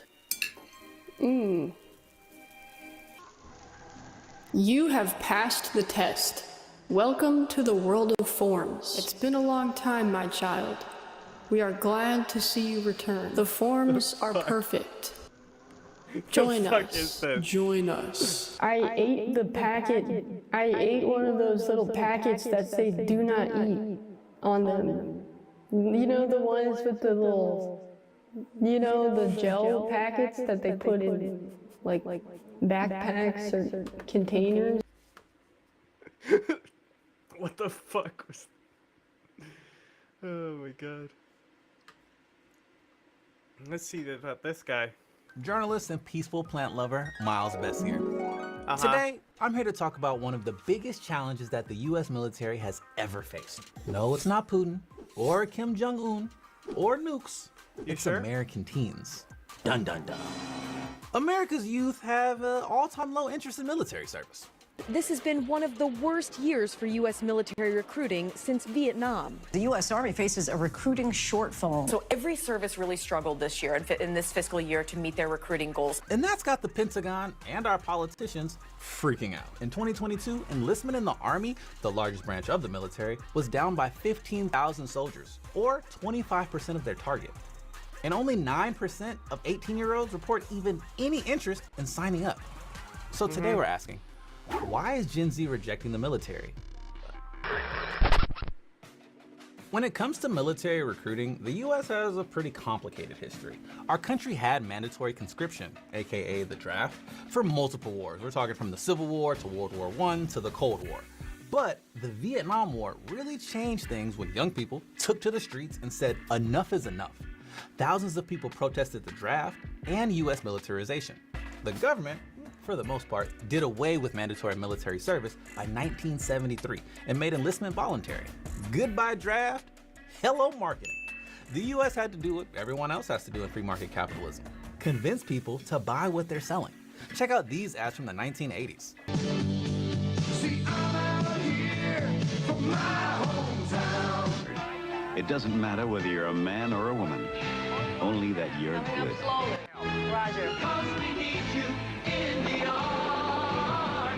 And Hollywood is probably the military's #1 unofficial marketing tool. The movies have romanticized military service going way back. Today, the Army Guns are cool.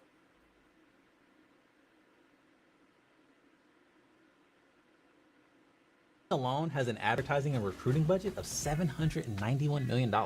For comparison, that's more than double the budget for teacher recruitment. The US military is desperate to recruit more young people, putting out campaigns like this one, The Calling from 2021. I was now determined to defend this nation that I called home. Despite these super slick ads, Gen Z ain't feeling that military lifestyle. In fact, people hated these ads so much, they had to close down the comments section on YouTube. There's more than 11,000 military recruiters They hated working one specific ad. At nearly 1,500 recruiting stations, many of them high schools and college campuses. And now, they're finding you even closer to home on Twitch, esports, TikTok, you name it. The military is even requesting more access to internet user data to do more targeted recruiting tactics. We want to be able to kind of package our messaging so that it can resonate with greatest effect to a generation where we count seconds in terms of being able to capture their attention. And so we want to work with the committee to potentially expand our current authorities to do that. So why I love that he showed the e-girl that's not endorsed by the DoD. Exactly is the military struggling so much to recruit young folks? One, there are more opportunities outside the military these days. I mean, why would I risk my life in the military when I could get sweet benefits or a scholarship from working at like a Okay, the military is going to be better for you than Chipotle, but like, I've said it before, like, oil rigs are risky too, but it's probably a better way for poor people to get out of poverty It's to fucking work those deep sea rigs. Chipotle or In-N-Out, you know what I mean? Number 2, it's hella hard to qualify to sign up. The military can turn you down for stuff like obesity, mental health issues, a criminal record, even having tattoos in the wrong place. Only 23% of Gen Z are even eligible for military service. And 3, and maybe the biggest reason, I'm pretty sure they changed their tattoo policy. Cause like I know like I have a friend who's literally a tattoo artist, and she fucking is airborne reserve. Gen Z doesn't trust public institutions, including the military. Over 80% think the US is on the wrong track. That's why we never run out of things to talk about on this show, folks. I mean, of course Gen Z has trust issues. Their generation has access to so much information. They know the risk of military service. Outside of death, there's PTSD, homeless. I mean, this is the PTSD shit. You notice how they're all the same age? Like, this is not something that... There's so many jobs in the military. Veterans, sexual assault, homophobia, and that's a good one. Racism and classism.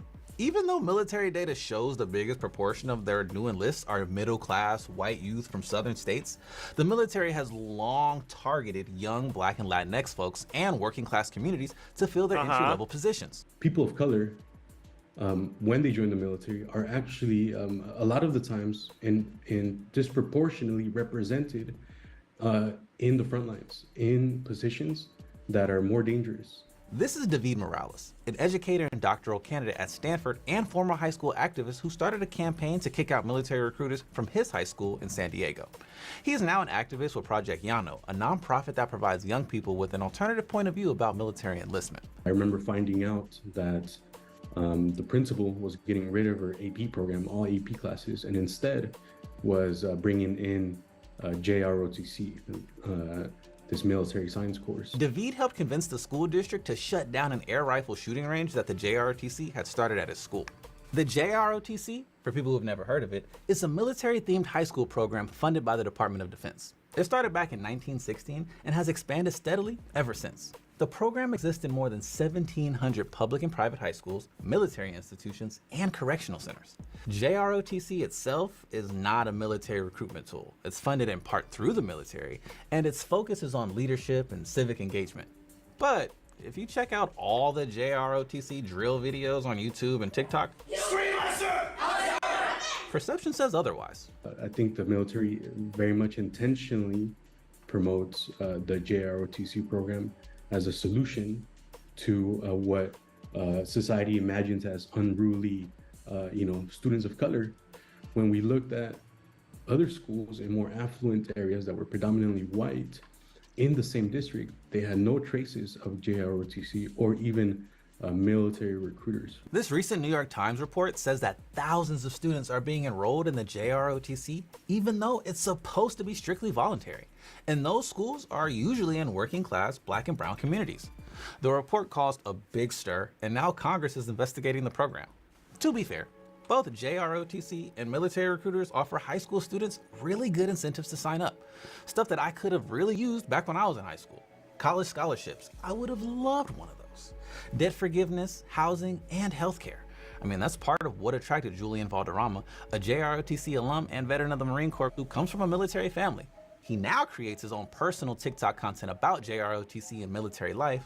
So the military does offer great benefits. The GI Bill is obviously the biggest one. It's the biggest selling point for recruiters. You get your college paid for, and you get paid the average cost of living wherever your college is. I loved what the military did for me. It made me who I am. It gave me the experiences. I have friends and brothers and sisters that will last a lifetime. So the benefits are huge when you don't have many opportunities given to you. But what's the cost of enlisting? Some people have success stories, but there are also many other people who have a very difficult time claiming the benefits that the military promises. In real talk, is it even ethical to recruit minors into the armed forces? We know it's legal. In 2001, the No Child Left Behind Act gave military recruiters access to collect student data from high schools, same as any college recruiter or prospective employer. Critics of this military recruitment in high schools, though, say that doing so goes against international standards, specifically the United Nations Convention on the Rights of a Child, which prohibits recruiting young people into military service. The United States is the only country that hasn't signed this. Only Somalia and the United States didn't sign it. Somalia has signed it. By this time, Somalia has signed it. The UN says recruiting is putting young people, especially poor people of color, at increased risk for mental health issues like depression and PTSD, substance abuse and sexual assault, and let's face it, possible death. So, given all of this, what needs to change in the military to make it more appealing to Gen Z? The problem is all the old white dudes at top, honestly, because they have no idea what it's like anymore. They joined when it was 1984 and the world was different. They have no idea what it's like. And that makes sense considering Gen Z is the most diverse generation ever. But waiting for leadership to change sounds like a long game. A lot of folks are speculating what the consequences will be if they don't reach their recruit targets now. I don't think the military is ever going to reach back what it needs, honestly. I just don't. And I think the consequence of that is genuinely us losing wars. It is national security going down. Julian brings up an important point about national security. Remember when I said that the draft is over for the most part? Well, the government does have its list in case of an emergency. Men who turn 18 have 30 days to check a box for selective service, which basically means you're on standby for a few years in case it gets too real out there. I mean, I remember doing that when I was 18 and I was enrolling in college. Like, you had to do all the paperwork and stuff, and they just kind of like snuck it in there. It was like, oh yeah, how much money do you make? What classes do you want to take? You're gonna enlist, basically, for a little bit. It threw me off. I didn't have to do anything, luckily, but it did kind of scare me. But what if we don't need to rely on our military for power? I mean, the US already spends almost $800 billion a year on our national defense. In fact, we spend more on our military than China, India, Russia, the United Kingdom, Saudi Arabia, Germany, France, Japan, and South Korea combined. Whew. What if that money and brainpower was invested into something else? What is the objective of the military? What should it be?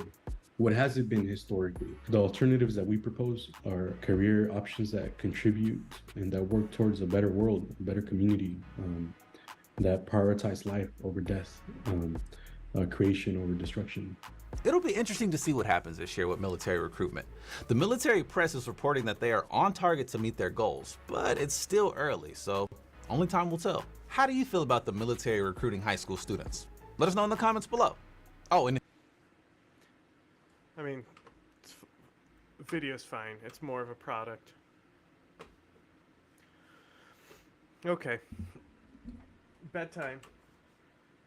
Chinchilla time.